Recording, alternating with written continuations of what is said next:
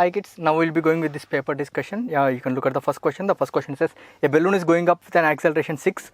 Man in the balloon throws down the stone with speed 4 relative to the balloon. Relative to the balloon. What is the velocity of the stone with respect to the man? That is with respect to balloon after 3 seconds. After 3 seconds. So what they said, this is the information given. A balloon is going upwards with some velocity, let me say u, and acceleration 6. But with respect to balloon, he is throwing the ball with 4 downwards. So the meaning is, with respect to ground, it will be having u upwards and 4 downwards. Effectively, it is u minus 4 upwards or 4 minus u downwards. Now, what about acceleration? Acceleration is the only force acting on it is gravity. So acceleration on this one is going to be 10. And they said this is going upwards with acceleration 6. Now you need to sit on this and observe this one, because they asked what will be this speed with respect to the balloon, right? So when you observe from balloon, what you will feel? You will feel initial velocity is 4 and acceleration is 10 plus 6. You will be feeling effective acceleration is 16. Then you need to use v equal to u plus 80, right?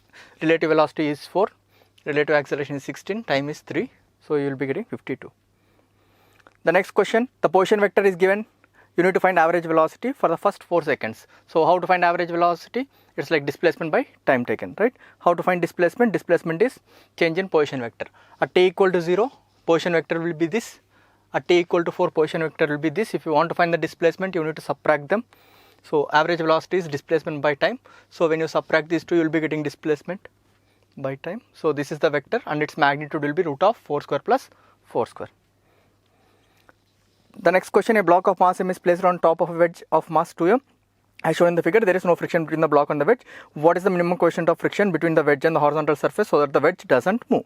So if the wedge doesn't move, then the block will slide only along this direction. So the block acceleration along this direction is going to be 0. So what we can conclude, if the wedge is not moving, block can move only along this direction. The meaning is block's acceleration along this direction is going to be 0. And what about this one? This is in equilibrium. No matter which direction you take, net force on it has to be 0. But for this one, net force must be 0 along this direction, right? So I am trying to draw the free body diagram separately. So there will be weight and there will be normal from the wedge. Normal from the wedge. Weight I have resolved mg by 2, mg sin theta, mg cos theta. Now apart from that, this normal is exerted by the wedge. So reaction force will be in this direction. Now when I resolve it, I will be getting n by 2 and n root 3 by 2. And apart from this force, there will be weight, its own weight, and normal from the ground. Now, I have put the friction direction opposite. It's wrong. Friction direction has to be this way, because normal is trying to push it this direction, right? So friction has to be in this direction. Anyway, and friction has to be maximum according to the given condition in the question. So mu into normal reaction here, right? Now, what all things we know? Net force along this direction has to be 0. So I can say n equal to mg root 3 by 2. And apart from that, what I can say, net vertical force on this one must be 0. So n root 3 by 2 plus 2 mg equal to small n. N root 3 by 2 plus 2 mg equal to small n. This is by making net vertical force 0. Now by making net horizontal force 0, this friction has to be in the opposite direction. Note that. So n by 2 must be equal to mu into n. This is net force equal to 0 along horizontal direction. So we got 3 equations. That is net force 0 along this direction. This is net force 0 along horizontal. This is net force 0 along vertical. So there are how many variables? Capital N, small n, and mu. You have to find mu, right? Yeah. So what I did, I just substituted this n here and I got small n. So once I got small n, what I did, I substituted capital N there and small n here. I substituted capital N from there. So I am getting mg root 3 by 4 and small n from here. From there I will be getting the value of mu. Anyway, if you want to concentrate, you need to concentrate only on these 3 equations. You will be having 3 variables, so you need to write 3 equations, right? A block of mass m is lying on a smooth horizontal surface. A rope of mass m by 4 is tied to the block and it is pulled with a horizontal force by applying F. The tension at the midpoint is 4.5. What is the value of F? So this is the given question. Block and rope of mass m by 4, you are pulling with F. But what they said, midpoint of the rope is having a tension 4.5. So if I draw the free body diagram of only for this dotted part, it looks like this. The mass of the rope is going to be m by 8. Only half of it is there, right? M by 8. So this force is 4.5. But what I know accelerations must be same in both the cases, right? So what I can do, I can write F equal to ma for this block, F equal to total mass into acceleration. Now similarly for this one, 4.5 equal to total mass into acceleration. So there are 2 equations, 2 unknowns. You can solve for them, but we need only 4, so I divided so that I can eliminate A. A body of mass 16 kg moves with a speed 2, power is given, what is the change in momentum? So power is given, you need to find change in momentum, that is something related to velocity, right? So power is force into velocity. So what I am trying to do, I am trying to convert it into, I am trying to find velocity after some time t, velocity after some time t, that is 4 seconds, after 4 seconds. If I know velocity after 4 seconds, then I can find the momentum, right? So for that acceleration I have written dv by dt. Now I can see only two variables are there, I can integrate it. Now when time t equals 0, velocity is 2 given, and after some time, after 4 seconds, you need to find what is the velocity. When I integrate it, I will be getting the velocity as 6. So now velocity is 6 after 4 seconds. So what is the change in momentum? Final momentum minus initial momentum. You will be getting answer as 64. Two concentric spherical shells each of mass m are placed as shown in the figure. Obviously the densities are different if their mass are same, right? Okay. Anyway, never mind. P and Q are 2 points at a distances 3r by 2 and 5r by 2. P is here, which is at a distance 3r by 2 from the center. Q is at this point where this distance is 5r by 2. Now you need to find gravitational field at P and Q ratio. So let me find at P first. Now I have drawn here blue color and I have drawn here red color. Now if I want to find the field here, field because of this blue color thing, what I can do, I can replace the center mass with the point mass at the center. So Gm by this distance 3r by 2 whole square. And due to the red shell, in the red shell is uniform and the point is inside. So field because of red shell is going to be 0. But if I talk about this point, I can replace this entire thing with a point mass. So I will be getting Gm by 5r by 2 whole square. I can replace this entire red color thing also with a point mass, Gm by 5r by 2 whole square again. Right. So you need to take the ratio. When you take the ratio, you will be getting the required answer. The next question goes like, an aeroplane is in level flight such that the speed of the air below the wings is this much and above the wings is something. Area is given, you need to find what is the mass of the plane. So basically it is in equilibrium, weight is balanced by the pressure difference force. So now how you are going to find the pressure difference force? First of all, what I did, I converted everything into meters per second to see it much easily. Now you know Bernoulli's equation, and you know you will be expecting, they are expecting you to do it, and this term is getting cancelled because when you are taking aeroplane, like you will be saying like above and below both are of same height.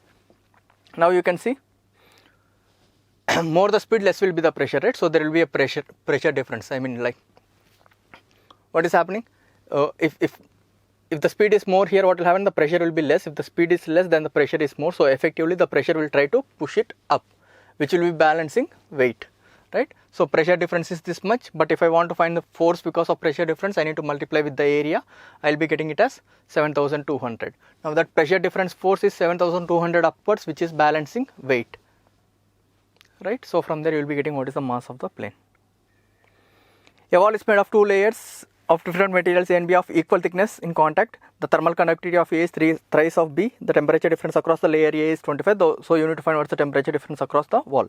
So this is what they are saying about this thickness is T, and this is 3K and this is K, and T1, T2, T3, and T1 minus T2 is given as 25. So the heat will be flowing this way and steady heat current will be flowing, right? Steady state only we will be talking about. Now generally I go with this analogy, like I am not comfortable with conductivity, so I will try to see like current electricity, right? So if I take this resistivity as rho, then this resistivity is going to be 3 rho. If you want, you can take conductivity and do also, that's fine. Now what I can say, heat current is same. If heat current is same, voltage difference by resistance or temperature difference by resistance. This temperature difference by this resistance must be equal to this temperature difference by this resistance. When you do that, you will be getting T2 minus T3 as 75. So this difference is 75. This is 25 more. I mean this is 75 more than this, and this is 25 more than this. So what is the difference? Difference is going to be 100. Right? T1 minus T2 is given, T2 minus T3 you found, so you can add them. You can add them to get 100. Or you can see it much quickly also. If I assume this temperature is 25 and 0, then I can clearly see like the resistance is going to be 3 times, so the potential difference has to be 3 times. So this potential difference is 25, this potential difference has to be 75, whatever it is. The product of velocity and acceleration is constant, so you need to find what is the distance travelled proportional to. So V into A is constant. Acceleration I am writing as dV by dt. Now I can see when I take it this side, I will be getting V dV on the left hand side and something into dt. So I am just writing proportionality. When I integrate it, what I will be getting? v square by 2. V square by 2 here I will get, that side I will get t. So v here, like v square and t I am getting. So if I take square root, v and root t I will be getting. So v is proportional to root t I will be getting. Now v I can write it as ds by dt. Again if I integrate I will be getting t power 3 by 2. I just wrote proportionality so that the steps become much simpler. I think the question was changed here. It was given sheet. Two large insulating sheets with surface charge densities plus sigma and minus sigma are there. A small block of mass m and charge q and 3 springs. You need to find what is the amplitude of oscillation. So what we do, generally we'll see like what kind of forces are there. Right now this will try to push this block with some force. Now how much is the electric field? Field is going to be this much. If you want to find the force, force is q times of this. Now similarly this will try to attract, so force will be q times of this electric field. Now electric field is trying to push it this way, so what will happen? It will try to go this way, but while it is trying to go, what will happen? The spring will expand, it will try to pull it back, the springs will get compressed, this will try to push it. So obviously you can see like till some time it will be accelerating, after that it will be deaccelerating and it will come to rest. Right now it is at rest and you need to see where it will come to rest finally also. So it will keep on oscillating between these two positions, and if you want to find the amplitude is going to be half of this because mean position will be somewhere in between. So this is one extreme, you can find other extreme and mean position will be in the middle. So if you know this extreme and if you know the other extreme, the amplitude is going to be half of that distance, right? Now I can go with work energy theorem. So total electrostatic force, work done by total electrostatic force is this much F into x equals to energy stored in the spring, half kx square, half kx square, half kx square, half kx square. Now there is no kinetic energy because I am trying to find where it will come to rest again. So at what distance it will come to rest? At this distance. So from the initial point, 2 by 3 times of kq by, q sigma by k epsilon naught. This is the initial position. Now this distance is this much, but if you want to find the amplitude, it is half of this, right? Electric potential is given, so you need to find what is the force exerted. So if you know electric potential, what you need to do, you need to find the field. How you will be finding the field? You know this. Now what is this partial differentiation? How does the partial differentiation work? While differentiating this one, you need to treat only x is variable, remaining things are constant. So y is constant. Now if you treat y is constant, what is the differentiation of this? You will be getting differentiation of y is constant. So y square into differentiation of x, which is 1. And okay, what about this one? X cube differentiation is 3x square. So 4 into 3, 12 x square. Now similarly, y is the only variable. So if I differentiate this one, I will be getting 2y into x.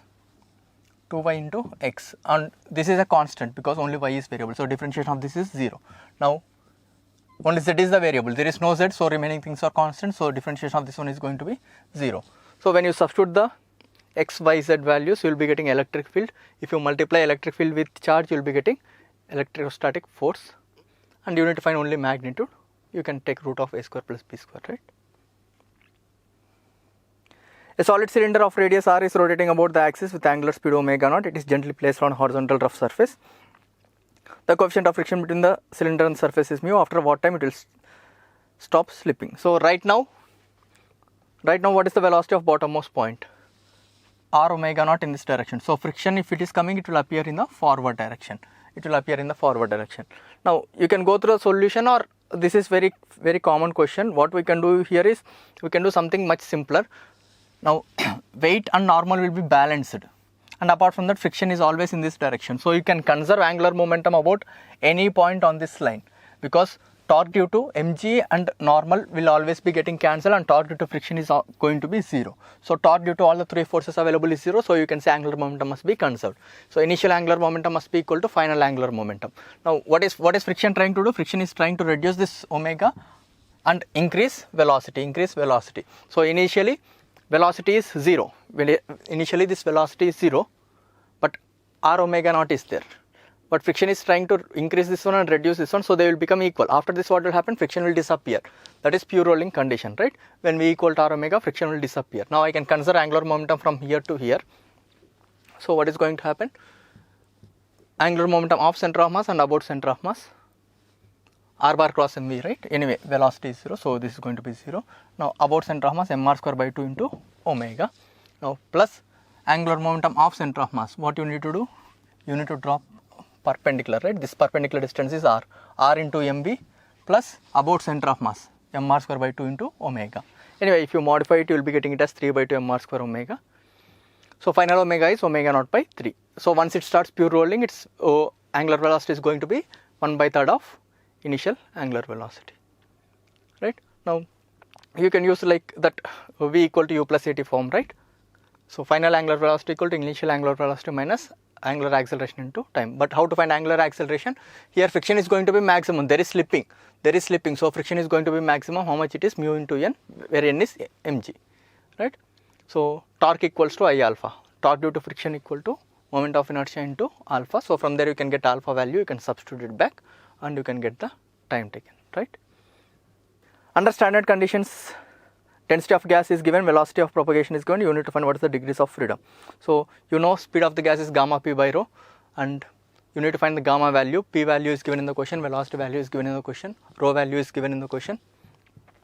So when you substitute, you will be getting gamma value is almost 1.4, which is 7 by 5, and this is very common figure, so you must be directly marking it, or even if you don't know, you know the relation Cp by Cv is gamma and Cp minus Cv equal to R. From there when you modify it, you will be getting Cp equal to 7 by 2 R, Cv equal to 5 by 2 R, and you know Cv will be dependent on degrees of freedom. Cv is nothing but same as f by 2 times of R. So degrees of freedom are 5. A 4 microcapacitor is connected to 30 volt battery and charged, then it is disconnected from the battery and connected to uncharged 2 microfarad capacitor. How much energy is lost as heat? So what they are saying, initially there is one capacitor which is charged for 30 volts, so this charge is going to be plus 120 and minus 120 I have written. There is another capacitor, initially they were not connected, but what we are doing, we are connecting them. When we connect them, what will happen? These charges will redistribute, Now let me say the charge on this one is Q2, on this one it is Q4, this one minus Q4 plus minus Q2. Now what will happen? The charges will redistribute till their potential difference will become same, right? So this higher potential, this lower potential, higher, lower. So what I can say, potential difference equal to Q by C, I can say. So potential difference in both the cases is Q4 by 4 micro or Q2 by 2 micro potential difference. This is one equation. Like they will settle down till once their potential difference will become same, right? Now apart from that, what I can say, these two plates are isolated plates, these two are connected, right? So these two plates are isolated plates. The net charge on this one has to be remain same like earlier. What was the net charge on this earlier? Which is 120. So now it will become Q4 plus Q2 is 120. This is other equation. This is charge conservation for an isolated system, right? So when I solve it, I will be getting Q2, I will be getting Q4, I will be getting the potential difference. Now what was the initial energy stored? Half Cv square, I can calculate. What was the final potential energy stored? Half C into this V square plus half this C into this V square. So initial energy stored half Cv square, final energy stored in first capacitor, in second capacitor. So initial potential energy stored is 1800, but final potential energy stored is 1200, where the remaining must have gone as heat, right? And they have given some formula in the solution. You can see like this is the question, and when you solve it step by step, you will be getting the result like this, which is very similar to kinetic energy lost in perfectly inelastic collision, because the equations look same. This equation looks like momentum conservation, but which is actually charge conservation. This equation looks like change in kinetic energy, but it is change in potential energy here. So the results, if the equations look similar, the results will look similar. So they have used that result. You don't have to remember, that's fine. When a battery is connected to 2 ohm resistor, current is 2 ampere. When the same battery is connected to 9 ohm, 0.5. So you need to find what is the power loss in the first case. So these are the two situations given. So you can write V equal to I into R, you can write V equal to I into R. There are two variables. You can solve for them. You will be getting R value as 1 by 3. But they are asking what is the heat dissipated here. So I square, 2 square into 1 by 3, right? The ammeter reading you need to find. So what I will be doing here is, I will be just marking the step by step things. What I will be doing, I will be assuming this as 0, then this is going to be 8, then this is going to be 8, because it is a resistance-less wire, and this is going to be 8, and this is going to be 4. Now generally when I solve this question, I will be seeing it as T-shaped figure, so I will be going with the same thing. Whenever there are 3 resistors, I know like how to solve it much quicker, so I am looking at it like this. When I draw these 3 resistors separately, and if I assume this potential as X, then this is 4, 8 and 0, right? Now what I will be doing, I will be assuming this as higher potential, and I will be taking like this outgoing current is this much, this outgoing current is this much, this outgoing current is this much. Total outgoing current must be equal to total incoming current, which is 0. So when I solve for it, I will be getting the value of x. Once I get the value of x, I will be putting the value of x here, and I will be seeing what is the current. 8 minus 11 by 4 by 7, right? And this is another example, I mean general example what I take. If you want one more question for practice for the same thing.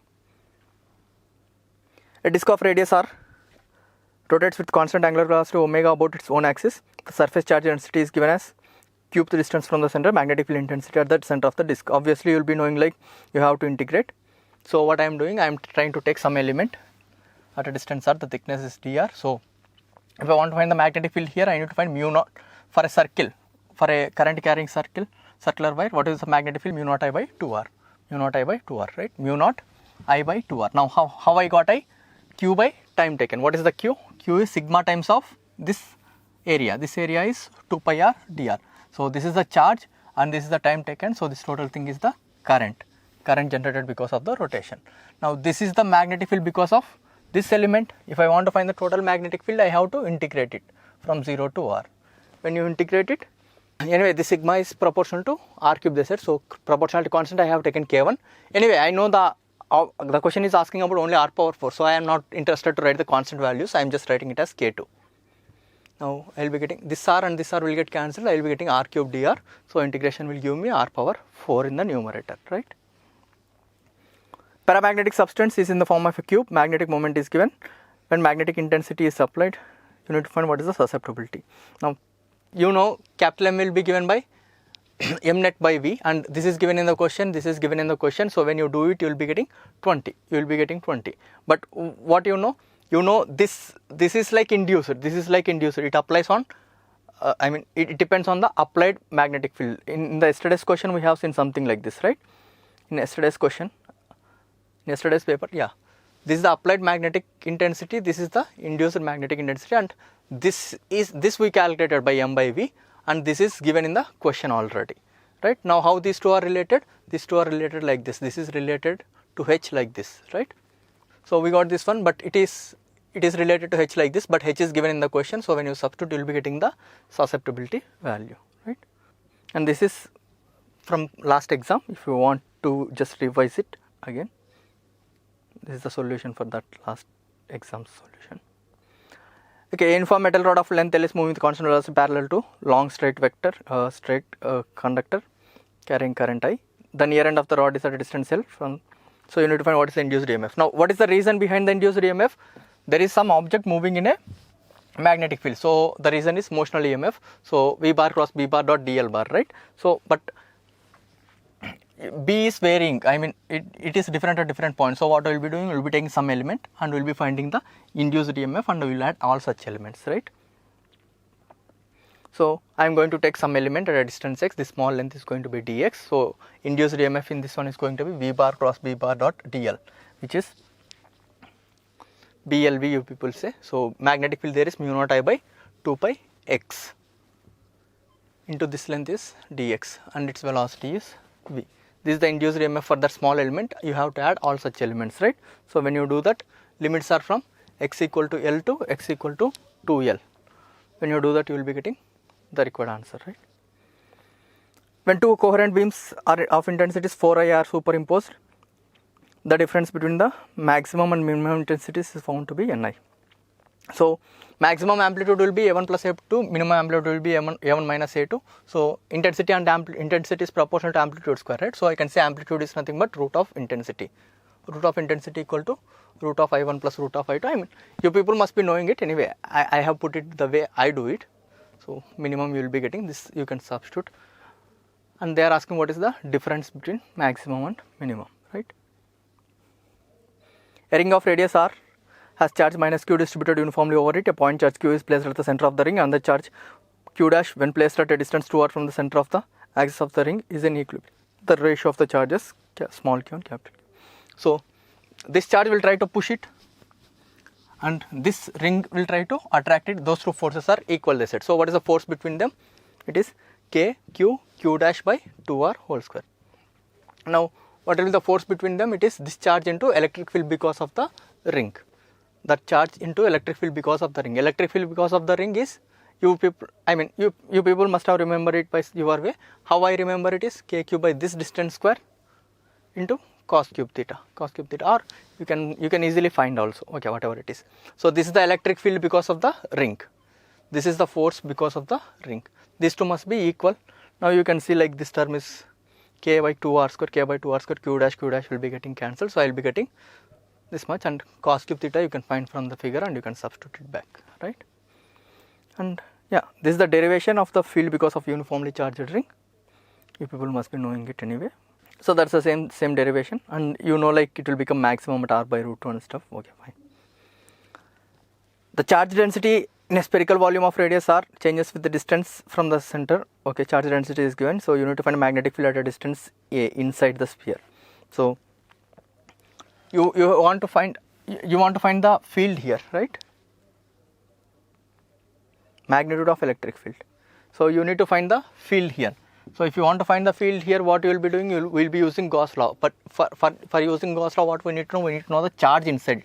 See, this is the total sphere, but they are not asking the field here. They are asking the field somewhere here. If you want to find the field here, then you need to find what is the total charge inside this. If I want to find the total charge inside this, what I will be doing, I will be taking some element, I will be finding the charge on that element, and I will be integrating from here to here. So that element, what will be the charge on that element? Density times volume, and if I integrate it from where to where, I need to integrate from here to here, because I need to find only charge enclosed in this one. So when I do that, I will be getting this much. This is the charge enclosed in this region. Now what I can do, I can visualize a Gaussian surface here, and I can say closed integral E bar dot d bar equal to charge enclosed by epsilon naught. Charge enclosed I can substitute it here. Now these things you already know. The dot product will look like simple scalar product, and electric field at every point will be same because of symmetry. You can take it out of integration. And what is the total area? 4 pi small a square. So when you do that, you will be getting the required answer, right? Gauss law, but integration is needed to be done for charge enclosed. In the figure, potentiometer wire AB is of length 5 meter and the resistance is 10 ohm. Galvanometer shows 0 deflection. Balancing length, you need to find what is this length.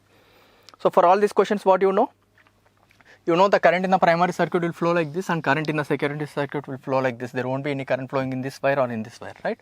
And if this potential is A, this potential is going to be A, this potential is going to be A. If this is B, as no current is flowing, this potential is going to be B, this potential is going to be B. Now you can find the current in this one easily. So anyway, let me mark what I am going to do.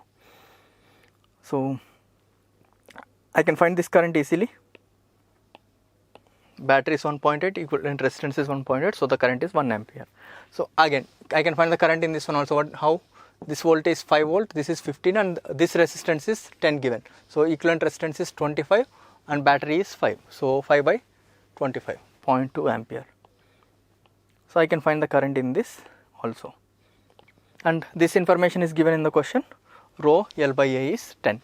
Now what we know? This potential difference. How much is this potential difference? 0.2 into rho L by A must be equal to this potential difference, which is 1 into 0.6. 0.2 into rho L by A is equals to 1 into 0.6. This potential difference is this much, this potential difference is this much, those two must be equal. And rho by A you can calculate from there, which is 2. When you substitute, you will be getting the required answer as 1.5 meter, which is 150 centimeter, right? The wavelength of line observed in spectrum of singly ionized helium is almost same as first line of Balmer. Lyman Balmer. So Balmer is like something is coming to the second orbit, n equal to 2, and first line of Balmer means it is coming from n equal to 3 to n equal to 2. So this is first line of Balmer for hydrogen. It is coming from n equal to 3 to n equal to 2, which is same as in helium, singly ionized helium, coming from something like 6 to nth orbit, they said, right? So that's all. That's the only equation we have to write. After that, it's only about solving. I think you know the formula, 13.6 z square by n square, right? A compound microscope has objective focal length 0.8, eyepiece focal length, and object distance is given, image distance is 25. So you need to find what is the magnifying power. So let me mark what are the things given in the question. They have given focal length of eyepiece, they have given focal length of objective, and they have said initial object is placed here, which is at a distance 9 mm, which is 0.9 centimeter. So I can use 1 by v minus 1, lens formula, and I can find what is this distance. Now how I can do that, you can see here, right. So I know these two things, so by using formula I will be getting this length. Now apart from that, they have given this distance also. Final image is forming at a distance 25. So I know focal length, I know image distance, so I can find the object distance. How I can find the object distance, you can see by using the lens formula. Now I know everything from here. Now what was the old angle subtended? Like if there is object, if I am bringing it closer, I mean the closest distance I can bring is 25 centimeters. So the maximum angle subtended is h0 by 25. This is the initial angle subtended, but what was the angle subtended now? The angle subtended now is h1 by 25 by 11. So this was the new angle, this is the new angle subtended, and this is the old angle subtended. Now I need to take the ratio to find the angular magnification. So when I do that, I will be getting h1 by h0 into 11. h1 by h0, how I can find? h1 by h0 is nothing but ratio of these two, right, v by u. So I can substitute it, and I will be getting the required answer as 88, right. Wavelength of light used in the YDSC is 6000. Glass slab is placed, central maximum is shifting to position where 7th maximum used to be there. You need to find what is the time taken and stuff. So it's like initially central maximum used to be here, but what they said, when you place some slab here, that central maxima shifted here, where it used to be 7th bright fringe when slab was not placed, right. Or the other way of saying it is the optical path difference here is 0. So the optical path here is going to be 7 lambda, right. The optical path difference here is going to be 7 lambda, right. So central bright fringe shifted here. When central bright fringe shifted here, the meaning is path difference 0 shifted here. So path difference here has to be 7 lambda, whatever it is. I mean, that's fine. So here the path difference is going to be mu minus 1 into t. That path difference must be 7 lambda. So from there you will be getting the thickness, but what they are asking what is the time taken to move in the slab. So this is the thickness of the slab, and what is the speed of light in slab? It is c by mu, right. So thickness of the slab, speed of light in slab, you will be getting the required answer. 10 megawatt power is delivered. Per fission it is 200 mega electron volt. Number of nuclei undergoing fission and stuff. So this is what given in the question. So let me say n is the number of fissions happening in 1 second. For one fission this much energy is given. So for n fissions, that is those many fissions are happening in 1 second. So this is the total energy in 1 second, which is given as 10 megawatt, right. Now, but what they are asking how many fissions are happening in 8 seconds. This is the number of fissions happening in 1 second. So 8 into n is what they are asking you to find, and electron volt you can convert into joules, right. A block of mass m is placed at the lowest point of smooth vertical track of radius r. The block is given horizontal velocity such that it is just able to perform vertical circular motion. So you need to find what is the acceleration of the block when the block is vertical. Now generally all these kind of questions, from where we start what is the minimum velocity needed at the topmost point to perform circular motion, right. So if it can perform circle till here, then it will be able to complete the remaining circle, right. So when you draw the free body diagram, you will be getting mg and normal plus mg equal to mv square by r, but normal will be seeing like if it is just able to lose contact there, or normal equal to 0, the topmost velocity will be going to be root gr. So for all these questions we start from the top point. From there we will go with energy conservation back, and we will be getting root 5 gr here and root 3 gr here. Now how many accelerations are here? It is performing circular motion, so there will be centripetal acceleration which will be given by v square by r. v square by r. V square by r is the acceleration centripetal. Now what about tangential? Normal is providing that centripetal acceleration. What about tangential acceleration? mg. So mg is providing tangential acceleration, so acceleration is going to be g. This is tangential, this is centripetal, but they are asking what is the resultant. Resultant is root of a square plus b square, right. Two bodies 30 gram and 40 gram are suspended on the arms of the balance. Density of the body is given, density of water you know, and you need to find what is the density of the second body. When they are submerged in water, they are balanced. The meaning is the torques are getting balanced. Anyway, they didn't mention the length, so you will be assuming both lengths are same, so both forces will be same. Now how many forces will be acting on the first body? Its weight and buoyancy. How many forces will be acting on the second body? Its weight and buoyancy. Its weight will be given by its density into volume into G. Buoyancy will be given by density of liquid into volume of the body into G. Density of the body into volume of the body into G. Density of the liquid into volume of the body into G. Now these two forces must be equal. So this net force must be equal to this net force. This is given 36. I am doing it in CGS units only, that's fine. Right? Now density of the liquid is 1. Volume of the body is mass by density. No, this is given in the question. This is 1 and this is mass by density. So the only variable is rho 2, you have to find rho 2, right? A solid sphere of mass m and radius r, a spherical portion of r by 4 is removed from the sphere. You can see the shift in the position of the center of mass. So for all these questions, what I will be seeing is, I will be seeing the full sphere. Full sphere is nothing but this portion given in the question plus that portion removed, right? If I assume this mass is m, its volume is how much? 4 by 3 pi r by 4 whole cube,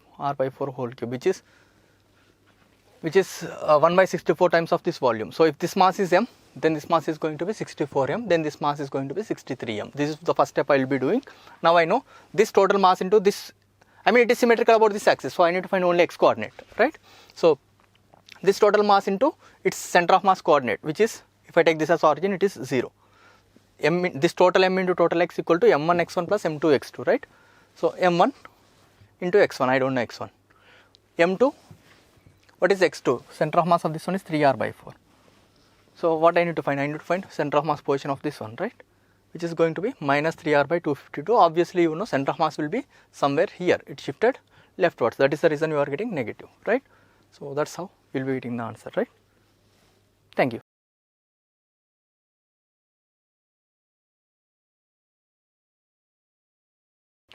Hello dear students, I am Sharni Agustin, Brilliant Studies Center's faculty. ഇന്ന് നമ്മൾ discuss ചെയ്യാൻ പോകുന്നത് ഇന്ന് നടന്ന JEE മെയിൻ്റെ questions ആണ്. അപ്പോൾ നമുക്ക് ഡിസ്കഷനിലേക്ക് പോകാം. First question is only one correct option type. The first one, the number of nearest neighbors of a particle present at the edge center of the unit cell in an FCC lattice will be. അപ്പോൾ ഇത് solid സ്റ്റേറ്റിലുള്ള question ആണെന്ന് നമുക്കറിയാം അല്ലേ. അപ്പം നമുക്ക് നോക്കാം, ഇതിൽ പറഞ്ഞിരിക്കുന്നത് എന്താണ്? ഇതൊരു FCC ലാറ്റീസ് ആണെന്ന് തന്നിട്ടുണ്ട്. FCC ലാറ്റീസ് ആണ്. ദെൻ എഡ്ജ് സെൻറ്ററിലുള്ള പാർട്ടിക്കിളിൻ്റെ നിയറസ്റ്റ് നെയ്ബേഴ്സിൻ്റെ നമ്പറാണ് നമ്മളോട് ചോദിച്ചിരിക്കുന്നത്. അപ്പം നമുക്ക് ജസ്റ്റ് അതിൻ്റെ ഒരു റെപ്രസെൻറ്റേഷൻ ഒന്ന് വരയ്ക്കാം. FCC ലാറ്റീസ് എന്ന് പറയുമ്പോൾ നമുക്കറിയാം അതിൻ്റെ ഫേസ് സെൻറ്ററിലും അതുപോലെ തന്നെ കോർണേഴ്സിലുമാണ് പാർട്ടിക്കിൾസ് ഉള്ളത് അല്ലേ.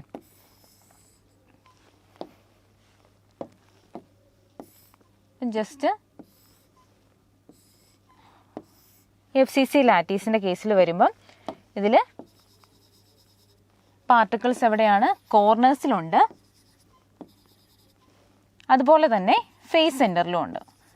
എല്ലാ കോർണേഴ്സിലും ഫേസ് സെൻറ്ററിലും ഉണ്ട്. അപ്പം നമ്മളൊരു പർട്ടിക്കുലർ പോയിന്റിനെ മാത്രം ഒന്ന് കൺസിഡർ ചെയ്യുവാണ്, ഈ ഒരു പർട്ടിക്കുലർ പോർഷൻ മാത്രം ഒന്ന് കൺസിഡർ ചെയ്യുകയാണ്. അപ്പോൾ എഡ്ജ് സെൻറ്ററിൽ വന്നിരിക്കുന്ന പാർട്ടിക്കിളിൻ്റെ കേസാണ് പറഞ്ഞിരിക്കുന്നത്. അപ്പം നമുക്കിവിടെ ജസ്റ്റ് ഇവിടുത്തെ എഡ്ജ് സെൻറ്റർ ഇതാണല്ലോ എഡ്ജ് സെൻറ്റർ എന്ന് പറയുന്നത്. ഓക്കെ, ഈ എഡ്ജ് സെൻറ്ററിന് നിയറസ്റ്റ് ആയിട്ടുള്ള പാർട്ടിക്കിൾസ് നമുക്ക് നോക്കാം. അപ്പം നോക്കുക, ഈ ഒരു കോർണറിൽ ഉള്ള നിയറസ്റ്റ് പാർട്ടിക്കിൾ ഫസ്റ്റ്. ഓക്കെ, ഇനി അടുത്തത് നോക്കാം. ഈ ഒരു കോർണറിലുള്ള പാർട്ടിക്കിൾ എന്ന് പറയുന്നത് സെക്കൻഡ് നിയറസ്റ്റ് നെയ്ബറിങ് പാർട്ടിക്കിളാണ്, ശരിയല്ലേ?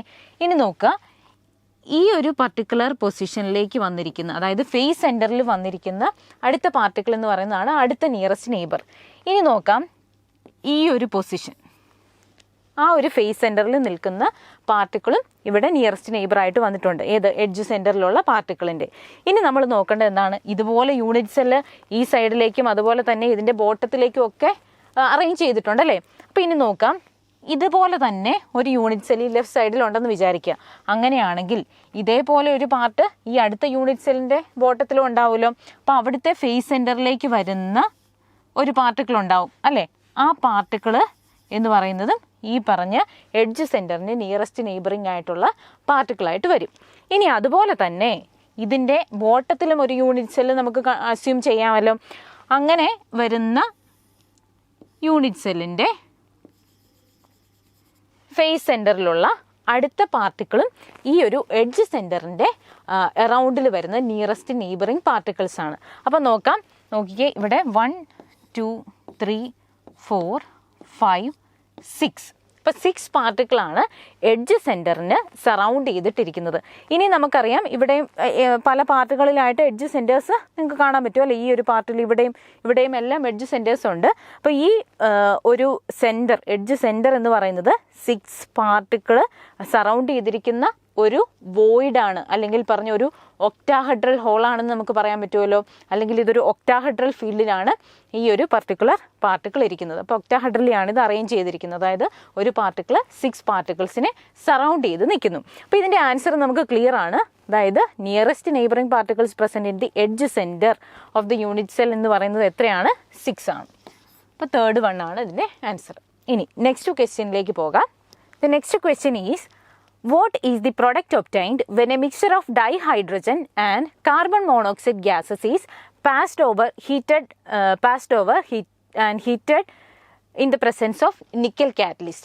അപ്പോൾ നമുക്ക് ഇതിൻ്റെ അകത്ത് ക്ലിയർ ആണ് എന്തിൻ്റെ മിക്സ്ചറാണ് തന്നിരിക്കുന്നത്? ഡൈഹൈഡ്രജൻ, അതുപോലെ തന്നെ കാർബൺ മോണോക്സൈഡ്. ഈ ഒരു പർട്ടിക്കുലർ മിക്സ്ചറിനെ നമ്മൾ വിളിക്കുന്ന പേരെന്താണ്? വാട്ടർ ഗ്യാസ് എന്നല്ലേ പറയുക? Water gas in the presence of nickel catalyst. നിക്കലിൻ്റെ പ്രസൻസിൽ ട്രീറ്റ് ചെയ്യുമ്പോൾ കിട്ടുന്ന പ്രൊഡക്റ്റ് എന്ന് പറയുന്നത് മീതെയിൻ ആയിരിക്കും. മീതെയിനാണ് അവിടെ പ്രൊഡക്റ്റ് ആയിട്ട് വരുന്നത്. അപ്പം നമുക്കറിയാം ഇത് നിക്കലിൻ്റെ പ്രസൻസിലാണെങ്കിൽ മീതെയിൻ ആയിരിക്കും പ്രൊഡക്റ്റ്. അതേസമയം ഇത് കോപ്പറിൻ്റെ പ്രസൻസിലാണ് ഈ ഒരു പർട്ടിക്കുലർ റിയാക്ഷൻ നടക്കുന്നതെങ്കിൽ അവിടെ മെത്തനോൾ ആയിരിക്കും പ്രൊഡക്റ്റ് ആയിട്ട് വരിക. അപ്പോൾ ഒരു അഡീഷണൽ പോയിന്റ് പറഞ്ഞെന്ന് മാത്രമേ ഉള്ളൂ. അപ്പോൾ ഇവിടെ നമുക്ക് കിട്ടുന്ന പ്രൊഡക്റ്റ് എന്താണ്? മീതെയിൻ. അപ്പോൾ മീതെയിൻ എന്നുള്ളതാണ് കറക്റ്റ് ആയിട്ടുള്ള ആൻസർ. ഇനി നെക്സ്റ്റ് ക്വസ്റ്റ്യനിലേക്ക് പോകാം. The solution obtained on digestion of bauxite with concentrated sodium hydroxide at high temperature and high pressure in the absence of carbon dioxide would contain. അപ്പോൾ ഈ ഒരു പർട്ടിക്കുലർ ക്വസ്റ്റ്യൻ എന്ന് പറയുന്നത് ബോക്സൈറ്റിനെ നമ്മൾ പ്യൂരിഫൈ ചെയ്യുന്ന ഒരു മെത്തേഡിനകത്തുള്ളതാണ് അല്ലേ? അപ്പോൾ അതിൻ്റെ അകത്ത് നമുക്കറിയാം ബോക്സൈറ്റ് എന്ന് പറയുന്നത് Al2O3 2H2O. ഇനി നമ്മൾ ട്രീറ്റ് ചെയ്യുന്ന കണ്ടീഷൻസ് ഇവിടെ പറഞ്ഞിട്ടുണ്ട്. High temperature, high pressure in the presence of NaOH. NaOHൻ്റെ പ്രസൻസിൽ ട്രീറ്റ് ചെയ്യുമ്പോൾ നമുക്ക് കിട്ടുന്ന പ്രോഡക്റ്റ് എന്ന് പറയുന്നത് NaAlO2. ഈ ഒരു പ്രോഡക്റ്റ് എന്താണ്? സോഡിയം അലുമിനേറ്റ് ആണ് നമുക്ക് കിട്ടുന്ന പ്രോഡക്റ്റ്. എന്താണ്? Sodium aluminate. ഇനി നമുക്കറിയാം ഇവിടെ SiO2 സിലിക്കൺ ഡയോക്സൈഡിൻ്റെ പ്രസൻസ് ഇവിടെ ഉണ്ടല്ലേ. അപ്പം SiO2 ഇതേ കണ്ടീഷനിൽ തന്നെ എന്തായിട്ട് മാറുന്നു? സോഡിയം സിലിക്കേറ്റ് ആയിട്ടാണത് മാറുന്നത്. Na2SiO3 sodium silicate. ക്ലിയർ ആണല്ലോ. അപ്പം നമുക്ക് ഈ ഒരു പർട്ടിക്കുലർ കണ്ടീഷൻ, അതായത് NaOH ഹൈ ടെമ്പറേച്ചർ ഹൈ പ്രഷറിൽ 6 to 7 hours ഹീറ്റ് ചെയ്യുമ്പോഴത്തേനും നമുക്ക് കിട്ടുന്ന പ്രൊഡക്ട്സ് എന്ന് പറയുന്നത് എന്തൊക്കെയാണ്? സോഡിയം അലുമിനേറ്റും സോഡിയം സിലിക്കേറ്റും ആണ്. അപ്പോൾ ഫസ്റ്റ് ഓപ്ഷനാണ് ഇവിടുത്തെ കറക്റ്റ് ആയിട്ടുള്ള ആൻസർ. ഇനി നെക്സ്റ്റ് ക്വസ്റ്റ്യൻ എന്ന് പറയുന്നത് match the species with detection or estimation methods. അപ്പം നമുക്ക് കുറച്ച് ഓപ്ഷൻസ് തന്നിട്ടുണ്ട്. അപ്പോൾ ഓരോന്നിൻ്റെയും ഡിറ്റക്ഷൻ അല്ലെങ്കിൽ എസ്റ്റിമേഷൻ്റെ പ്രോസസ്സിൽ വരുന്ന സ്റ്റെപ്പ്, ഏതെങ്കിലും ഒരു സ്റ്റെപ്പാണ് ഇതിൻ്റെ അകത്ത് കൊടുത്തിരിക്കുന്നത്. അപ്പം നമുക്ക് ഫസ്റ്റ് വൺ തൊട്ട് തുടങ്ങാം. SO2 സൾഫർ ഡയോക്സൈഡിൻ്റെ കേസ് നമുക്ക് നോക്കാം. സൾഫർ ഡയോക്സൈഡ് എന്ന് പറയുന്നത് എങ്ങനെയാണ് ഡിറ്റക്റ്റ് ചെയ്യുന്നത്? സൾഫർ ഡയോക്സൈഡിൻ്റെ ഡിറ്റക്ഷന് വേണ്ടിയിട്ട് KMnO4 ആണ് യൂസ് ചെയ്യുന്നത്. KMnO4ൻ്റെ പ്രസൻസിലാണ് ഇത് ട്രീറ്റ് ചെയ്യുന്നത്. അപ്പോൾ എന്ത് സംഭവിക്കുന്നു? ഈ MnO4 മൈനസ് എന്ന് പറയുന്നത് MnO4 is converted to Mn2+. ആയിട്ട് കൺവേർട്ട് ചെയ്യുന്നതിൻ്റെ സ്റ്റെപ്സ് എല്ലാം നിങ്ങൾ ഡീറ്റെയിൽ ആയിട്ട് പഠിച്ചിട്ടുള്ളതാണ്. ഞാൻ ജസ്റ്റ് ഒന്ന് പറയുന്നത് മാത്രമേ ഉള്ളൂ. ഇനി അതിനുശേഷം എന്ത് സംഭവിക്കുന്നു? സൾഫർ ഡയോക്സൈഡ് ഇവിടെ ഗ്യാസ് ആയിട്ട് എലിമിനേറ്റ് ചെയ്യുകയും ചെയ്യുന്നു. ഒരു സഫോക്കേറ്റിംഗ് സ്മെല്ല് പ്രൊഡ്യൂസ് ചെയ്യുകയും ചെയ്യുന്നു. അപ്പം നമുക്ക് ഫസ്റ്റ് ഓപ്ഷൻ്റെ മാച്ച് ഏതാണെന്നുള്ളത് കിട്ടിയിട്ടുണ്ട്. ഇവിടെ പറഞ്ഞിട്ടുണ്ട് എന്താണ്?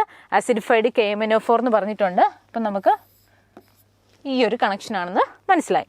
ഇനി നൈട്രേറ്റ് അയണിൻ്റെ കേസ് നോക്കാം. ഇത് നമുക്ക് സിമ്പിളായിട്ടുള്ള ഒരു കേസാണ്. നൈട്രേറ്റിൻ്റെ കേസ് എന്ന് പറയുമ്പം നൈട്രേറ്റ് അയൺ നമ്മൾ എങ്ങനെയാണ് ഡിറ്റക്റ്റ് ചെയ്യുന്നത്? ബ്രൗൺ റിങ് ടെസ്റ്റ് വഴിയാണ് അല്ലേ. നൈട്രേറ്റ് അയണിനെ നമുക്ക് ഡിറ്റക്റ്റ് ചെയ്യാൻ വേണ്ടിയിട്ട് നമ്മൾ യൂസ് ചെയ്യുന്നത് ബ്രൗൺ റിങ് ടെസ്റ്റാണ്. ബ്രൗൺ റിങ് ടെസ്റ്റാണ്. ഈ ടെസ്റ്റിനകത്ത് നമ്മൾ യൂസ് ചെയ്യുന്നത് ആരെയൊക്കെയാണ്? Ferrous sulphate in the presence of concentrated H2SO4. ശരിയല്ലേ?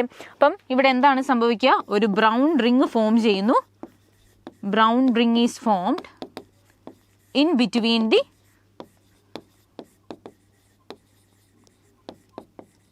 To layers.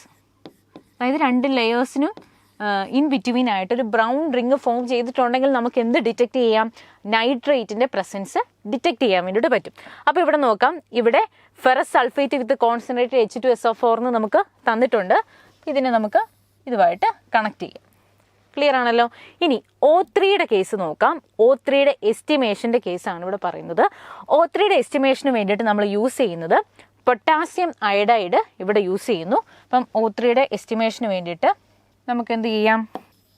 Potassium iodide use ചെയ്യുന്നു. പൊട്ടാസ്യം അയഡൈഡ് വെച്ച് ഇത് ട്രീറ്റ് ചെയ്ത് കഴിയുമ്പോൾ നമുക്ക് കിട്ടുന്നത് അയഡിൻ ഗ്യാസ് ഇവിടെ ഫോം ചെയ്യുന്നു.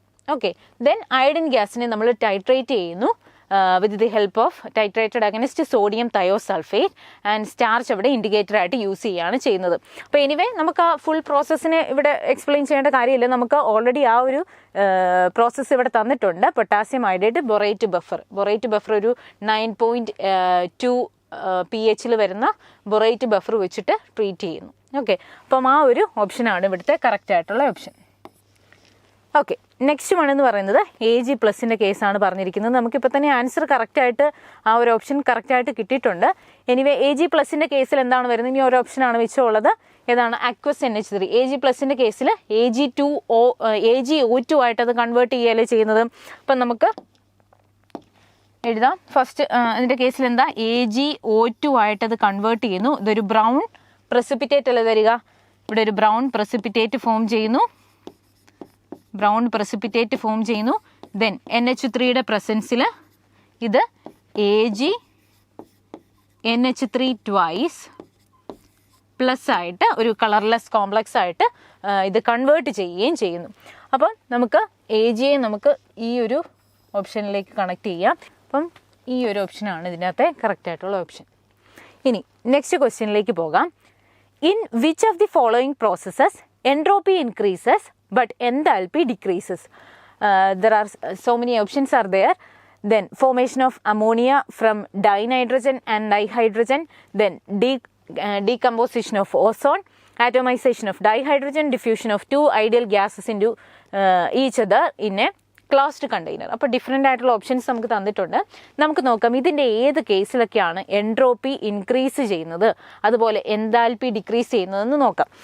അപ്പം ഈ ഒരു ഫസ്റ്റ് കേസ് നോക്കാം. അമോണിയയുടെ ഫോമേഷനാണ് from dinitrogen N2+3H2 gives 2NH3. അപ്പോൾ എൻട്രോപ്പിയുടെ കേസ് നോക്കാൻ വേണ്ടി നമുക്ക് ഇത്രയും കാര്യം അറിഞ്ഞാൽ മതി. അപ്പോൾ ഈ ഒരു പർട്ടിക്കുലർ റിയാക്ഷനിൽ N2+3H2 gives 2NH3. ഇതിൻ്റെ അകത്ത് എൻട്രോപ്പി നമുക്ക് കാൽക്കുലേറ്റ് ചെയ്യാൻ വേണ്ടിയിട്ട് നമ്മൾ എന്താണ് ചെയ്യുക?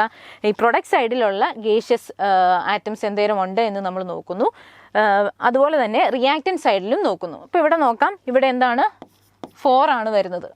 4 നമ്പറാണ് വരുന്നത്. ഇവിടെ 2 ആണ് വരുന്നത്. അപ്പം നമുക്കറിയാം ഇതിൻ്റെ പ്രൊഡക്റ്റ് സൈഡിൽ എമൗണ്ട് കുറയുവാണ് ചെയ്തിരിക്കുന്നത്. അപ്പം അതുകൊണ്ട് തന്നെ ഇവിടെ എൻട്രോപ്പി ഡിക്രീസ് ചെയ്യുവാണ്. ഇനി എൻട്രോപ്പി ഇവിടെ എന്താണ്? ഡിക്രീസ് ചെയ്യുവാണ് ചെയ്യുന്നത്. ഓക്കെ, ഇനിയുള്ള റിയാക്ഷൻസ് നമ്മൾ ചെക്ക് ചെയ്യുമ്പോഴത്തേന് എന്താണ് നോക്കുന്നത്? പ്രൊഡക്റ്റ് സൈഡിൽ നമ്പർ കൂടുതലാണെന്നുണ്ടെങ്കിൽ അവിടെ എൻട്രോപ്പി ഇൻക്രീസ് ചെയ്യുവാണ്. ശരിയല്ലേ? ഇത് നമുക്ക് ഈ ഒരു കൺസെപ്റ്റ് നമ്മൾ നേരത്തെ പഠിച്ചിട്ടുള്ളതാണ്. ഇനി അടുത്ത് നോക്കാം. ഡീകമ്പോസിഷൻ ഓഫ് ഓസോണിൻ്റെ കേസ് നോക്കാം. ഓസോൺ എന്ന് പറയുന്നത് എന്താണ്? O3 ആണ്. അതെന്തായിട്ട് മാറുന്നു? O2 അതുപോലെ തന്നെ ഓക്സിജനായിട്ട് മാറുന്നു. അപ്പോൾ ഈ ഒരു കേസിൽ നോക്കുക, ഇവിടെ large amount of heat produce ചെയ്യുന്നുണ്ട്. ഓക്കെ, അതായത് ഇതൊരു എക്സോതെർമിക് റിയാക്ഷൻ ആണെന്ന് ക്ലിയർ ആണല്ലോ.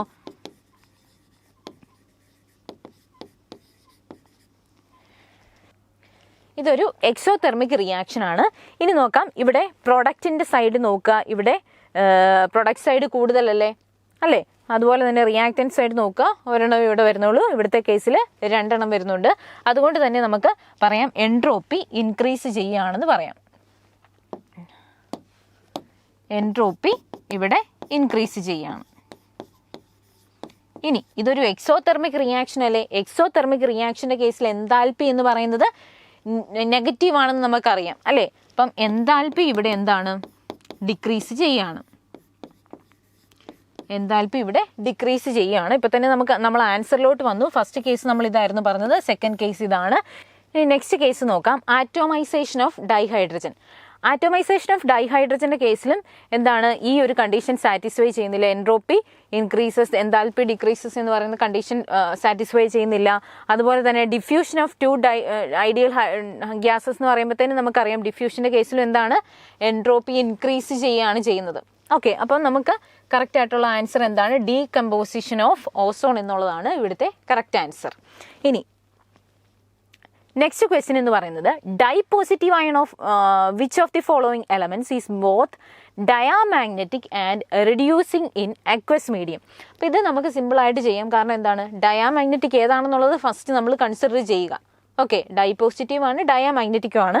അപ്പം നമ്മൾ എന്താണ് ആദ്യം നോക്കേണ്ടതിൻ്റെ ഇലക്ട്രോണിക് കോൺഫിഗറേഷൻ. സീറിയത്തിൻ്റെ ഇലക്ട്രോണിക് കോൺഫിഗറേഷൻ എങ്ങനെ വരും, സീറിയത്തിൻ്റെത് വരുമ്പോൾ സെനോൺ 4f1 5d1 6s2, ശരിയല്ലേ. ഇനി യൂറോപ്യത്തിൻ്റെ കേസ് നോക്കാം. യൂറോപ്യത്തിൻ്റെ കേസിൽ 4f7 6s2 ആണ് വരിക. കറക്റ്റ് ആണല്ലോ.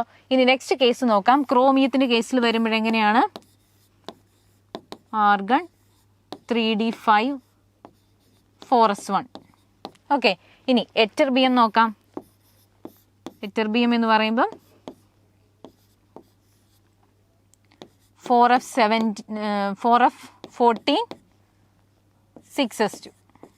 ഈ ഒരു കേസിലല്ലേ, ഈ ഒരു രീതിയിലാണല്ലോ ഇലക്ട്രോണിക് കോൺഫിഗറേഷൻസ് വരുന്നത്.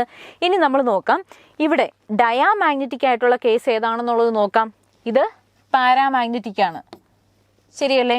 ഇനി ഇവിടുത്തെ കേസ് നോക്കാം, 4f7 6s2, this is also paramagnetic. And 3d5 4s1, it is also paramagnetic. And diamagnetic ആയിട്ടുള്ളത് ഏതാണ്, എറ്റർബിയം മാത്രമേ ഉള്ളൂ ഡയാമാഗ്നറ്റിക്. കാരണം ഇതെന്താണ്, ഫുള്ളി ഫിൽഡ് ആണ്.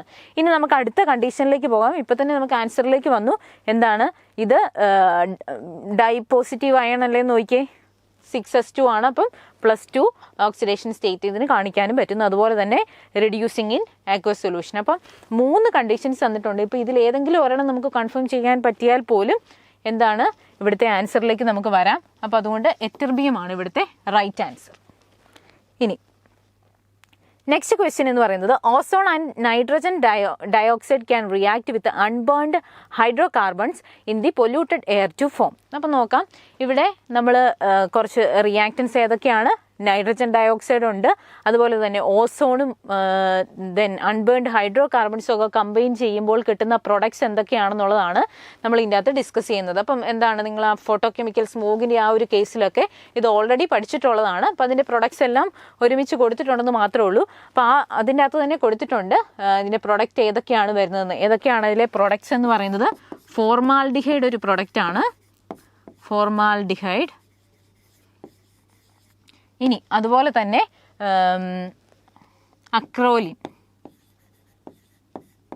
അക്രോലിൻ ഒരു പ്രൊഡക്റ്റായിട്ട് വരും. അതുപോലെ തന്നെ പാൻ എന്ന് പറയുന്നത് എന്താണ്, പെറോക്സി അസറ്റൈൽ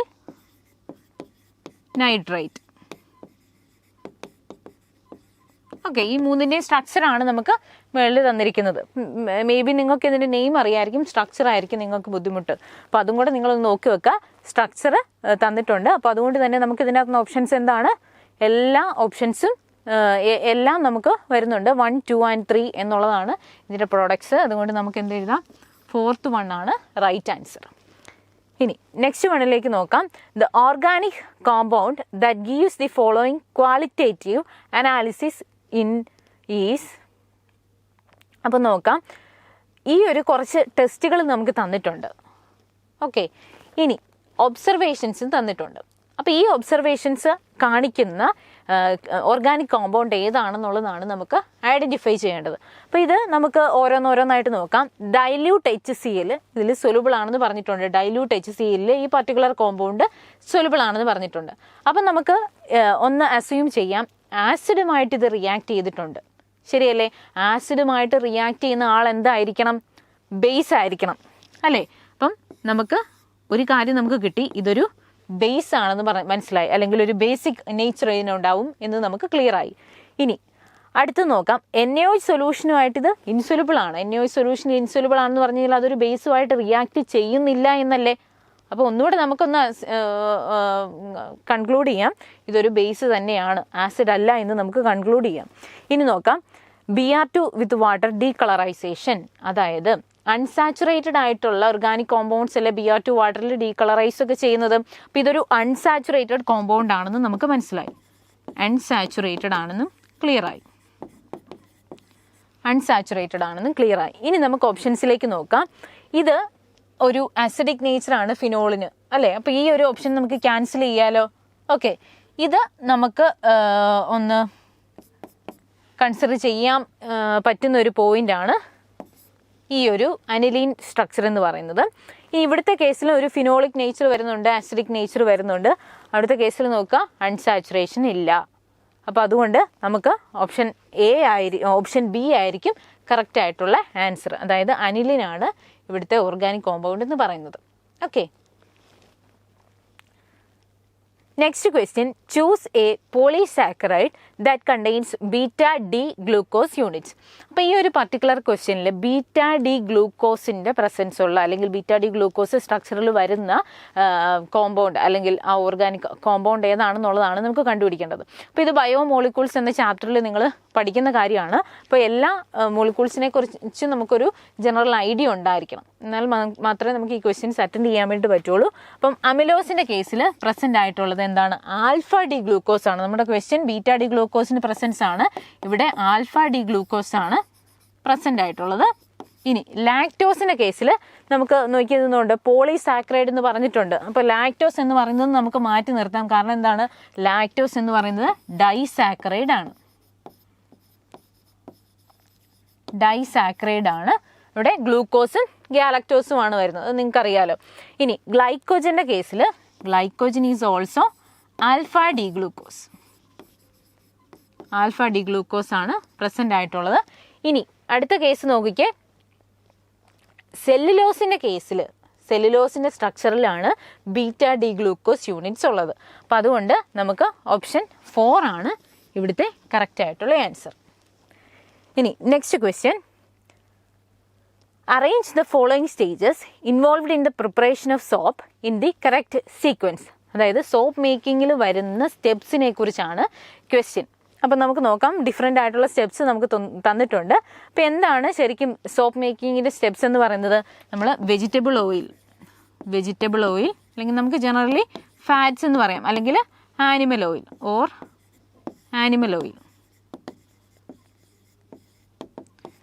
ഓയിലിനെ നമ്മൾ ട്രീറ്റ് ചെയ്യുന്നു. എന്തിൻ്റെ പ്രസൻസിലാണ്? NaOH പ്രസൻസിൽ ട്രീറ്റ് ചെയ്യുന്നു. അത് ഹീറ്റ് ചെയ്ത് കഴിഞ്ഞതിന് ശേഷം നമ്മളിവിടെ എന്താണ് NaCl പ്രൊവൈഡ് ചെയ്യുകയാണ്. NaCl എന്തിനാണ് നമ്മൾ കൊടുക്കുന്നത്? To separate the layers.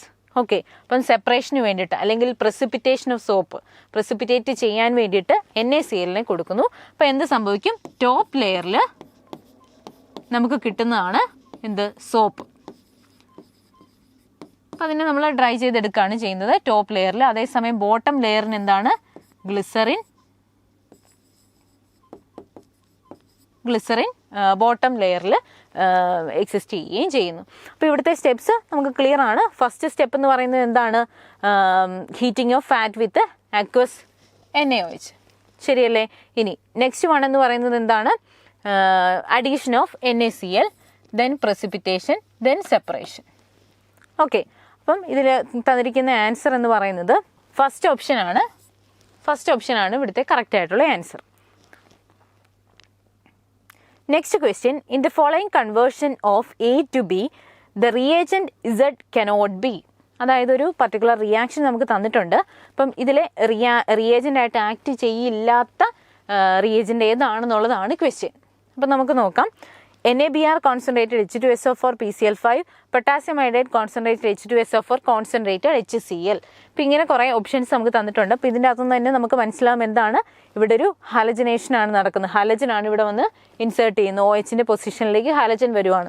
അപ്പോൾ ഇവിടുത്തെ കേസിൽ NaBr എന്ന് പറയുന്നത് നമുക്ക് അറിയാം, ബ്രോമിനാണ് ഇവിടെ ഇൻസേർട്ട് ചെയ്യാൻ പറ്റുന്ന ഹാലജൻ എന്ന് നമുക്കറിയാം. അപ്പോൾ ഇതെന്ന് പറയുന്നത് വീക്ക് ആയിട്ടുള്ള ബേസ് ആണ്. ഇത് വീക്ക് ബേസ് ആയതുകൊണ്ട് എന്ത് സംഭവിക്കും, H2SO4ന് പ്രസൻസിൽ ട്രീറ്റ് ചെയ്താൽ മാത്രമേ ഇവിടെ ഹാലജൻ ഇൻസേർട്ട് ചെയ്യത്തുള്ളൂ, ഇവിടെ ഹാലജൻ വരുള്ളൂ. ഓക്കെ, അതുകൊണ്ട് H2SO4 വെച്ച് ട്രീറ്റ് ചെയ്തു. ദെൻ ഇവിടെ പ്രോട്ടോണേഷൻ നടന്നു. ഈ പറഞ്ഞ OH2+ എന്ന് പറയുന്നത് അവിടെ എലിമിനേറ്റ് ചെയ്ത് പോയിട്ടാണ് അങ്ങോട്ട് ബ്രോമിൻ മൈനസ് വന്ന് അറ്റാക്ക് ചെയ്യുന്നത്. ഇനി PCl5ൻ്റെ കേസിലും അതുപോലെ തന്നെയാണ്. PCl5ൻ്റെ ക്ലോറിൻ ഇങ്ങോട്ട് പോവുകയാണ്, ഈ കാർബണിലേക്ക് വന്ന് അറ്റാക്ക് ചെയ്യുകയാണ് ചെയ്യുന്നത്. ഇവിടുത്തെ കേസിൽ നോക്കാം, പൊട്ടാസ്യം അയോഡൈഡും കോൺസെൻട്രേറ്റഡ് H2SO4ഉം. ഇപ്പം നമ്മൾ നോക്കുമ്പോഴത്തേനും ഫസ്റ്റ് ഓപ്ഷനും തേർഡ് ഓപ്ഷനും കൺസിഡർ ചെയ്യുമ്പോഴത്തേനും എന്താണ്, കോൺസെൻട്രേറ്റഡ് H2SO4 യൂസ് ചെയ്തിട്ടുണ്ട്. നമ്മൾ വിചാരിക്കാൻ പോകുന്നത് എന്താണ്, ഈ അയോഡിൻ ഇങ്ങോട്ട് ഈസി ആയിട്ട് ഇൻസേർട്ട് ചെയ്യുമല്ലോ നമ്മൾ വിചാരിക്കും. പക്ഷെ ഇവിടെ എന്താണ് സംഭവിക്കുന്നത്, H2SO4 എന്ന് പറഞ്ഞാൽ സ്ട്രോങ് ഓക്സിഡൈസിങ് ഏജൻ്റ് ആണ്, ശരിയല്ലേ? അപ്പം അതുകൊണ്ട് തന്നെ ഇവിടെ വേറൊരു റിയാക്ഷനാണ് നടക്കുന്നത്. നമ്മൾ ഉദ്ദേശിക്കുന്ന ഒരു റിയാക്ഷൻ അല്ല നടക്കുക. അതായത് KI എന്ന് പറയുന്നത് ഇവിടെ HI ആയിട്ട് കൺവേർട്ട് ചെയ്യുന്നു. ഈ H2SO4ൻ്റെ പ്രസൻസിൽ എന്താണ്, I2 ഫോം ചെയ്യുന്നു, അയഡിൻ ഗ്യാസ് ഫോം ചെയ്യുന്നു. അപ്പോൾ ഈ ഒരു റിയാക്ഷൻ ഇവിടെ നടക്കാൻ KIയുടെയും കോൺസെൻട്രേറ്റ് H2SO4ൻ്റെയും പ്രസൻസിൽ ഈ ഒരു റിയാക്ഷൻ നടക്കില്ല. കാരണം H2SO4 എന്ന് പറയുന്നത് ഒരു സ്ട്രോങ് ഓക്സിഡൈസിങ് ഏജൻ്റ് ആണ്. H2SO4 is strong oxidizing agent. Okay, ഇനി കോൺസെൻട്രേറ്റഡ് HClൻ്റെ പ്രസൻസ് നമുക്കറിയാം, നോർമലി നടക്കുന്ന ഹാലജനേഷൻ ഇതിൻ്റെ അകത്ത് നടക്കും, ഹാലജൻ ഇതിൻ്റെ അകത്ത് ഇൻസേർട്ട് ചെയ്യും. ക്ലിയർ ആണല്ലോ? അപ്പോൾ ഇതിലെ കറക്റ്റ് ആയിട്ടുള്ള ഓപ്ഷൻ, അതായത് ഏത് റിയേജൻറ്റിൻ്റെ പ്രസൻസിലാണ് ഈ റിയാക്ഷൻ ക്യാരി ഔട്ട് ചെയ്യാത്തത് എന്നുള്ളതിന് തേർഡ് വൺ ആണ് ആൻസർ. നെക്സ്റ്റ് ക്വസ്റ്റ്യനിലേക്ക് നോക്കാം. The next question is, which among the following compounds is colored and has zero spin-only magnetic moment? ഇപ്പോൾ ഈ ഒരു പർട്ടിക്കുലർ ക്വസ്റ്റ്യൻ എന്ന് പറയുന്നത് മാഗ്നറ്റിക് മൊമെൻറ്റ് കണ്ടുപിടിക്കാനുള്ള, സ്പിന്നുള്ളി മാഗ്നറ്റിക് മൊമെൻറ്റ് എന്ന് പറയുന്നത് എന്തിനെ ഡിപ്പെൻഡ് ചെയ്തിട്ടാണ് ഇരിക്കുന്നത്, അൺപെയർഡ് ഇലക്ട്രോൺസിൻ്റെ പ്രസൻസിനെ ഡിപ്പെൻഡ് ചെയ്തിട്ടാണ് ഇരിക്കുന്നത്. അപ്പം നമുക്ക് നോക്കാം, ഈ ഒരു പർട്ടിക്കുലർ കോംപ്ലക്സസുകളിൽ അൺപെയർഡ് ഇലക്ട്രോൺസ് ഉള്ളത് ഏതാണ് എന്നുള്ളത് നമുക്ക് നോക്കാം. അപ്പം സീറോ ആയിട്ടുള്ള മാഗ്നറ്റിക് മൊമെൻറ്റ് കിട്ടണമെങ്കിൽ അതിൽ അൺപെയർഡ് ഇലക്ട്രോൺസ് ഉണ്ടാവാൻ പാടില്ല, അത് ഡയാമാഗ്നറ്റിക് ആയിരിക്കണം, ശരിയല്ലേ? അപ്പം നമുക്ക് നോക്കാം. K3CO ഓക്സിലേറ്റ് 3 ഓക്സിലേറ്റ് ഇവിടെ അറ്റാച്ച് ചെയ്തിട്ടുണ്ട്. അപ്പോൾ ഇവിടെ കൊബാൾട്ട് എന്ന് പറയുന്നത് എന്താണ്, +3 ഓക്സിഡേഷൻ സ്റ്റേറ്റിലാണ് വരുന്നത്, അല്ലേ? ഇനി കൊബാൾട്ട് 3+ ഓക്സിലേറ്റുമായിട്ട് കമ്പൈൻ ചെയ്യുമ്പോൾ ഇതെന്താണ്, ലോ സ്പിൻ കോംപ്ലക്സ് ആണ്. ഇതൊരു ലോ സ്പിൻ കോംപ്ലക്സ് ആയിട്ടാണ് എക്സിസ്റ്റ് ചെയ്യുക. അപ്പോൾ D6 കോൺഫിഗറേഷൻ എന്ന് പറയുമ്പോൾ ഇത് പെയർഡ് ആയിട്ടാണ് നിൽക്കുന്നത്. പെയർഡ് ആയതുകൊണ്ട് തന്നെ നമുക്ക് എന്ത് പറയാം, ഇത് ഡയാമാഗ്നറ്റിക് ആയിട്ടാണ് എക്സിസ്റ്റ് ചെയ്യുന്നത്, ഡയാമാഗ്നറ്റിക്. ഓക്കെ, അപ്പോൾ ഇതാണ് കൊബാൾട്ട് 3+ൻ്റെ കേസ്, ഡയാമാഗ്നറ്റിക് ആണ്, ലോ സ്പിൻ കോംപ്ലക്സ് ആണ്. അപ്പോൾ ഇവിടെ എന്താണ്, സീറോ മാഗ്നറ്റിക് മൂവ്മെൻ്റ് ആയിരിക്കും, കാരണം ഇവിടെ എന്താണ്, അൺപെയർഡ് ഇലക്ട്രോൺസ് ഇല്ല. ഇനി നെക്സ്റ്റ് കേസ് നോക്കിയേ, MnCN6 എന്ന് പറയുന്നത് K3 ആയിട്ട് വന്നിട്ടുണ്ട്. അപ്പോൾ ഇവിടുത്തെ കേസിലും എന്താണ് സംഭവിക്കുക, ഇവിടെ Mn3+ ഓക്സിഡേഷൻ സ്റ്റേറ്റിലാണല്ലോ, Mn3+ ഓക്സിഡേഷൻ സ്റ്റേറ്റിലാണ് വരിക. അപ്പോൾ ഇവിടുത്തെ കോൺഫിഗറേഷൻ വരുമ്പോഴത്തേനും മാംഗനീസ് എന്ന് പറയുന്നത് D5S2 ആണ്, അല്ലേ? Mn3+ എന്ന് പറയുമ്പോൾ ഇവിടുത്തെ കോൺഫിഗറേഷൻ എന്തായിട്ട് മാറും, D4 ആയിട്ട് മാറും. അപ്പം D4 ആണെങ്കിൽ കൂടിയും എന്ത് സംഭവിക്കും, ഇത് ലോ സ്പിൻ കോംപ്ലക്സ് ആണ് എങ്കിലും D4 എന്ന് പറയുന്നത് അൺപെയർഡ് ഇലക്ട്രോൺസ് ഉണ്ട്, ശരിയല്ലേ? അപ്പോൾ അൺപെയർഡ് ഇലക്ട്രോൺസ് ഉള്ളത് കൊണ്ട് തന്നെ ഇവിടെ സീറോ മാഗ്നറ്റിക് മൊമെൻ്റ് ആണോ, അല്ല, ഇവിടെ മാഗ്നറ്റിക് മൊമെൻ്റ് ഉണ്ട്. ഈ ഒരു കേസിലാണ് സീറോ മാഗ്നറ്റിക് മൊമെൻ്റ് നമ്മൾ കണ്ടത്.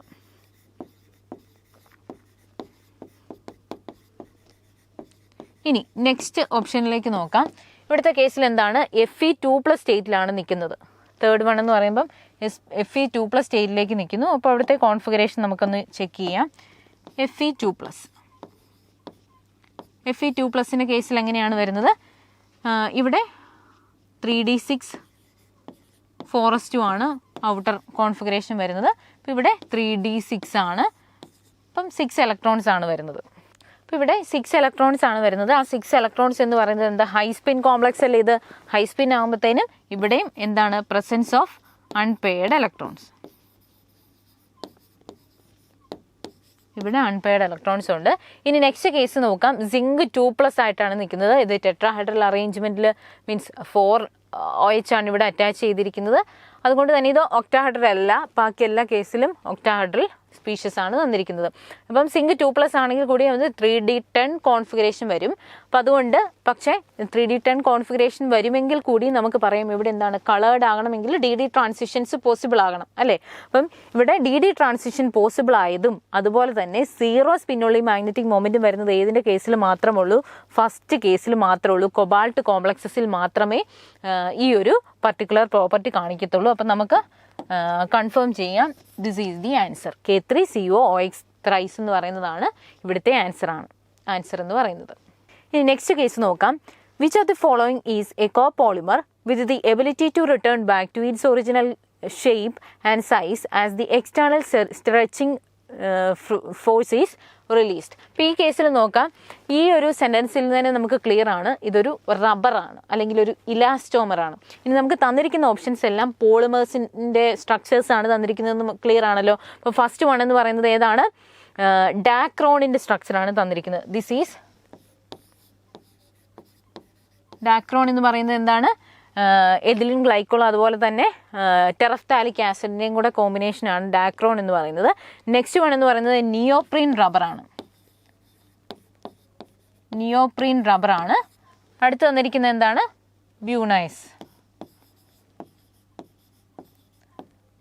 എന്ന് പറയുമ്പോഴത്തേനും എന്താണ്? സ്റ്റൈറീൻ ബ്യൂട്ടാഡൈൻ റബ്ബറാണ് അല്ലേ? ഇത് എന്താണ്? സ്റ്റൈറീൻ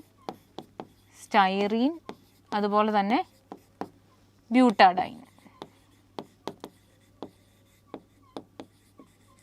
സ്റ്റൈറീനും ബ്യൂട്ടാഡൈനും കൂടെ കമ്പൈൻ ചെയ്തിട്ടുള്ള അതാണ് അതിൻ്റെ മോണോമേഴ്സ് എന്ന് പറയുന്നത് ബ്യൂണൈസിൻ്റെ. ഇനി അടുത്ത കേസിൽ നോക്കാം. ഇതെന്താണ്? Poly isoprene.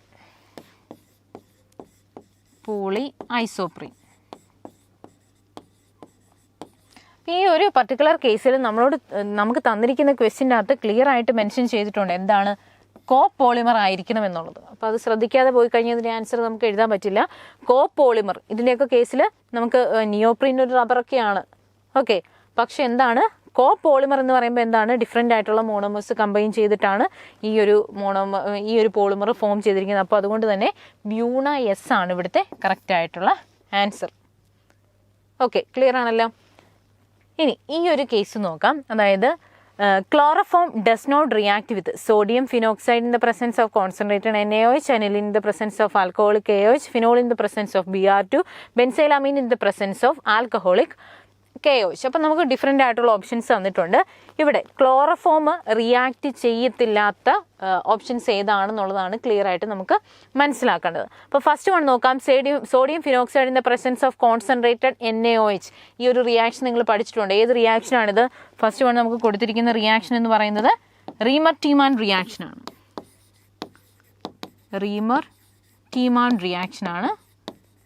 അപ്പോൾ റീമർ-ടീമാൻ റിയാക്ഷൻ്റെ അകത്ത് HCl-ന് CHCl3 അതായത് ക്ലോറോഫോമിൻ്റെ പ്രസൻസിലാണിത് റിയാക്ഷൻ നടക്കുന്നതെന്നറിയാം.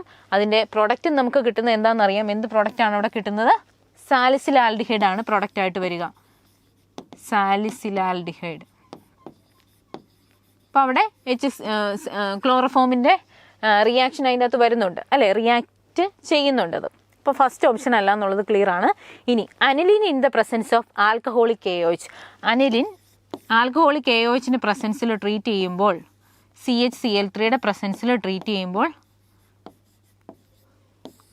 ആൽക്കഹോളിക് KOHൻ്റെ പ്രസൻസിലും അതുപോലെ തന്നെ CHCl3യുടെ പ്രസൻസിൽ ട്രീറ്റ് ചെയ്യുമ്പോൾ നമുക്ക് കിട്ടുന്ന പ്രൊഡക്റ്റ് എന്ന് പറയുന്നത് ഫിനൈൽ ഐസോസൈനൈഡ് ആണ് നമുക്ക് കിട്ടുന്ന പ്രൊഡക്റ്റ്. Phenyl isocyanide. ഓക്കെ, ഇനി നെക്സ്റ്റ് കേസ് നോക്കാം. Phenol in the presence of Br2. അപ്പോൾ ഇവിടെയും എന്താണ് CH3 വരുന്നുണ്ട്. ഇനി അടുത്ത തേർഡ് കേസിൽ വരുമ്പോഴത്തേനും phenol in the presence of Br2 എന്ന് പറയുന്നത് എങ്ങനെയാണ് എന്ന് നമുക്ക് നോക്കാം. അപ്പോൾ ഇവിടെ എന്താണ് സംഭവിക്കുക? ഫിനോള് CHCl3 ഉണ്ട്, അതുപോലെ തന്നെ Br2വിൻ്റെയും പ്രസൻസിൽ ട്രീറ്റ് ചെയ്ത് കഴിയുമ്പോൾ നമുക്ക് കിട്ടുന്നത് ഓർത്തോ ആൻഡ് പാരാബ്രോമോഫിനോൾ ആണ്. ഓർത്തോ ആൻഡ് പാരാബ്രോമോഫിനോൾ OHBr, ഇത് ഓർത്തോബ്രോമോഫിനോള്. അതുപോലെ തന്നെ പാരാബ്രോമോഫിനോൾ ഇവിടെ പ്രൊഡക്റ്റ് ആയിട്ട് വരുന്നുണ്ട്. പക്ഷേ നമ്മൾ ശ്രദ്ധിക്കേണ്ട കാര്യം, ഇവിടെ CHCl3 ക്ലോറോഫോം എന്തായിട്ടാണ് യൂസ് ചെയ്യുന്നത്? ഒരു സോൾവെൻ്റ് ആയിട്ടാണ് യൂസ് ചെയ്യുന്നത്. അതല്ലാതെ CHCl3 ഇവിടെ ഒരു റിയാക്ഷനിൽ പാർട്ടിസിപ്പേറ്റ് ചെയ്യുന്നില്ല. അപ്പോൾ ഇതിൻ്റെ കറക്റ്റായിട്ടുള്ള ആൻസർ ശരിക്കും phenol in the presence of Br2 എന്നുള്ളതാണ്. ഇനി അടുത്ത കേസ് നോക്കിയാലും നമുക്ക് എന്താണ് CHCl3 ഇവിടെ റിയാക്ട് ചെയ്യുന്നുണ്ട് benzyl amine in the presence of alcoholic AH. അതുകൊണ്ട് എഴുതിയേക്കാം ബെൻസൈൽ അമീൻ എന്ന് പറയുന്നത് CH2NH2 in the presence of, ഈ കണ്ടീഷൻസ് എല്ലാം in the presence of alcoholic KOH CHCl3 നമുക്ക് കിട്ടുന്നത് ബെൻസൈൽ ഐസോസൈനൈഡ് ആണ്. Benzyl isocyanide. ഓക്കെ, അപ്പോൾ ഇത് ഈ കേസിലെല്ലാം CHCl3 റിയാക്ട് ചെയ്യുന്നുണ്ട്. പക്ഷേ in the case of phenol in the presence of Br2 CHCl3 ഇവിടെ സോൾവെൻറ്റ് മാത്രമാണ്. അപ്പോൾ അതുകൊണ്ട് നമുക്ക് തേർഡ് ഓപ്ഷനാണ് കറക്റ്റായിട്ട് വരുന്നത്. ഇനി നെക്സ്റ്റ് ക്വസ്റ്റ്യൻ എന്ന് പറയുന്നത്, the table below shows the elevation of boiling point observed for 4 different solvents when 1.50 mole of non-dissociation and non-association solute were dissolved in 1 kilogram of each of them. അപ്പോൾ നോക്കുക, ഇതിൻ്റെ അകത്ത് കുറേ കാര്യങ്ങളൊക്കെ പറഞ്ഞിട്ടുണ്ട്. പക്ഷേ എന്താണ് ഈ ടേബിളിൽ തന്നിരിക്കുന്ന എലവേഷൻ ഇൻ ബോയിലിംഗ് പോയിന്റ് തന്നിട്ടുണ്ട്. ഇനി നമ്മളോട് ചോദിക്കുന്നത് highest value of ebullioscopic constant would be എന്നുള്ളതാണ് ക്വസ്റ്റ്യൻ. അപ്പോൾ നമുക്കറിയാം ഈ ഒരു പർട്ടിക്കുലർ ക്വസ്റ്റ്യൻ നമുക്ക് എന്ത് വെച്ചിട്ട് എഴുതാം? ആ ഒരു ഇക്വേഷൻ നമുക്കറിയാം. എബിലിയോസ്കോപ്പിക് കോൺസ്റ്റന്റും എലവേഷൻ ഇൻ ബോയിലിംഗ് പോയിന്റും കൂടെ കണക്ട് ചെയ്യുന്ന ഇക്വേഷൻ നമുക്കറിയാം. Delta TB is equal to KB into M. M എന്താണ്? മൊളാലിറ്റിയാണ്, molality of the solute, molality. Then KB എന്ന് പറയുന്നത് എന്താണ്? Ebullioscopic constant. ഡെൽറ്റ TB എന്ന് പറയുന്നതാണ് എബിലിയോസ്കോപ്പിക് കോൺസ്റ്റന്റ് ആണ് KB. ഡെൽറ്റ TB അതായത് എലവേഷൻ ഇൻ ബോയിലിംഗ് പോയിന്റ് എന്ന് പറയുന്നതാണ് ഡെൽറ്റ TB. ഇപ്പോൾ ഇതിനകത്ത് തന്നെ നമുക്ക് ക്ലിയർ ആണ് KBയും ഡെൽറ്റ TBയും തമ്മിലുള്ള റിലേഷൻ എന്താണ്? KB ഇൻക്രീസസ്,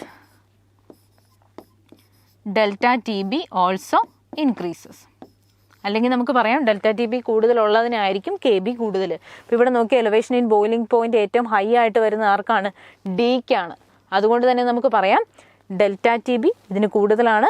അതുകൊണ്ട് എബിലിയോസ്കോപ്പിക് കോൺസ്റ്റന്റും കൂടുതൽ ആർക്കായിരിക്കും? Dക്ക് തന്നെയായിരിക്കും.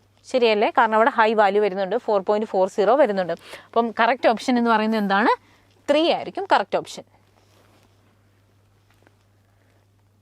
The next question, how many of the following statements are correct for lead storage battery? അപ്പോൾ ലെഡ് സ്റ്റോറേജ് ബാറ്ററിയുടെ കുറേ സ്റ്റേറ്റ്മെൻറ്റ്സ് ആണ് നിങ്ങൾക്ക് തന്നിരിക്കുന്നത്.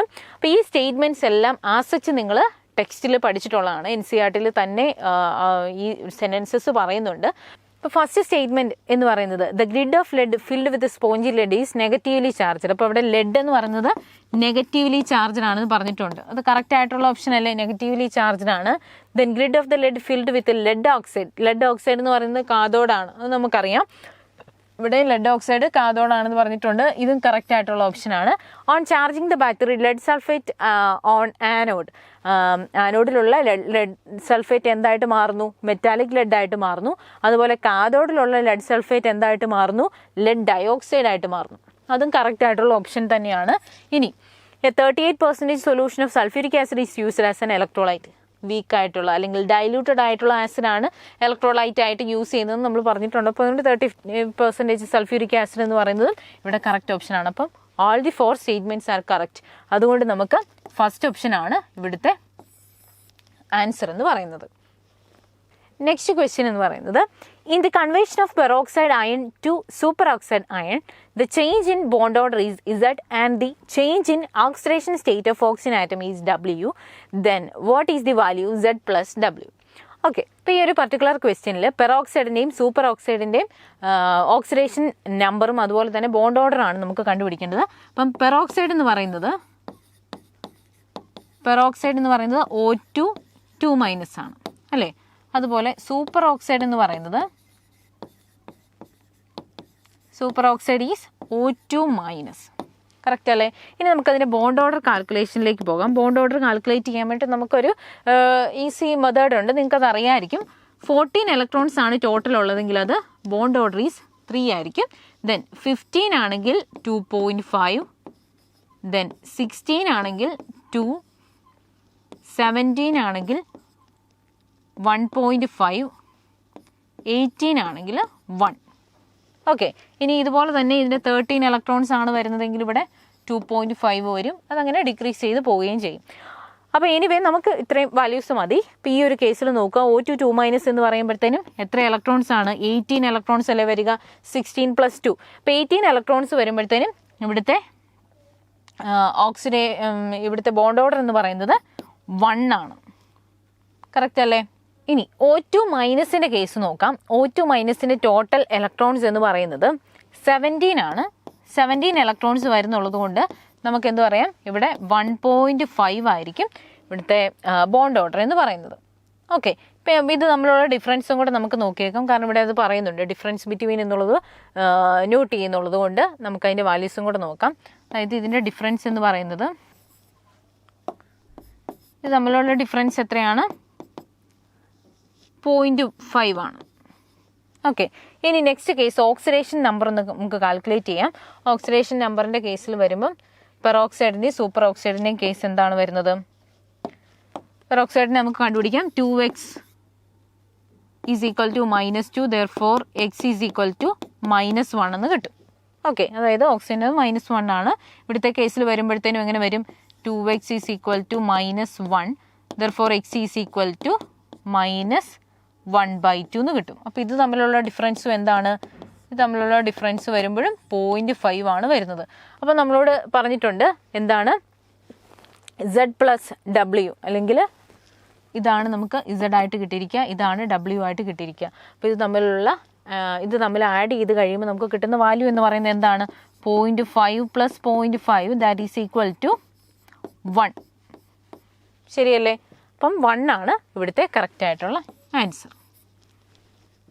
Next question, consider the following ionic species Cl- Ca2+ S2- K+ P3-. The number of electrons and the protons present in the species with the highest ionization energy among the above are x and y respectively. Find x + y. അതായത് നമുക്ക് കുറച്ച് species തന്നിട്ടുണ്ട്. ഇതിൽ highest ആയിട്ടുള്ള ionisation energy ഉള്ള species ഏതാണെന്ന് കണ്ടുപിടിക്കുക. അതിൻ്റെ പ്രോട്ടോൺസും അതുപോലെ തന്നെ ഇലക്ട്രോൺസിൻ്റെയും സമ്മ് കാണുക. ഇതാണ് ക്വസ്റ്റ്യൻ. അപ്പോൾ നോക്കിക്കേ, ഈ ഒരു പർട്ടിക്കുലർ കേസിൽ ഹയസ്റ്റ് അയണൈസേഷൻ എനർജി കണ്ടുപിടിക്കാൻ സിമ്പിളാണല്ലേ. കാരണം എന്താണ്, ഏറ്റവും ഇലക്ട്രോൺസ് എല്ലാം ബാക്കിയുണ്ട്. P3- എന്ന് പറയുമ്പോൾ എന്താണ്, സൈസ് ലാർജ് ആണ്. K+ എന്ന് പറയുമ്പോൾ ഒരു ഇലക്ട്രോൺ പോയിട്ട് നിൽക്കുകയാണ്, അപ്പോൾ കുറച്ച് സൈസ് ഒന്ന് ഡിക്രീസ് ചെയ്തിട്ടുണ്ട്. പക്ഷേ കാൽസ്യം 2+ കേസിൽ നോക്കിയേ, കുറച്ച് 2 ഇലക്ട്രോൺസ് പോയിട്ടുള്ളത് കൊണ്ട് തന്നെ അത് കുറച്ചുകൂടെ ഷ്രിങ്ക് ചെയ്തിട്ടാണ് നിൽക്കുന്നത്. ശരിയല്ലേ. അപ്പം കാൽസ്യം 2+ ആണ് ഇവിടുത്തെ കേസിൽ സൈസ് കുറവുള്ളത്. സൈസ് കുറവ് എന്ന് പറയുമ്പോഴത്തേന് എന്താണ്, അതിലെ ഔട്ടർ ഇലക്ട്രോണിനെ അത് റിലീസ് ചെയ്യാൻ വേണ്ടിയിട്ട് കൂടുതൽ എമൗണ്ട് ഓഫ് എനർജി വേണ്ടി വരുന്നു. അതായത് ഹയസ്റ്റ് അയണൈസേഷൻ എനർജി ആർക്കാണ് വരിക? കാൽസ്യം 2+-നാണ് വരിക അല്ലേ. ഇത് നിങ്ങൾക്ക് അറിയാവുന്ന കാര്യമാണ്. കാൽസ്യം 2+-ൻ്റെ കേസിൽ ഇനി പ്രോട്ടോണിൻ്റെയും അതുപോലെ തന്നെ ഇലക്ട്രോൺസിൻ്റെയും നമ്പർ നോക്കാം. ഇവിടെ നോക്കാം എത്രയാണ്, 2 ഇലക്ട്രോൺസ് റിലീസ് ചെയ്തു. അങ്ങനെ ആ ഒരു സ്റ്റേറ്റിലല്ലേ നിൽക്കുന്നത്, 2+ അയൺ ആയിട്ടാണ് നിൽക്കുന്നത്. അപ്പോൾ അതുകൊണ്ട് തന്നെ ഇവിടുത്തെ ഇലക്ട്രോൺസിൻ്റെ നമ്പർ എത്രയാണ്? ഇലക്ട്രോൺസിൻ്റെ നമ്പർ എന്ന് പറയുന്നത് 18 ആണ്. 20 ആണ് ആറ്റോമിക് നമ്പർ. ഇനി പ്രോട്ടോൺസിൻ്റെ നമ്പറിൽ എന്തെങ്കിലും വ്യത്യാസമുണ്ടോ? ഇല്ല. പ്രോട്ടോൺസ് എന്ന് പറയുന്നത് എത്ര നമ്പർ തന്നെയാണ്? 20 തന്നെയാണ്. ഓക്കെ, അപ്പം 18 + 20 നമുക്ക് കിട്ടുന്ന ആൻസർ എത്രയാണ്? 38 ആണ് ഇവിടെ കിട്ടുന്ന ആൻസർ. ഇനി നെക്സ്റ്റ് കേസ് നോക്കിക്കേ. The n+L value for an orbital represented in the plot below is. അപ്പോൾ നമുക്കൊരു പ്ലോട്ട് തന്നിട്ടുണ്ട്. ഈ പ്ലോട്ട് കാണുമ്പോൾ തന്നെ നിങ്ങൾക്ക് ക്ലിയർ ആകും ഏത് ഓർബിറ്റലിനെയാണ് ഇത് റെപ്രസെൻറ്റ് ചെയ്യുന്നത് എന്നുള്ളത്. അപ്പോൾ ഇവിടെ ഒരു നോഡും പ്രസൻ്റ് ആയിട്ടുണ്ട്. ശരിയല്ലേ. പോസിറ്റീവ് ആൻഡ് നെഗറ്റീവ് ഭാഗത്തേക്ക് ഗ്രാഫ് വന്നിട്ടുണ്ട്. അപ്പോൾ ഈ ഒരു പർട്ടിക്കുലർ ക്വസ്റ്റ്യനിൽ നമുക്ക് നോക്കുമ്പോൾ തന്നെ ക്ലിയർ ആകും എന്ത്, ഇവിടെ ഒരു നോഡ് പ്രസൻ്റ് ആയിട്ടുണ്ട്, അതുപോലെ തന്നെ പോസിറ്റീവ് ആൻഡ് നെഗറ്റീവ് പാർട്ട് ഇതിൻ്റെ അകത്ത് വരുന്നുണ്ട്. അതുകൊണ്ട് നമുക്ക് ഈ ഒരു ഗ്രാഫ് ഏതാണെന്ന് ക്ലിയർ ആണ്. ടെക്സ്റ്റിലും ഇത് കൊടുത്തിട്ടുള്ള ഗ്രാഫാണ്. അതുകൊണ്ട് നമുക്ക് പറയാം ഏതാണ് 2s ഓർബിറ്റലിൻ്റെ ഗ്രാഫല്ലേ ഇത്. അതെ, 2s ഓർബിറ്റലിൻ്റെ ഗ്രാഫാണ് ഈ വരുന്നത്. 2s ഓർബിറ്റലിൻ്റെ n and l values നമുക്കറിയാം. എന്താണ് പ്രിൻസിപ്പൽ ക്വാണ്ടം നമ്പർ? ഇതിനകത്ത് 2s ആയതുകൊണ്ട് 2 ആണ് പ്രിൻസിപ്പൽ ക്വാണ്ടം നമ്പർ n എന്ന് പറയുന്നത്. ഇനി എല്ലിൻ്റെ കേസ് എന്താണ്? s ഓർബിറ്റലാണ് വരുന്നത്. s ഓർബിറ്റലിൻ്റെ l വാല്യൂ എന്ന് പറയുന്നത് എന്താണ്?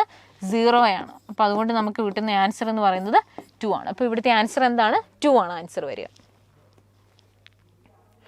ഇനി നെക്സ്റ്റ് കേസ് നോക്കാം.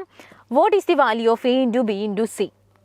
Round off your answer to the correct number of significant figures and then multiplied by 10.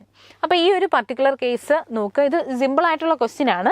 പക്ഷെ എന്താണ്, കുറച്ച് കാര്യങ്ങൾ ഇതിൻ്റെ അകത്ത് പറഞ്ഞിട്ടുണ്ട്. സിഗ്നിഫിക്കൻറ്റ് ഫിഗർ ആയിട്ട് ഇത് കൺവേർട്ട് ചെയ്യുന്ന കാര്യം പറഞ്ഞിട്ടുണ്ട്. അപ്പോൾ അത് മാത്രമേ ഇതിൻ്റെ അകത്ത് ഒരു ചെറിയ ഒരു കൺഫ്യൂഷനുള്ളൂ. ബാക്കി നമുക്ക് ക്ലിയർ ആയിട്ട് ചെയ്യാവുന്നുള്ളൂ. അപ്പോൾ ഫസ്റ്റ് നമ്മൾ എന്താ a into B into C ചെയ്യുന്നു. a into B into C that is equal to 5.2 into 2 into 3.114. അപ്പം നമുക്ക് കിട്ടുന്ന ആൻസർ എന്ന് പറയുന്നത് 32.3856. അപ്പോൾ ഈ ഒരു കേസിൽ നോക്കാം, സിഗ്നിഫിക്കൻറ്റ് ഫിഗേഴ്സ് ആണ് നമ്മൾ ഇതിൻ്റെ അകത്ത് കൺസിഡർ ചെയ്യേണ്ടത്. അതുപോലെ തന്നെ ഇതിനെ നമുക്ക് റൗണ്ട് ഓഫ് ചെയ്യുമ്പോഴത്തേനും നോക്കാം. റൗണ്ട് ഓഫ് ചെയ്യുമ്പോഴത്തേനും എങ്ങനെയാണ് വരിക? ഈ ഒരു 3856 എന്നുള്ളത് നമുക്കിവിടെ കളയാം. കാരണം എന്താണ്, 3 എന്ന് പറഞ്ഞാൽ <5 ആയതുകൊണ്ട് തന്നെ നമുക്കിതിനെ എങ്ങനെ എഴുതാം? 32 എന്ന് എഴുതാം. ഇനി നമ്മളോട് പറഞ്ഞിട്ടുണ്ട് ഇതിനെ മൾട്ടിപ്ലൈ വിത്ത് 10 എന്ന് പറഞ്ഞിട്ടുണ്ട്. അപ്പോൾ അതുകൊണ്ട് ഈ വാല്യൂ നമുക്ക് മൾട്ടിപ്ലൈഡ് വിത്ത് 10 നമുക്ക് എന്ത് കിട്ടും? 320 എന്ന് കിട്ടും. അപ്പോൾ ഇതാണ് ഇവിടുത്തെ ആൻസർ.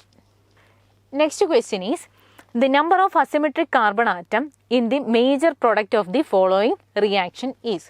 അപ്പം നമുക്ക് ഈ ഒരു റിയാക്ഷൻ തന്നിട്ടുണ്ട്. റിയാക്ഷൻ്റെ അകത്ത് എന്തൊക്കെയാണ് തന്നിരിക്കുന്നത്? ഒരു ആൽക്കിൻ തന്നിട്ടുണ്ട്, HBr ആൻഡ് ദെൻ ഒരു പെറോക്സൈഡ് നമുക്ക് തന്നിട്ടുണ്ട്. അപ്പോൾ ഈ ഒരു കേസിൽ എങ്ങനെയാണ് പ്രൊഡക്റ്റ് വരുന്നതെന്ന് നോക്കാം. അപ്പം പെറോക്സൈഡിൻ്റെ പ്രസൻസിലാണ് ആൽക്കീൻ HBr ആയിട്ട് ആഡ് ചെയ്യുന്നതെങ്കിൽ നമുക്കവിടെ യൂസ് ചെയ്യേണ്ട റൂൾ ഏതാണ്? ആൻറ്റി മാർക്കോണിക്കോസ് റൂളാണ്. അതായത് നെഗറ്റീവ് പാർട്ട് എങ്ങോട്ടാണ് പോകുന്നത്? കാർബൺ കണ്ടെയ്നിങ്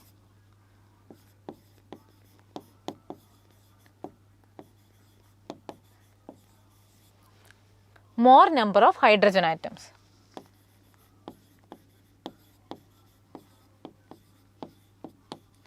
അപ്പോൾ ഇതിനകത്ത് more number of hydrogen atom ഉള്ളത് എവിടെയാണെന്ന് നോക്കുന്നു. ആൽക്കീനിലേക്കാണ് HBr ആഡ് ചെയ്യുക. അപ്പോൾ ഇവിടുത്തെ കേസിൽ എവിടെയാണ്? ഇവിടെ ഹൈഡ്രജൻസ് ഒന്നും പ്രസൻ്റ് അല്ല, ഇവിടെ ഒരു ഹൈഡ്രജൻ ഉണ്ട്, ശരിയല്ലേ? അപ്പോൾ more number of hydrogen atom ഉള്ളത് ഈ ഒരു പൊസിഷനിലായതുകൊണ്ട് തന്നെ ബ്രോമിൻ എങ്ങോട്ടാണ് അറ്റാച്ച് ചെയ്യുന്നത്? ബ്രോമിൻ അറ്റാച്ച് ചെയ്യുന്ന ആ ഒരു പർട്ടിക്കുലർ പൊസിഷനിലേക്കായിരിക്കും. ഇവിടെയാണ് ബ്രോമിൻ വന്ന് അറ്റാച്ച് ചെയ്യുന്നത്. ഈ പ്രൊഡക്റ്റ് സൈഡിൽ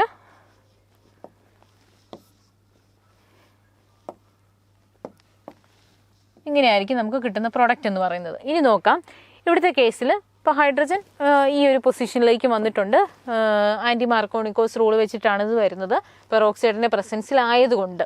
ഓക്കെ, അപ്പോൾ ഇതാണ് ഇവിടുത്തെ മേജർ പ്രോഡക്റ്റ് എന്ന് പറയുന്നത്. മൈനർ പ്രോഡക്റ്റ് എന്ന് പറയുന്നത് ഈ ഒരു പർട്ടിക്കുലർ പൊസിഷനിൽ ബ്രോമിൻ വരുന്നതായിരിക്കും. നമുക്കിപ്പോൾ മേജർ പ്രോഡക്റ്റിൻ്റെ കാര്യം നോക്കേണ്ടതുള്ളൂ. അപ്പോൾ ഇതാണ് ഇവിടുത്തെ major product.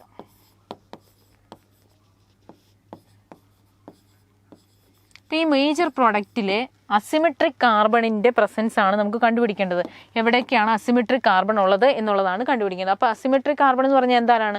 കൈറാലായിട്ടുള്ള carbon. 4 different substituents ഒരു കാർബണിലേക്ക് അറ്റാച്ച് ചെയ്യുകയാണെങ്കിൽ അതാണ് അസിമെട്രിക് ആയിട്ടുള്ള കാർബൺ. അപ്പോൾ ഇവിടെ 4 ഡിഫറെൻറ്റ് അറ്റാച്ച്മെൻറ്റ്സ് അല്ലേ വന്നിരിക്കുന്നത് ഈ ഒരു പർട്ടിക്കുലർ കാർബണിൽ. അപ്പോൾ ഇതൊരു അസിമെട്രിക് കാർബൺ ആണ്, ശരിയല്ലേ? ഇനി നോക്കാം, ഇവിടെ ഒരു മീഥൈൽ ഗ്രൂപ്പ്, ഇങ്ങോട്ടൊരു ഈഥൈൽ ഗ്രൂപ്പ് വന്നിട്ടുണ്ട്, ഒരു ഹൈഡ്രജനും ഉണ്ട് ഇവിടെ. അപ്പോൾ ഇവിടെയും ഡിഫറെൻ്റ് ആയിട്ടുള്ള സബ്സ്റ്റിറ്റ്യൂവൻസ് ആണ് വന്നിട്ടുള്ളത്. ഇവിടെ ഇങ്ങോട്ടും വേറൊരു ഗ്രൂപ്പാണ്. അപ്പോൾ അതുകൊണ്ട് തന്നെ ഈ ഒരു പൊസിഷനും എന്താണ്? അസിമെട്രിക് ആയിട്ടാണ് വരുന്നത്. ബാക്കി ഏതെങ്കിലും പൊസിഷനിൽ അങ്ങനെ വരുന്നുണ്ടോ?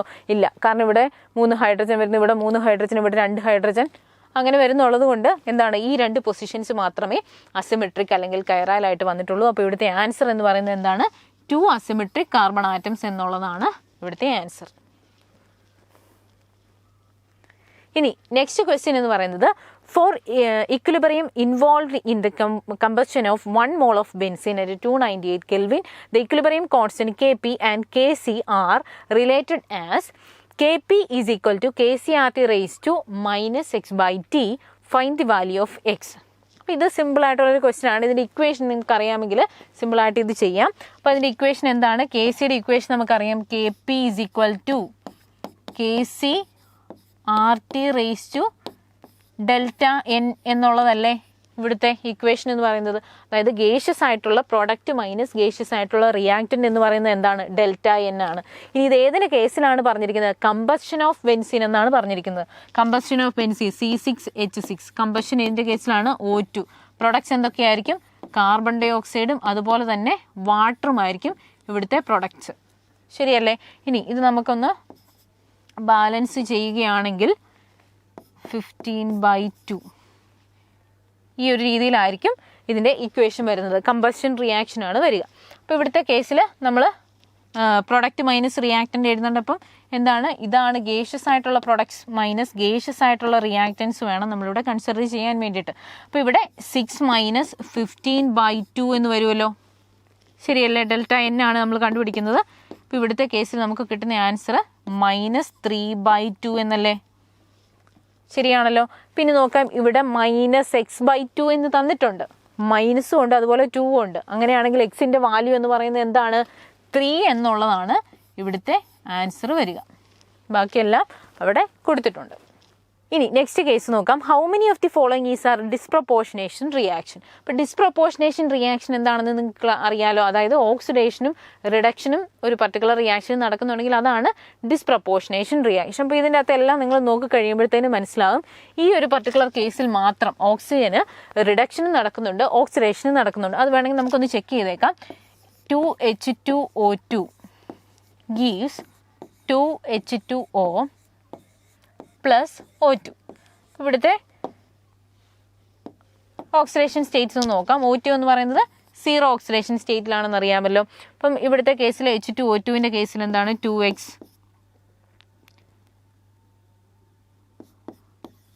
that is equal to 0. Then 2x is equal to -2. Therefore x is equal to -1. അപ്പോൾ ഇവിടുത്തെ കേസിൽ ഇത് -1 ആണ്. -1 ആണ്. ഇവിടുത്തെ കേസിൽ വരുമ്പോഴത്തേക്ക് നിങ്ങൾ ചെയ്ത് നോക്കുമ്പോൾ ഇവിടെ -2 എന്ന് വരും. അതായത് -1 എന്ന് പറയുന്ന ഓക്സിഡേഷൻ സ്റ്റേറ്റ് എന്തൊക്കെയായിട്ട് ചേഞ്ച് ആയി? -2 ആയിട്ടും അതുപോലെ തന്നെ 0 ഓക്സിഡേഷൻ സ്റ്റേറ്റിലേക്ക് മാറി. അതായത് റിഡക്ഷനും ഓക്സിഡേഷനും ഇവിടെ നടന്നിട്ടുള്ളത് കൊണ്ട് നമുക്ക് പറയാം ഈ ഒരു പർട്ടിക്കുലർ റിയാക്ഷൻ എന്ന് പറയുന്നത് ഡിസ്പ്രപ്പോർഷനേഷൻ റിയാക്ഷൻ ആണ് കാണിക്കുന്നത്. Next question is the distance between oxygen atoms of adjacent H2O molecules in the hexagonal structure of ice at 273 Kelvin is 273 pm, 276 pm. If OH bond length of H2O at temperature is 101 pm, then find the length of hydrogen bond in ice. Okay. അപ്പോൾ ഇത് hexagonal ഷേപ്പിലാണ് ice എന്നുള്ളത് നമുക്കറിയാം. കുറച്ച് values നമുക്ക് തന്നിട്ടുണ്ട്. നമുക്കറിയാം എന്താണ് ഹൈഡ്രജൻ ബോണ്ട് എന്ന് പറഞ്ഞു കഴിഞ്ഞാൽ ഹൈഡ്രജൻ ഈ ഒരു പർട്ടിക്കുലർ കേസിൽ ഹൈഡ്രജനും ഓക്സിജനും തമ്മിലുള്ള 2 മോളിക്യൂൾസിലെ ഹൈഡ്രജനും ഓക്സിജനും തമ്മിലുള്ള ബോണ്ട് ലെങ്ത് ആണ് ഇവിടെ ചോദിച്ചിരിക്കുന്നത്. ഓക്കെ, അപ്പോൾ അതിൻ്റെ ഒരു റെപ്രസെൻറ്റേഷനാണ് ഞാനിവിടെ കൊടുത്തിരിക്കുന്നത്. ഇനി നോക്കാം, ഇതൊരു വാട്ടർ മോളിക്യൂളാണ്, ഇതൊരു വാട്ടർ മോളിക്യൂളാണ്. ഇങ്ങനെ വാട്ടർ മോളിക്യൂൾസ് അറേഞ്ച് ചെയ്തിരിക്കുന്നത് ഇതിൻ്റെ താഴോട്ടെല്ലാം വരും. അതെല്ലാം ഹെക്സഗണൽ ഷേപ്പിലാണ് ഇരിക്കുക. ഇനി ഒന്ന് ചെക്ക് ചെയ്യേണ്ട കാര്യം എന്ന് പറയുന്നത് OH ബോണ്ട് ലെങ്ത് എന്ന് പറയുന്നത് തന്നിട്ടുണ്ട്. അതുപോലെ തന്നെ ഹൈഡ്രജൻ ബോണ്ടിനെയാണ് നമുക്ക് കണ്ടുപിടിക്കണം. അപ്പോൾ ഇവിടുത്തെ വാല്യൂസ് നമുക്ക് എഴുതാം. 2 ഓക്സിജൻസ് തമ്മിലുള്ള ബോണ്ട് ലെങ്ത് എന്ന് പറയുന്നത് 276 പൈക്കോമീറ്റർ ആണ്. ഇനി ഒരു ഹൈഡ്രജനും ഓക്സിജനും തമ്മിലുള്ള ലെങ്ത് എന്ന് പറയുന്നത് എത്രയാണെന്ന് തന്നിട്ടുണ്ട്. That is 101 picometre. അങ്ങനെയാണെങ്കിൽ ഹൈഡ്രജൻ ബോണ്ടിൻ്റെ ലെങ്ത് ആണ് നമുക്ക് കണ്ടുപിടിക്കേണ്ടത്. അതായത് ഈ തന്നിരിക്കുന്ന വാല്യൂ ആണ് നമുക്ക് കണ്ടുപിടിക്കേണ്ടത്. അപ്പം നമുക്ക് ഈ വാല്യൂസ് മൈനസ് ചെയ്യാം. കാരണം എന്താണ്? ഹൈഡ്രജൻ ബോണ്ടിൻ്റെ ലെങ്ത് ആണ് നമുക്ക് കണ്ടുപിടിക്കേണ്ടത്. അപ്പം 276 പൈക്കോമീറ്റർ മൈനസ് ഈ വാല്യൂ നമുക്ക് മൈനസ് ചെയ്യാം 101. അപ്പോൾ ഇത് മൈനസ് ചെയ്യുമ്പോൾ നമുക്ക് കിട്ടുന്ന ആൻസർ എത്രയാണ്? 571. 175 ആണ് നമുക്ക് കിട്ടുന്ന ആൻസർ എന്ന് പറയുന്നത്. ഓക്കെ, അപ്പം ഹൈഡ്രജൻ ബോണ്ട് ലെങ്ത് എന്ന് പറയുന്നത് എന്താണ്? ഹൈഡ്രജൻ ബോണ്ടിൻ്റെ ലെങ്ത് എന്ന് പറയുന്നത് 175 ആണ്. അപ്പോൾ ഇത് കാണിച്ചിരിക്കുന്നത് അതിൻ്റെ ഒരു എൻലാർജ്ഡ് വ്യൂ നമുക്കൊന്ന് നോക്കാം. ഇതുകൊണ്ടോ ഹെക്സഗണൽ ഷേപ്പിലാണ് ഇതിരിക്കുന്നത്. ഓക്കെ, ഐസ് ഹെക്സഗണൽ ഷേപ്പിലാണ് ഇരിക്കുന്നത്. അതിൻ്റെ ഒരു ചെറിയ പാർട്ട് മാത്രമേ ഞാനിവിടെ ഡ്രോ ചെയ്തിട്ടുള്ളൂ. അപ്പോൾ നിങ്ങൾക്കത് ക്ലിയർ ആണ് എങ്ങനെയൊക്കെയാണ് അതിൻ്റെ വാല്യൂസ് തന്നിരിക്കുന്നു, അതിനനുസരിച്ച് നമുക്ക് കാണാം. കാരണം ക്വസ്റ്റ്യൻ കുറച്ച് ലെങ്തിയാണ്, പക്ഷേ ആൻസർ നമുക്ക് വളരെ സിമ്പിളായിട്ട് ചെയ്തെടുക്കാൻ വേണ്ടി പറ്റും. നെക്സ്റ്റ് ക്വസ്റ്റ്യൻ എന്ന് പറയുന്നത്, in the manufacture of silicones chain length of the polymer is controlled by adding CH3X SiCl/. 2 cases തന്നിട്ടുണ്ട്. അതായത് കേസ് 1ഉം കേസ് 2ഉം തന്നിട്ടുണ്ട്. കേസ് 2വിൻ്റെ അകത്ത് പറഞ്ഞിരിക്കുന്നതാണ് നാച്ചുറലി ഒക്കറിങ് എലമെൻറ്റ് ഗ്രൂപ്പ് 14-ലുള്ളതാണ്. അതുപോലെ തന്നെ സ്ട്രോങ് ഓക്സിഡൈസിങ് ഏജൻ്റാണ്. +4 ഓക്സിഡേഷൻ സ്റ്റേറ്റിലും കാണിക്കുന്നതാണ്. അപ്പോൾ അതാണ് Z എന്ന് പറയുന്നത്. അപ്പം Y + Z - X ചെയ്യാനാണ് പറഞ്ഞിരിക്കുന്നത്. അപ്പം നമുക്ക് അറിയാം മാനുഫാക്ചർ ഓഫ് സിലിക്കോണിൻ്റെ അകത്ത് ചെയിൻ ലെങ്തിനെ കൺട്രോൾ ചെയ്യാൻ വേണ്ടി ആഡ് ചെയ്യുന്ന എലമെൻ്റ് എന്ന് പറയുന്നത് എന്താണ്? അത് CH3 ത്രൈസ് SiCl അല്ലേ? CH3 ത്രൈസ് SiCl അല്ലേ നമുക്കതിൻ്റെ ചെയിൻ ലെങ്ത് കൺട്രോൾ ചെയ്യാൻ വേണ്ടിയിട്ട് യൂസ് ചെയ്യുന്നത്. അപ്പോൾ അതുകൊണ്ട് തന്നെ നമുക്ക് ഇവിടുന്ന് ക്ലിയർ ആണ്. X എന്ന് പറയുന്നത് 3 ആണ്, അതുപോലെ Y എന്ന് പറയുന്നത് 1 ആണ്. ഇനി നോക്കാം, atomic number of naturally occurring element 14th ഗ്രൂപ്പിലുള്ള സ്ട്രോങ് ഓക്സിഡൈസിങ് ഏജൻ്റ് ഉള്ള അതുപോലെ തന്നെ +4 ഓക്സിഡേഷൻ സ്റ്റേറ്റിൽ എക്സിസ്റ്റ് ചെയ്യുന്ന ആൾ എന്ന് പറയുന്നത് ലെഡാണ്. ഓക്കെ, ലെഡാണ് വരുന്നത്. അപ്പോൾ ലെഡിൻ്റെ ആറ്റമിക് നമ്പർ എന്ന് പറയുന്നത് 82 ആണ്. ഇനി ഇതെല്ലാം കൂടെ വെച്ചിട്ട് നമുക്ക് എന്ത് ചെയ്യാം? Y + Z എന്ന് പറയുമ്പം 82 + 1 ദെൻ -X എന്ന് പറയുന്നത് എത്രയാണ്? 3 ആണ് വരിക. -X എന്ന് പറയുമ്പോൾ 3 ആണ്. അപ്പോൾ ഇത് കാൽക്കുലേറ്റ് ചെയ്യുമ്പോൾ നമുക്ക് കിട്ടുന്ന ആൻസർ എന്ന് പറയുന്നത് 83 - 3 ദാറ്റ് ഈസ് 80. അപ്പോൾ ഇവിടുത്തെ ആൻസർ എന്താണ്? 80 ആണ് ഇവിടുത്തെ answer. Next question is, how many of the following will produce hydrogen peroxide on hydrolysis? അപ്പോൾ നമുക്ക് കുറച്ച് എലമെൻറ്റ്സ് തന്നിട്ടുണ്ട്. ഏതൊക്കെയാണ്? Li2O, Na2O, O2, then KO2, RbO2. അപ്പോൾ ഇതിലേതൊക്കെയാണ് ഹൈഡ്രജൻ പെറോക്സൈഡ് ഹൈഡ്രോളിസിസ് നടത്തി കഴിയുമ്പോൾ ഹൈഡ്രജൻ പെറോക്സൈഡ് കിട്ടുന്നത് എന്നുള്ളതാണ് ക്വസ്റ്റ്യൻ. അപ്പോൾ ഈ 3 കേസിലും ഹൈഡ്രജൻ പെറോക്സൈഡ് ഹൈഡ്രോളിസിസ് ചെയ്യുമ്പോൾ കിട്ടുന്നു. H2O2 ഹൈഡ്രോളിസിസ് ചെയ്യുമ്പോഴത്തേന് H2O2 കിട്ടും. പക്ഷേ Li2Oയുടെ കേസിൽ ഹൈഡ്രോളിസിസ് ചെയ്യുമ്പോൾ കിട്ടുന്ന പ്രൊഡക്റ്റ് എന്ന് പറയുന്നത് LiOH ആയിരിക്കും. ക്ലിയർ ആണല്ലോ? അപ്പം ഇതിൽ എന്താണ് how many of the following will produce hydrogen peroxide on hydrolysis എന്ന് ചോദിക്കുമ്പോൾ ഇതിൻ്റെ ആൻസർ എന്ന് പറയുന്നത് 3 ആണ്. അപ്പോൾ ഇനി അടുത്ത എക്സാമിന് എല്ലാവരും നന്നായിട്ട് പ്രിപ്പയർ ചെയ്യുക, നന്നായിട്ട് എക്സാം അറ്റൻഡ് ചെയ്യുക. എല്ലാവർക്കും best wishes. Thank you.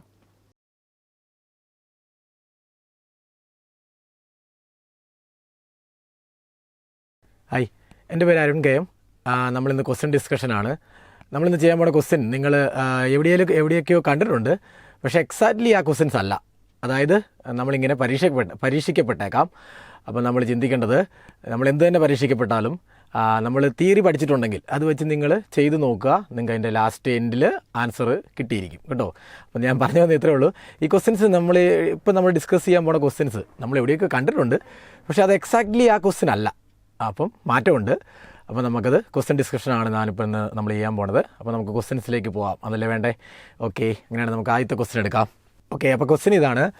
Let y = y of x be a function of x satisfying y × √1 - x² + x × √1 - y² is equal to 2 √2 × √3 + 1 divided by 15. And ഒരു കണ്ടീഷൻ തന്നിട്ടുണ്ട്, y of 1/5 is equal to 1/3.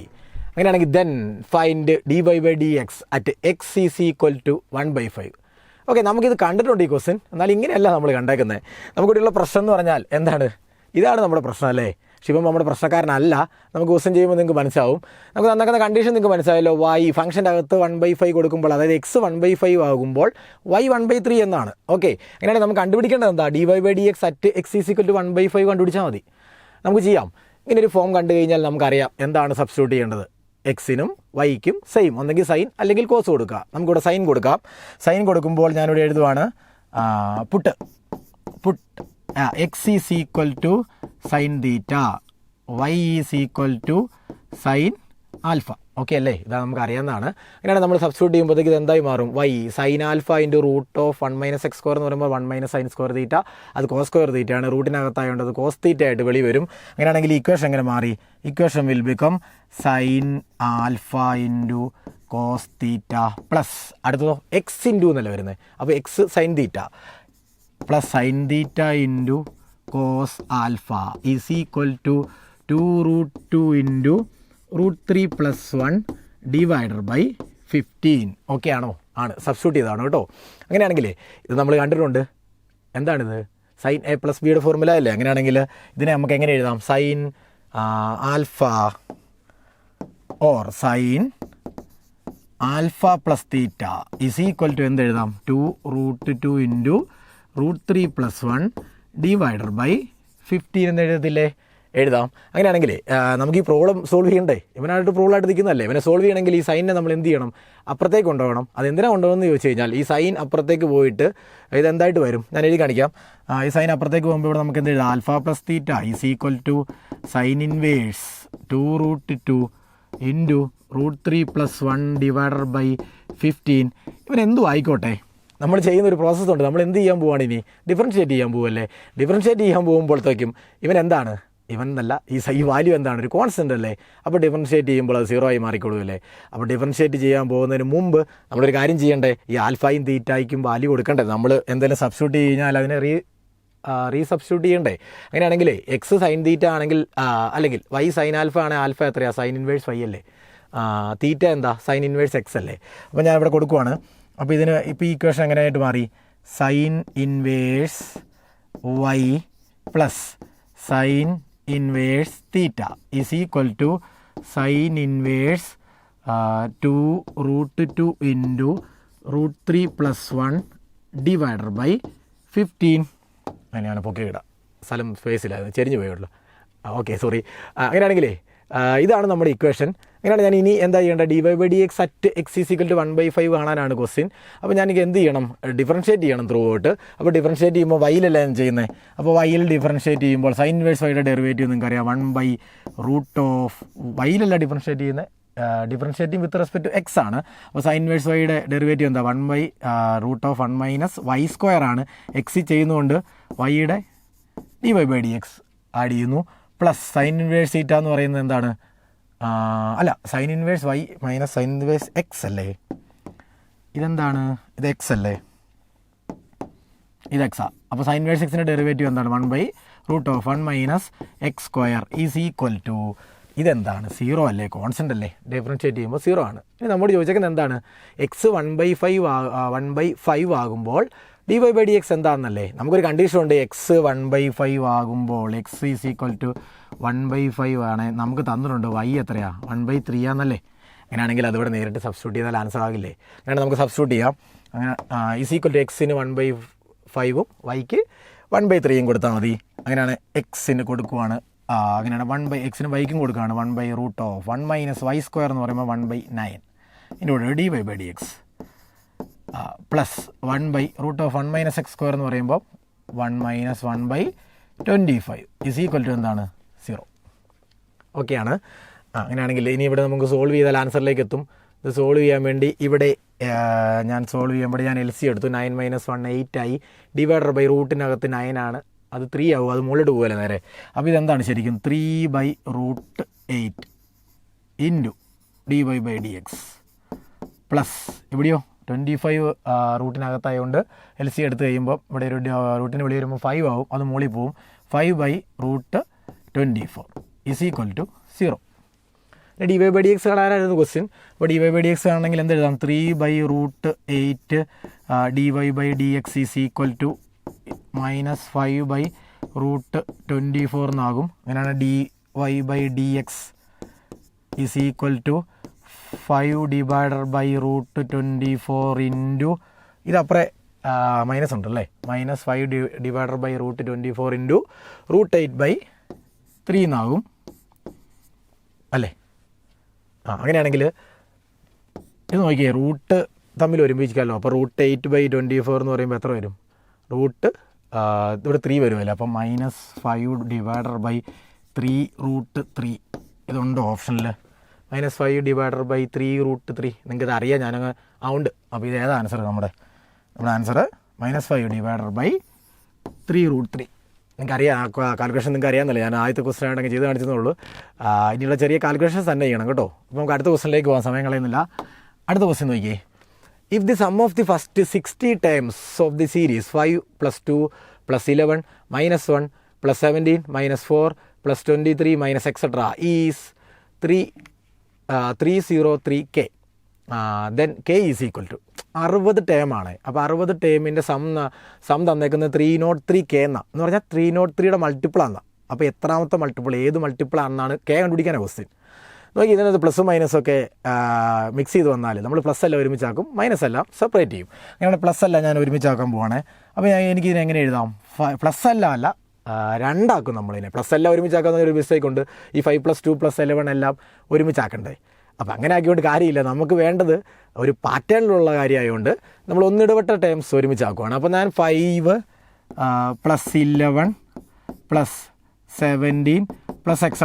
ഇത് കഴിഞ്ഞ് minus ഇട്ടിട്ട് മൈനസുള്ള terms എല്ലാം അതിൻ്റെ കൂടെ ഒരു ചെറിയൊരു വ്യത്യാസമുണ്ട്, 2 മാത്രം വരും എന്നേ ഉള്ളൂ. അത് കാരണം എനിക്കൊരു പാറ്റേൺ വേണം എന്ന്. ഇതിനകത്ത് പാറ്റേൺ നമുക്ക് ഐഡൻറ്റിഫൈ ചെയ്യാൻ പറ്റും. ആ പാറ്റേണാണ് ഞാൻ എഴുതുന്നത്.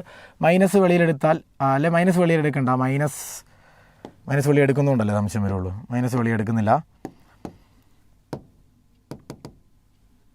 ഇത് കഴിഞ്ഞിട്ട് പ്ലസ്, ഇവിടെ പ്ലസ് ആണ് വരുന്നത്, +2 -1 -4 + etc. ഇതും 30 ടേംസ് ഉണ്ട്. ഇതും 30 ടേംസ് ഇല്ലേ? ഉറപ്പാണ്, കാരണം മൊത്തം 60 അല്ലേ, മൊത്തം 60 ടേംസ് അല്ലേ.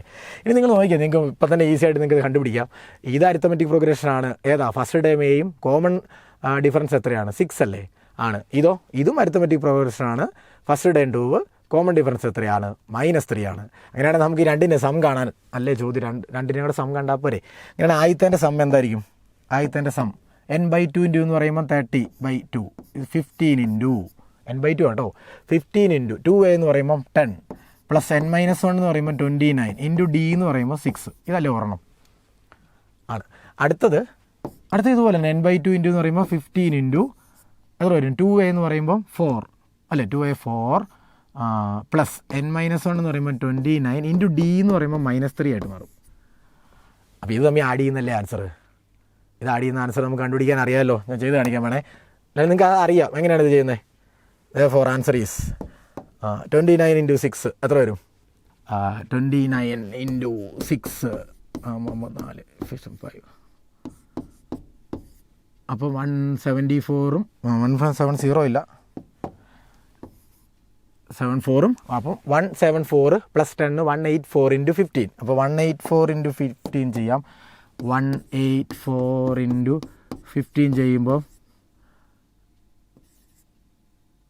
5 4 9 4 8 1 0 6 7.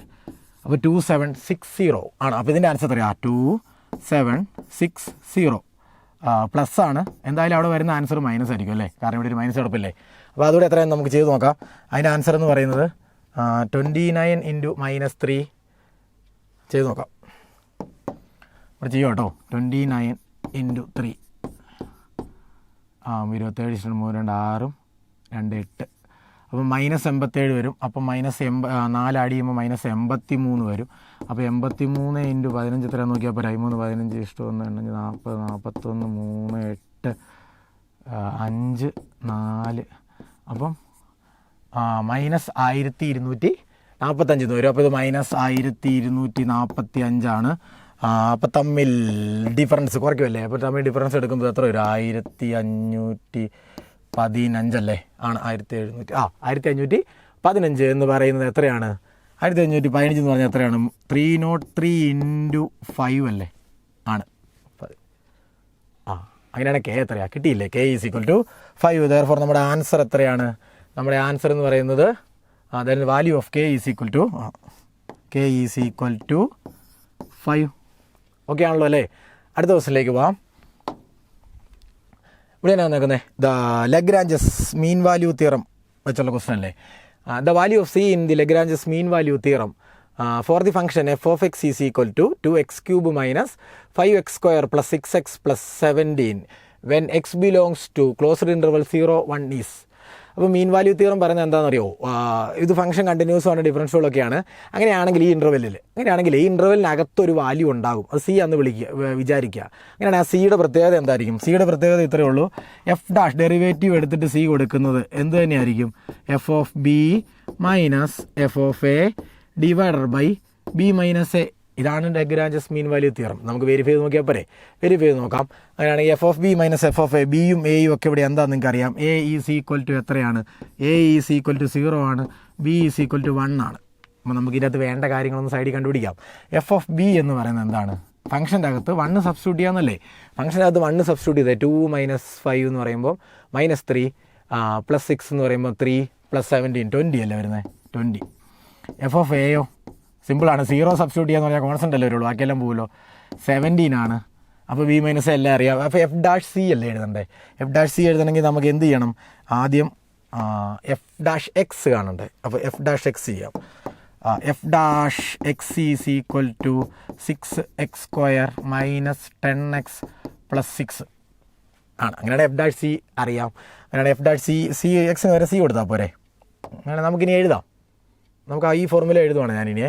therefore F dash C is equal to എന്ന് പറയുമ്പം എന്താണ്? 6c² - 10c + 6 is equal to F of B minus F of A എന്ന് പറയുമ്പോൾ 20 - 17 3 divided by B minus A 1 അല്ലേ? അപ്പോൾ 3/1. അങ്ങനെയാണ് ഇതൊരു ക്വാഡ്രാറ്റിക് ആക്കുമ്പോൾ ഇത് എന്തായി മാറും? 6c² - 10c + 3 is equal to 0. ഇതാണ് നമ്മുടെ ഇക്വേഷൻ. ഈ ഇക്വേഷനെ നമുക്ക് റൂട്ട് കണ്ടുപിടിക്കാൻ നിങ്ങൾക്ക് അറിയാം. -b +or- അങ്ങനെയാണ് -b +or എന്ന് പറയുമ്പോൾ 10 +or- റൂട്ട് ഓഫ് b² എന്ന് പറയുമ്പോൾ 100 -4ac എന്ന് പറയുമ്പം 6 3 18 4 72 അല്ലേ? ആണോ? 6 3 18 4 72. അപ്പോൾ 72/2 എന്ന് പറയുമ്പം 12 എന്ന് വരും. ഓക്കെ, അങ്ങനെയാണെങ്കിൽ നമുക്ക് അടുത്ത് ചെയ്യാം. ഇതിൻ്റെ അകത്തുനിന്ന് എന്തെഴുതാം? 10 ± 38 എന്നല്ലേ വരുന്നത്? അപ്പം 7 4 അല്ലേ 28. അപ്പോൾ 7 അല്ല 2√7 എന്നല്ലേ വരുന്നത്? അറിയാലോ അല്ലേ? 2√7 എന്ന് വരും. അത് 2√7 28. Okay, by 12. അങ്ങനെയാണെങ്കിൽ ഒരു എല്ലായിടത്തുനിന്നും ക്യാൻസൽ ചെയ്യുമ്പോൾ എന്ത് ക്യാൻസൽ ചെയ്യാം?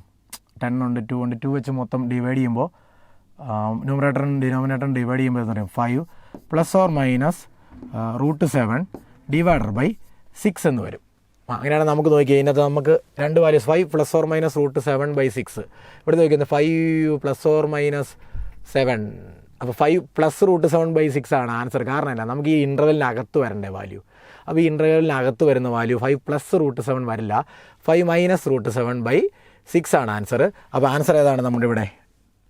ഓപ്ഷൻ 1 ആണ് ആൻസർ. ക്ലിയർ ആയല്ലോ? Mean value theorem just verify ചെയ്യുന്നുള്ളൂ. അടുത്ത ക്വസ്റ്റനിലേക്ക് പോവാം. അടുത്ത ക്വസ്റ്റൻ ഇതാണ്. If alpha and beta are the roots of the equation x² + x + 1 is equal to 0. ഒരു കണ്ടീഷൻ പറഞ്ഞിട്ടുണ്ട്. PK is equal to α⁴k + β⁴k. k greater than or equal to 1. Then which of the following statement is not true. അപ്പോൾ not true എന്ന് പറഞ്ഞാൽ നമുക്കൊരു അത്യാവശ്യം ഇതെല്ലാം ഒന്ന് കണ്ടുപിടിച്ച് നോക്കണം, എന്നിട്ട് അതിൽ ഏതാണ് തെറ്റുന്നതെന്ന് മനസ്സിലാവുള്ളൂ. നിങ്ങൾക്കറിയാം P1 എന്ന് പറഞ്ഞാൽ എന്താണ്? P1 ഈസ് ഈക്വൽ ടു α + β ആണ്. P2 എന്ന് പറയുന്നത് α² + β² ആണ്. നമുക്ക് പറഞ്ഞേക്കുന്ന ഈ കണ്ടീഷൻ വെച്ച് നോക്കി, ഈ ഇക്വേഷൻ്റെ റൂട്ടാണ് ആൽഫയും ബീറ്റയും എങ്കിൽ നമുക്ക് ആ റൂട്ടുകൾ എടുക്കേണ്ടത് എങ്ങനെയാണ്? നമുക്ക് ഈ ഇക്വേഷൻ വെച്ചിട്ട് എന്ത് എഴുതാം? സം ഓഫ് ദി റൂട്ട് എന്ന് പറഞ്ഞാൽ എന്താണ്? അതായത് α + β. സം ഓഫ് ദി റൂട്ട് -1 ആണ്. പ്രോഡക്റ്റ് ഓഫ് ദി റൂട്ട് എത്രയാണ്? 1 ആണ്. ഇത് സാറ്റിസ്ഫൈ ചെയ്യുന്ന ക്യൂബ് റൂട്ട് ഓഫ് യൂണിറ്റിക്കല്ലേ? അങ്ങനെയാണെങ്കിൽ നമുക്ക് അതിൻ്റെ കണ്ടീഷൻ എന്താണ്? ക്യൂബ് റൂട്ട് ഓഫ് യൂണിറ്റിയുടെ കണ്ടീഷൻസ് ഒക്കെ എന്താണ്? ω³ 1 ആണ്. 1 + ω + ω² 0 ആണ്. അങ്ങനെയാണെങ്കിൽ നോക്കിയേ, സം ഓഫ് ദി റൂട്ട് -1 വരണമെങ്കിൽ ഒമേഗയും ω² എടുത്താലല്ലേ ഈ 1 -1 എന്നുള്ള ആൻസർ കിട്ടുള്ളൂ. അങ്ങനെയാണ് ഞാൻ എന്ത് എഴുതും? α ഈസ് ഈക്വൽ ടു ω എന്ന് എടുത്തു, ബീറ്റ ഈസ് ഈക്വൽ ടു ω² എന്ന് എടുത്തു. നോക്കി, രണ്ട് കണ്ടീഷൻസും സാറ്റിസ്ഫൈഡ് അല്ലേ? ആണ്. ചെക്ക് ചെയ്ത് നോക്കിയോ? ആണ്. മൾട്ടിപ്ലൈ ചെയ്യുമ്പോൾ ω³ 1 ആണ്. അങ്ങനെയാണ് നമുക്ക് ഇനി ഓരോന്ന് കണ്ടുപിടിച്ച് നോക്കിയാൽ പോരെ? കണ്ടുപിടിക്കണമെങ്കിൽ ആദ്യം PK is equal to α⁴k + β⁴k എന്നല്ലേ? PK is equal to α⁴k + β⁴k. ഇങ്ങനെ P1 is equal to α + β is equal to ഏതാ? ω + ω². ഇത് നമുക്ക് അറിയാം -1. P2 is equal to alpha square plus beta square is equal to alpha എന്ന് പറയുന്നത് തന്നെ omega ആണ്. അപ്പോൾ ഇതെന്ത് വരും? ഒമേഗ സ്ക്വയർ പ്ലസ് ബീറ്റ എന്ന് പറയുന്നത് ഒമേഗ സ്ക്വയർ ആണ്. അപ്പോൾ ഒമേഗ സ്ക്വയറിൻ്റെ സ്ക്വയർ ഇതെന്താ? ഒമേഗ സ്ക്വയർ പ്ലസ് ഒമേഗ സ്ക്വയറിൻ്റെ സ്ക്വയർ എന്ന് പറയുമ്പോൾ എന്താ? ഒമേഗ റൈസ് ടു 4 ആണ്. അതെത്രയാണ്? ഒമേഗ ക്യൂബ് ഇൻറ്റു ഒമേഗ അല്ലേ. അപ്പോൾ ഇതെന്ത് വരും? ഒമേഗ സ്ക്വയർ പ്ലസ് ഒമേഗ വീണ്ടും ഇതെന്തായി? -1 ആയി. ഇനി അങ്ങനെയാണെങ്കിൽ ഓരോന്ന് ഞാൻ കണ്ടുപിടിച്ച് പോകാം കേട്ടോ. P3 ചെയ്യുവാണേ. P3 is equal to alpha cube plus beta cube is equal to alpha തന്നെ ഒമേഗ ആണ്. അപ്പോൾ omega cube plus beta cube എന്ന് പറയുമ്പോൾ ഒമേഗ സ്ക്വയർ ദ ഹോൾ ക്യൂബാണ്. Is equal to omega cube 1 ആണെന്ന് നിങ്ങൾക്കറിയാം. 1 plus omega square the whole cube എന്ന് പറഞ്ഞാൽ omega cube the whole square എന്ന് എഴുതാം. അപ്പോൾ 1 സ്ക്വയർ ആണ്, അതും 1 ആണ്. For answer is 2. ഇനി നോക്കിയേ, 3 കണ്ടീഷൻസ് ആണ്. P1 P2 P3 കിട്ടി. ഒന്ന് ആഡ് ചെയ്ത് നോക്കിയേ. -1 -2 +2 0 അല്ലേ. നമുക്ക് നോക്കുന്ന ക്വസ്റ്റ്യൻ എന്താ? P1 + P2 + P3 0. അപ്പോൾ അത് ശരിയാണ്. അപ്പോൾ നമുക്കിനി അടുത്തതിലേക്കല്ലേ പോകണ്ടേ? അടുത്തതിലേക്ക് പോകുമ്പോൾ P7 -1 ആണോ എന്ന് നോക്കാം. P7 ഒന്ന് കണ്ടുപിടിച്ച് നോക്കാം. P7 എന്ന് പറയുന്നത് P7 ഈസ് ഈക്വൽ ടു എന്ത് വരും? Alpha raise to 7 plus beta raise to 7 എന്നാണ്. അപ്പോൾ omega raise to 7 plus omega square raise to 7. ഞാനിങ്ങനെ എഴുതുന്നത് നേരത്തെ പറഞ്ഞത് നിങ്ങൾ നോക്കിക്കോണം കേട്ടോ. ആൽഫയും ബീറ്റ എടുത്തേക്കുന്നത് alpha is equal to omega, beta is equal to omega square എന്നാണ്. ആൽഫ റേസ് ടു 7 എന്താണ്? Alpha raise to 7 is equal to എന്താണ്? ഒമേഗ റേസ് ടു 7 എന്ന് പറഞ്ഞാൽ എന്താണ്? ഒമേഗ തന്നെയാണ്. ഒമേഗ ഇതോ പ്ലസ് ഒമേഗ റേസ് ടു 40 എന്ന് പറയുമ്പോൾ ഒമേഗ സ്ക്വയർ ആണ്. ഇതെത്രയാണ്? -1 അല്ലേ. അപ്പോൾ ഇവിടെ എന്ത് തന്നെയല്ലേ നോക്കിയാൽ? -1 ആണോ? ആണ്. അപ്പോൾ അത് ശരിയാണ്. ഇനി P6 കണ്ടുപിടിച്ചാൽ മതി. P6 കാണുമ്പോൾ P6 ഈസ് ഈക്വൽ ടു എന്താണ്? Alpha raise to 6 plus beta raise to 6. Alpha raise to 6 എന്ന് പറയുമ്പോൾ omega raise to 6 plus beta എന്ന് പറയുമ്പോൾ omega square raise to 6 is equal to alpha raise to 6 1 ആണ്. Omega square raise to 6 എന്ന് പറയുമ്പോൾ എത്രയാണ്? അതെന്താണ്? Omega square raise to omega raise to 12 താമുന്നു. അതും 1 തന്നെയല്ലേ. ഫോർ ആൻസർ എത്രയാണ്? 2 ആണ്. ഇവിടെ ആൻസർ 2 ആണോ? P6 -1 അത് ദെൻ തെറ്റി. ഇനി ബാക്കി ചെയ്യേണ്ട കാര്യമില്ല, നിങ്ങൾക്ക് ചെയ്ത് നോക്കാൻ അറിയാം. Then which of the following ഈ സ്റ്റേറ്റ്മെൻറ്റ് ഈസ് നോട്ട് ട്രൂ എന്ന് പറഞ്ഞാൽ ആൻസർ ഏതാണ്? 3 ആണ് കേട്ടോ. Answer is 3. ഇത് തെറ്റാ. അങ്ങനെ അടുത്ത ക്വസ്റ്റിനിലേക്ക് പോവാം. അടുത്ത question, limit x tends to 0 x² + 8 / 2x² + 8 the whole raise to 2/x² is equal to. നോക്കിയാൽ നേരിട്ട് സബ്സ്റ്റിറ്റ്യൂട്ട് ചെയ്യുമ്പോൾ 0/1 ആണ്. നിങ്ങൾക്ക് അപ്പോൾ അറിയാം 1 ആണെങ്കിൽ എങ്ങനെ എഴുതേണ്ടതെന്ന് അറിയാം. അപ്പോൾ ഈ ഇത് കണ്ടുപിടിക്കാൻ എളുപ്പമാണ്. ഈ റേസ് ടു എന്തായി മാറി? Limit x tends to 0 f(x/g(x) ആണ്. അപ്പോൾ f(x/g(x) മൈനസ് g(x) എന്നുള്ള ഫോർമുല അല്ലെങ്കിൽ -1 എന്നുള്ള ഫോർമുല ചെയ്യുമ്പോൾ ഇത് എന്തായിട്ട് മാറി? x² + 8 minus of 2x² + 8 divided by 2x² + 8 into h(x) എന്നല്ലേ. h(x) എത്രയാണ്? 2/. നിങ്ങൾക്ക് അറിയാമല്ലോ അല്ലേ ആ ഫോർമുല? നിങ്ങൾക്ക് അറിയാവുന്നതാണ്. അപ്പോൾ ഇതെങ്ങനെയായി മാറി? ഇനി നമുക്കിതിനെ വാല്യൂ കൊടുത്താൽ പോരെ? വാല്യൂ കൊടുക്കുമ്പോൾ നോക്കിയേ എന്തായി മാറും? ഇത് is equal to e raise to limit x tends to 0. ഇത് x² ക്യാൻസലായിട്ട് ഒരു -x²ഉം 8 ഓൾറെഡി ക്യാൻസലായി പോയി. Divided by 2x² + 8. ഇതിൻ്റെ ഇവിടെ ഇൻറ്റു ഏതാണ്? ഇൻറ്റു 2/x² ആണ്. ഈ x²ഉം ഈ x² ക്യാൻസലായി. ഇനി ലിമിറ്റ് അപ്ലൈ ചെയ്യുമ്പോൾ നോക്കി x ടെൻസ് 0 അല്ലേ. അപ്പോൾ -2 ഇത് മൈനസ് ഉണ്ട്. -2/8 അല്ലേ. അപ്പോൾ ഇതെന്തായി മാറി? ഈ റേസ് ടു -1/4 എന്നല്ലേ. 2/8 നിങ്ങൾ ക്യാൻസൽ ചെയ്തിട്ട് ഞാൻ ലിമിറ്റ് അപ്ലൈ ചെയ്യുവാണ് കേട്ടോ. ചെയ്ത് കാണിക്കേണ്ട കാര്യമില്ലല്ലോ. അപ്പോൾ എത്ര? ഈ റേസ് ടു -1/4 ആണ്. ആൻസറിലുണ്ടോ? നിങ്ങൾക്ക് ആൻസർ കീഴിലുണ്ടോ? ഉണ്ട്. അപ്പോൾ ആൻസർ ഏതാണ്? 4 ആണ് ആൻസർ ഇവിടെ. ഓപ്ഷൻ 4 ആൻസർ ഈ റേസ് ടു -1/4. അടുത്ത ക്വസ്റ്റ്യനിലേക്ക് പോവാം. Let A and B 2 independent events such that probability of A is equal to 1/2 and probability of B is equal to 1/4. Then which of the following is false? 2 independent events എന്ന് തന്നിട്ടില്ലേ. എയും ബിയും എന്താണ്? 2 independent ഈവൻറ്റുകളാണ്. അങ്ങനെയാണെങ്കിൽ independent event എന്ന് പറഞ്ഞാൽ നമുക്ക് അന്നേരം എഴുതേണ്ടത് എന്താ? പ്രോബബിലിറ്റി ഓഫ് എ ഇൻ്റർസെക്ഷൻ ബീനെ എങ്ങനെ എഴുതാം? Probability of A into probability of B എന്ന് എഴുതാം കേട്ടോ. ഇൻഡിപെൻഡൻ്റ് ആയതുകൊണ്ട് നിങ്ങൾക്ക് അറിയാം കണ്ടീഷൻ. അങ്ങനെയാണെങ്കിൽ ഇവിടെ കിട്ടിയില്ല answer. Probability of A intersection B എത്രയാണ്? 1/8. ഇത് കണ്ടുപിടിച്ച് വെച്ചു. ഇനി നമുക്ക് വേണ്ടത് എ യൂണിയൻ ബി ഒക്കെ വന്നിട്ടില്ലേ. അപ്പോൾ അതുകൂടെ കണ്ടുപിടിച്ച് വെച്ചാൽ നമുക്ക് ആൻസറിലേക്ക് പോകാം. Probability of A union B എന്ന് പറയുന്നത് എന്താണ്? Probability of A union B എന്ന് പറയുമ്പോൾ എ പ്ലസ് ബി അല്ലേ. Probability of A plus probability of B minus probability of A intersection B അല്ലേ. LC എടുക്കുമ്പോൾ എത്ര വരും? 4 + 2 - 1/8 = 5/8. ഈ രണ്ട് വാല്യൂസ് നമുക്ക് വേണ്ടതാണ്, അതുകൊണ്ടാണ് ഞാൻ ചെയ്ത് വെച്ചത് കേട്ടോ. ഇത് കാണുമ്പോൾ നമുക്കറിയാം അത് വേണ്ടി വരും. നമുക്ക് ഓരോ ഓപ്ഷനിലേക്ക് പോകാം. Probability of A given B എന്ന് പറഞ്ഞാൽ എന്താ ഫോർമുല? തെറ്റാതെ കണ്ടുപിടിക്കുമല്ലേ. Probability of A given B എന്ന് പറഞ്ഞാൽ probability of A intersection B / probability of B അല്ലേ. A intersection B എത്രയാണ്? 1/8. അപ്പോൾ 1/8 / പ്രോബബിലിറ്റി ഓഫ് B എത്രയാണ്? Probability of B 1/4. ഡിവൈഡർ ആയതുകൊണ്ട് തിരിച്ചിട്ട് ഗുണിച്ചാലും പോരെ. അപ്പോൾ 4 വരും ഇൻറ്റു, അപ്പോൾ ഇത് എത്രയാണ്? 1/2 അല്ലേ. അത് തന്നെയാണോ ആൻസർ? ആണ്, നോക്കണം, അത് തന്നെയാണ്. അപ്പോൾ അടുത്ത് പോവാം. Probability of A given A union B. അത് ഞാനേ ഇവിടെ ചെയ്തോട്ടെ, അവിടെ ചെയ്യുവാണേ, കാരണം അത് അല്ല പിന്നെ കാണാൻ വേണ്ടിയാണ്. ഞാൻ ഇവിടെ ചെയ്യുവാണ്. Probability of A given A union B എന്ന് പറയുമ്പോൾ probability of A intersection A union B. ഇത് ഫോർമുല ആയിട്ട് എഴുതുക കേട്ടോ. Divided by probability of A union B അല്ലേ. നിങ്ങൾക്കത് അറിയാമല്ലോ അല്ലേ, ഫോർമുലയാണ്, കണ്ടീഷണൽ പ്രോബബിലിറ്റിയുടെ ഫോർമുലയാണ്. അപ്പോൾ ഇതറിയാം.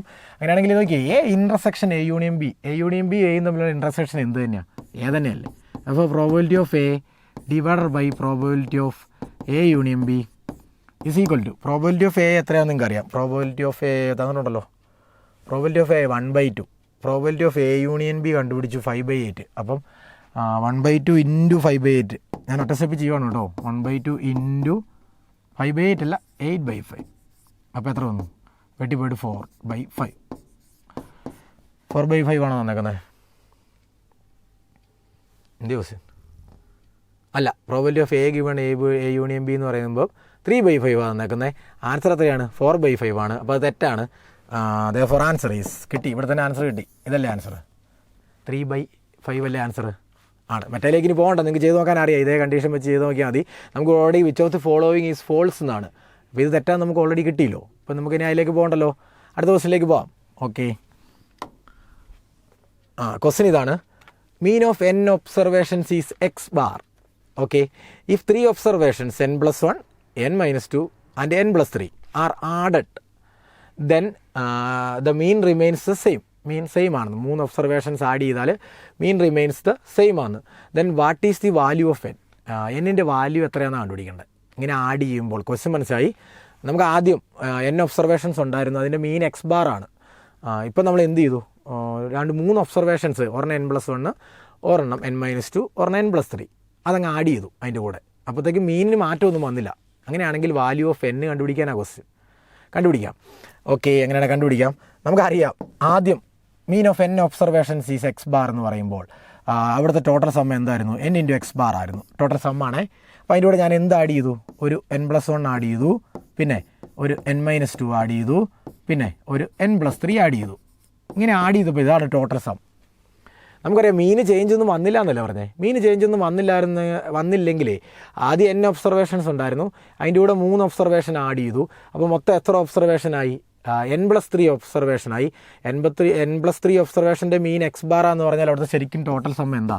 n+3 × x bar അല്ലേ. അപ്പോൾ ഈ രണ്ട് സമ്മല്ലേ, അതും സമ്മാണ് അതും സമ്മാണ്. ഇതെങ്ങനെ കിട്ടിയതാ? മീനിൻ്റെ ഫോർമുല വെച്ച്. ഇപ്പോൾ 7 ഒബ്സർവേഷൻ്റെ മീൻ 5 ആണെങ്കിൽ 7 × 5 35 അല്ലേ മൊത്തം ആഡ് ചെയ്യുന്നുള്ളത്. ഇപ്പോൾ ഇവിടെ എത്ര ഒബ്സർവേഷൻ ഉണ്ട്? n+3 ഒബ്സർവേഷൻസ് ഉണ്ട്. മീൻ x bar ആയതുകൊണ്ട് മാറ്റമില്ലാത്തതുകൊണ്ട് ഇതിൻ്റെ സം ഇവിടെ ഇതാണ്. ഇത് നമ്മൾ ആക്ച്വൽ സം, നേരത്തെ ഉണ്ടായിരുന്ന സമ്മിൻ്റെ കൂടെ നമ്മൾ ആഡ് ചെയ്തോടെ ഉൾപ്പെടുത്തി വന്നേക്കുന്നത്. അങ്ങനെയാണ് ഇത് രണ്ട് ഈക്വലാണ്. ഇപ്പോൾ നോക്കി, ഇതിൻ്റെ അന്ന് കിട്ടിയില്ല ആൻസർ. ഇതിൻ്റെ അന്ന് കിട്ടി, ചുമ്മാ ആഡ് ചെയ്താൽ പറയാം. ദാറ്റ് ഈസ് n(x bar) പ്ലസ് എത്ര n ഉണ്ട്? 3n + 1 = അതകത്തേക്ക് വിളിച്ചേ n(x bar) + 3x bar. n(x bar) വെട്ടിക്കളയാം. n അല്ലേ കണ്ടുപിടിക്കണ്ടേ? n കണ്ടുപിടിക്കുമ്പോഴത്തേക്ക് എന്തായി മാറി? 3n = എന്ത് എഴുതാം? 3x bar - 1. അങ്ങനെയാണ് n = 3x bar - 1 any mistake? 2 അല്ലേ ഇവിടെ? ഇവിടെ 3 + 1 4. അപ്പോൾ ഇത് 2 വരണം കേട്ടോ. ചെറിയൊരു മിസ്റ്റേക്ക്, അത് 2 ആണേ. 2. അപ്പം ഇവിടെ എന്തായി? 1 ഉള്ളടത്തല്ല എന്തായി? 2 ആയി.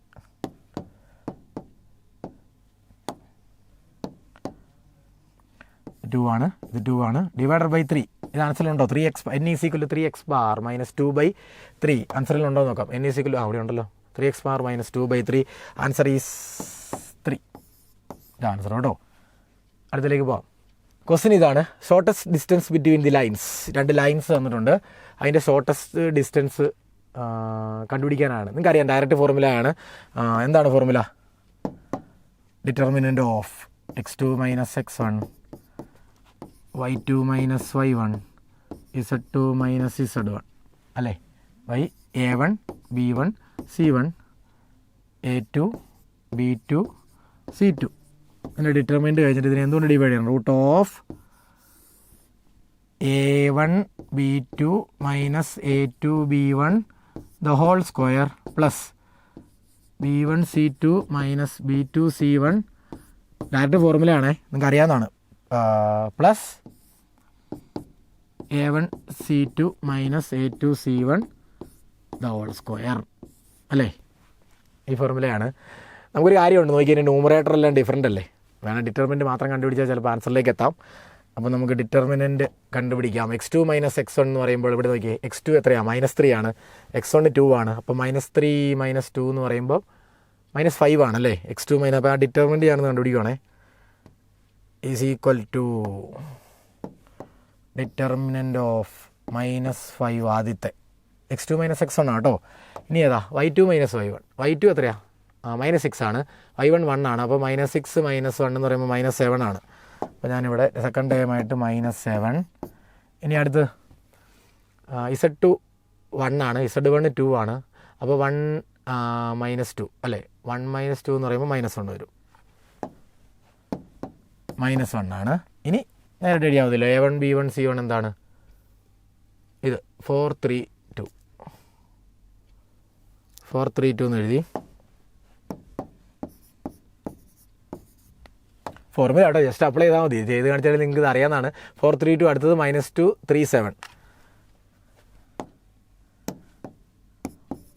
-2 3 7. ഇതിൻ്റെ വാല്യൂ ഞാൻ കണ്ടുപിടിക്കുകയാണേ, ഈസ് ഈക്വൽ ടു -5 × 7 3 ചെയ്യുവാണ് 21 - 6 പ്ലസ് 7 × 28 + 4 28 + 4 -1 × 12 + 6. ഇതെത്ര വന്നു? 21 17 5 ഇത് മൈനസ് അല്ലേ, അപ്പോൾ ഇത് 15 5 15 25 75 വന്നു. സിക്കൽ ടു -75 പ്ലസ് 32 × 7 എന്ന് പറയുമ്പോൾ 2 14 1 7 3 21 234 മൈനസ് 18 എന്ന് വരും. അപ്പോൾ -80 93 -93 131 കൂട്ടി ആൻസർ അല്ലേ? ആ ഉണ്ട്. അപ്പോൾ ഇനി വേറെ ഒന്നിലേക്കും പോകണ്ട, അടുത്ത കാണാൻ പോകണ്ട. Answer is 2 131 / 11√3. ഇല്ല, നിങ്ങൾ ചെയ്ത് നോക്കിക്കോട്ടോ, ഇത് ഡയറക്റ്റ് ക്വസ്റ്റൻ ആയിട്ട് നമ്മൾ വലിയ കാര്യമായിട്ട് പറയേണ്ട കാര്യമില്ല. അടുത്ത ക്വസ്റ്റൻ ഇതാണിത്. അടുത്ത ക്വസ്റ്റൻ നോക്കിക്കോണേ, ഇവിടെ ഇരിക്കട്ടെ. The locus of A point which divides the line segment joining the points -1 0 and a point on the parabola x square is equal to 4y internally in the ratio 1:2. Okay, the locus of A point. Locus കണ്ടുപിടിക്കണം. ഒരു point locus നമുക്കറിയാം, locus എന്താണെന്ന്. അതിൻ്റെ പ്രത്യേകത എന്നാ? Which divides the line segment joining the point -1 0യും പിന്നെ പരാബോളയിലുള്ള പോയിൻ്റാണ് X square is equal to 4y എന്ന പരാബോളയിലുള്ളൊരു പോയിൻറ്റും. ആ പോയിന്റുകൾ തമ്മിൽ ഡിവൈഡ് ചെയ്യുന്ന റേഷ്യോ ഏതാണ്? 1:2 ആണ് ആ പോയിന്റ്. ഇങ്ങനെയാണ് അതിൻ്റെ ലോക്കസ് കാണാനാണ്. ഞാൻ ഇക്വേഷൻ കാണാം, നമുക്ക് കാണാം. അപ്പോൾ നമുക്ക് എന്തെടുക്കാം? ഈ പരാബോളയിലുള്ള ഒരു പോയിന്റ് എന്താണെന്ന് വിചാരിക്കാം. നമുക്ക് നോക്കി, X square is equal to 4y അല്ലേ. അങ്ങനെയാണെങ്കിൽ പരാബോളയിലുള്ള പോയിന്റിനെ ഞാൻ ഇങ്ങനെ എടുത്താൽ പ്രശ്നമുണ്ടോ? 2t² എന്ന് എഴുതിയാൽ ഓക്കെ അല്ലേ? നോക്കി, എക്സ് സ്ക്വയർ എന്ന് പറയുമ്പോൾ 4t², അത് 4yക്ക് t² കൊടുത്താൽ പോരെ. അപ്പോൾ ഇതാണ് പോയിന്റ്. അപ്പോൾ നമുക്ക് എന്താ ഇക്വേഷൻ ഇങ്ങനെ മാറി. 2 പോയിന്റ് എടുക്കാം. ഒരെണ്ണം ഏതാണ്? -1 0 ആണ്.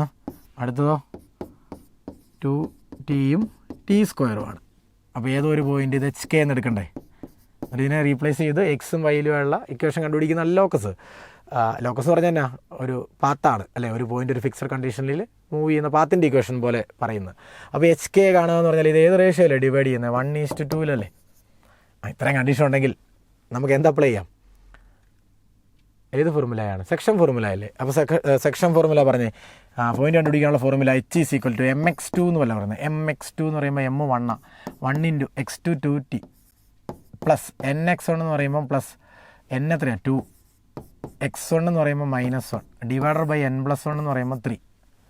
ഒന്നൊരു ഫോർമുല എഴുതുക. H is equal to 2t - 2 divided by 3 അല്ലേ? 2t - 2 mx2 plus nx1 2 into -2 is equal to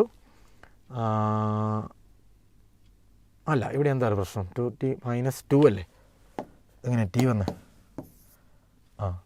2t - 2 divided by 3 എന്ന് എഴുതാം. അടുത്ത ഫോർമുല സെക്കൻഡ് ഏതിൻ്റെ ഫോർമുല? എച്ച് കെ കണ്ടുപിടിക്കുന്നത്. K is equal to my2 എന്ന് പറയുമ്പോൾ 1 into T square plus ny1 എന്ന് പറയുമ്പോൾ 2 ഇൻറ്റു 0 അത് എഴുതണ്ട ഡിവൈഡർ ബൈ 3. അപ്പോൾ ഇതെന്തായി മാറി? 3k is equal to t square എന്നായില്ലേ? Which implies 3k is equal to t square. അങ്ങനെയാണെങ്കിലേ ടി സ്ക്വയർ ഇവിടുന്ന് ടി കണ്ടുപിടിച്ചാൽ കൊണ്ട് സബ്സ്റ്റിറ്റ്യൂട്ട് ചെയ്താൽ എച്ചും കെയിലുള്ള ഇക്വേഷൻ ആവും. അപ്പോൾ ഇവിടുന്ന് ടി എന്താ? Is equal to which implies ഇവിടുന്ന് t is equal to 3h + 2 divided by 2 എന്നാണ്. അങ്ങനെയാണെങ്കിൽ t square 3k is equal to t square ഞാൻ കൊണ്ട് കൊടുക്കുകയാണ്. 3k is equal to t square എന്ന് പറയുമ്പം 3h + 2/2 the whole square. Expand ചെയ്യുവാണ്.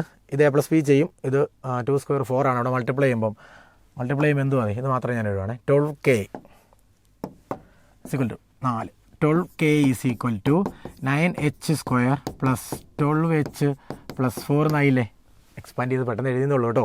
അങ്ങനെയാണെങ്കിലേ ഇപ്പോൾ ഇക്വേഷനായി 9h സ്ക്വയർ പ്ലസ് 12x. അങ്ങനെയാണെങ്കിൽ എച്ചിന് എക്സും കെയ്ക്ക് വൈയും കൊടുത്താൽ ആൻസർ ആയില്ലേ?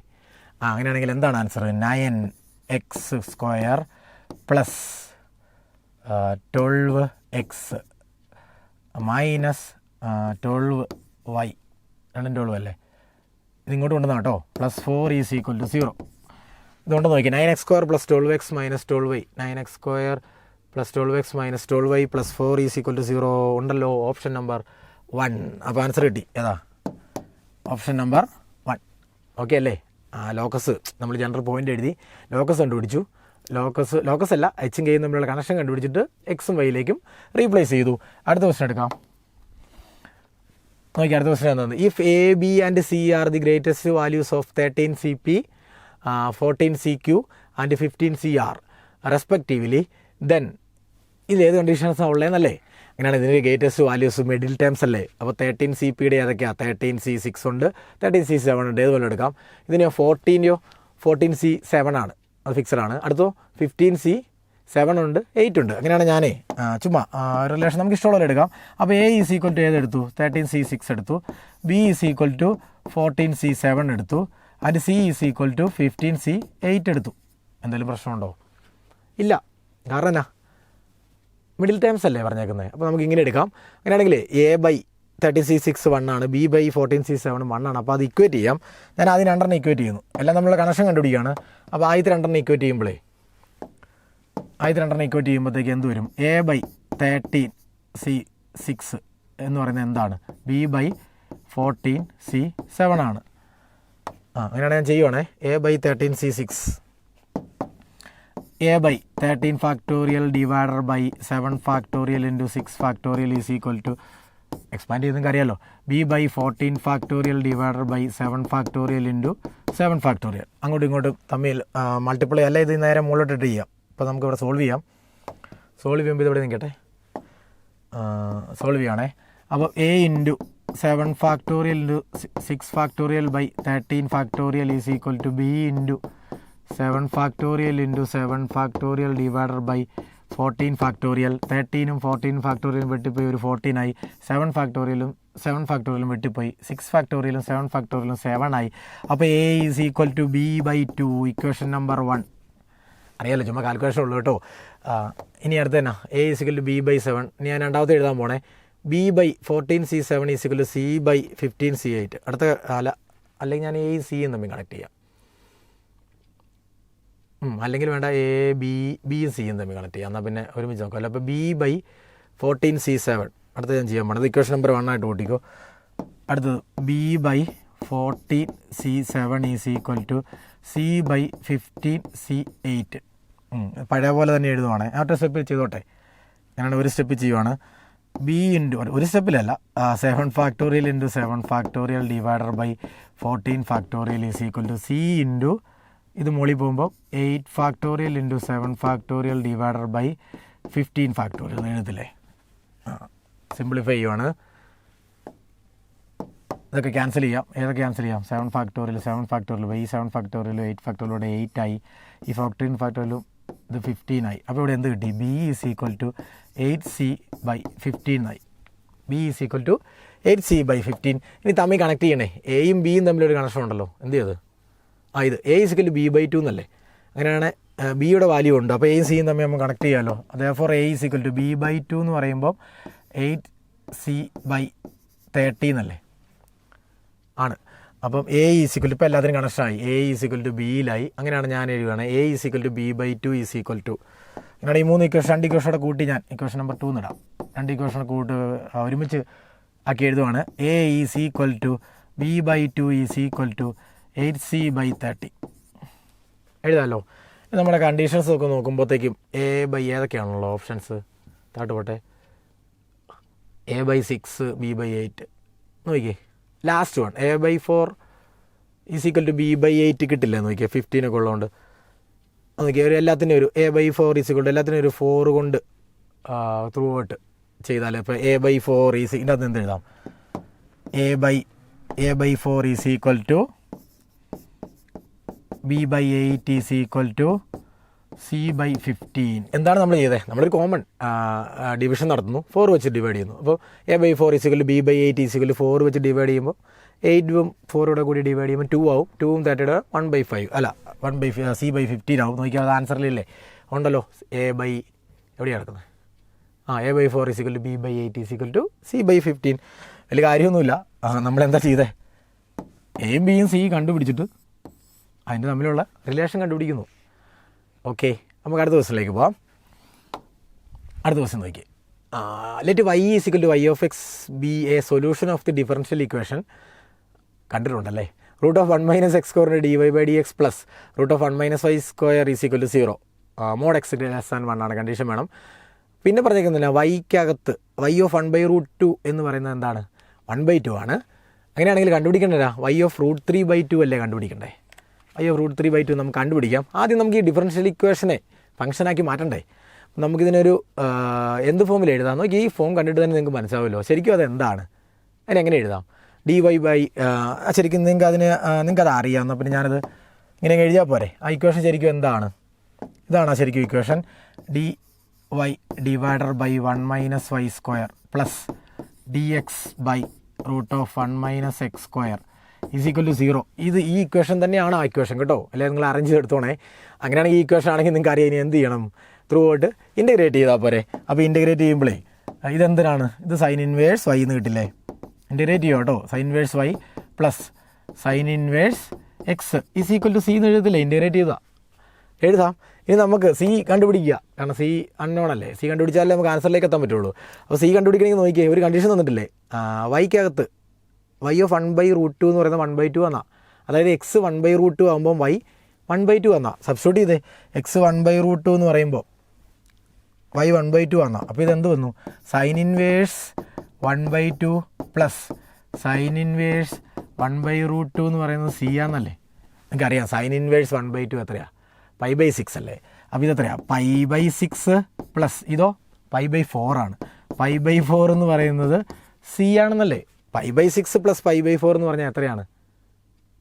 5π/12 അല്ലേ. ആദ്യത്തെ എൽസി എടുത്താൽ മതി. അത് 12 ആണ്. അപ്പോൾ 2π പ്ലസ് 3π അപ്പോൾ 5π/12. അപ്പോൾ സിയുടെ വാല്യൂ കിട്ടി. Which implies c is equal to 5π divided by 12. ഇങ്ങനെയാണ് നമുക്ക് ആൻസറിലേക്ക് എത്താൻ ഈസി ആയിരുന്നേ. ഇനി നമുക്ക് ആ ഇക്വേഷൻ ഒന്നുകൂടെ എഴുതാം. അപ്പോൾ ഈ ഇക്വേഷൻ ഒന്നുകൂടെ എഴുതാം. എന്തെഴുതാം? സൈൻ ഇൻവേഴ്സ് y എത്രയാണ്? y അതുപോലെ തന്നെ sign inverse y plus sine inverse X എന്ന് പറയുന്നത് സിക്ക് വരെ എന്ത് കൊടുത്താൽ മതി? 5π ഡിവൈഡർ ബൈ 12. ഇത്രേ ഉള്ളൂ. ഇനി എന്നാ ചോദിച്ചേക്കുന്നത്? എന്ത് കണ്ടുപിടിക്കാനാ? y √3 അല്ല സോറി എക്സ് y ഓഫ് √3/2 എന്ന് പറഞ്ഞാൽ എന്താ അറിയോ? എക്സിന് √3/2 ആകുമ്പോൾ വൈ എത്രയാണെന്ന് കണ്ടുപിടിക്കാനല്ലേ, അതായത് ഫംഗ്ഷൻ്റെ അകത്ത് √3/2 കൊടുക്കുമ്പോൾ കിട്ടുന്ന വാല്യൂ കണ്ടുപിടിക്കാനാണ്. അപ്പോൾ √3/2 സബ്സ്റ്റിറ്റ്യൂട്ട് ചെയ്താൽ പോരെ, ഏതിന് പകരം എക്സിന് പകരം വൈ അവിടെ തന്നെ കിടക്കട്ടെ, വൈ കണ്ടുപിടിക്കാനാണ് ക്വസ്റ്റ്യൻ. അപ്പോൾ sine inverse Y plus sine inverse √3/2 is equal to എന്താണെന്നുണ്ട് 5π/12 എന്നുണ്ട്. അങ്ങനെയാണ് sine inverse y is equal to sine inverse √3/2 എത്രയാ, π/3 അല്ലേ. അങ്ങനെയാണെങ്കിൽ ഈ π/3 അപ്പുറേ പോകുമ്പോൾ ഇത് എന്തായി മാറും, 5π/12 മൈനസ് π/3 എന്നാവും. അപ്പോൾ ഇത് എത്രയാ, π/12 അല്ലേ, is equal to L C എടുക്കുമ്പോൾ കേട്ടോ π/12.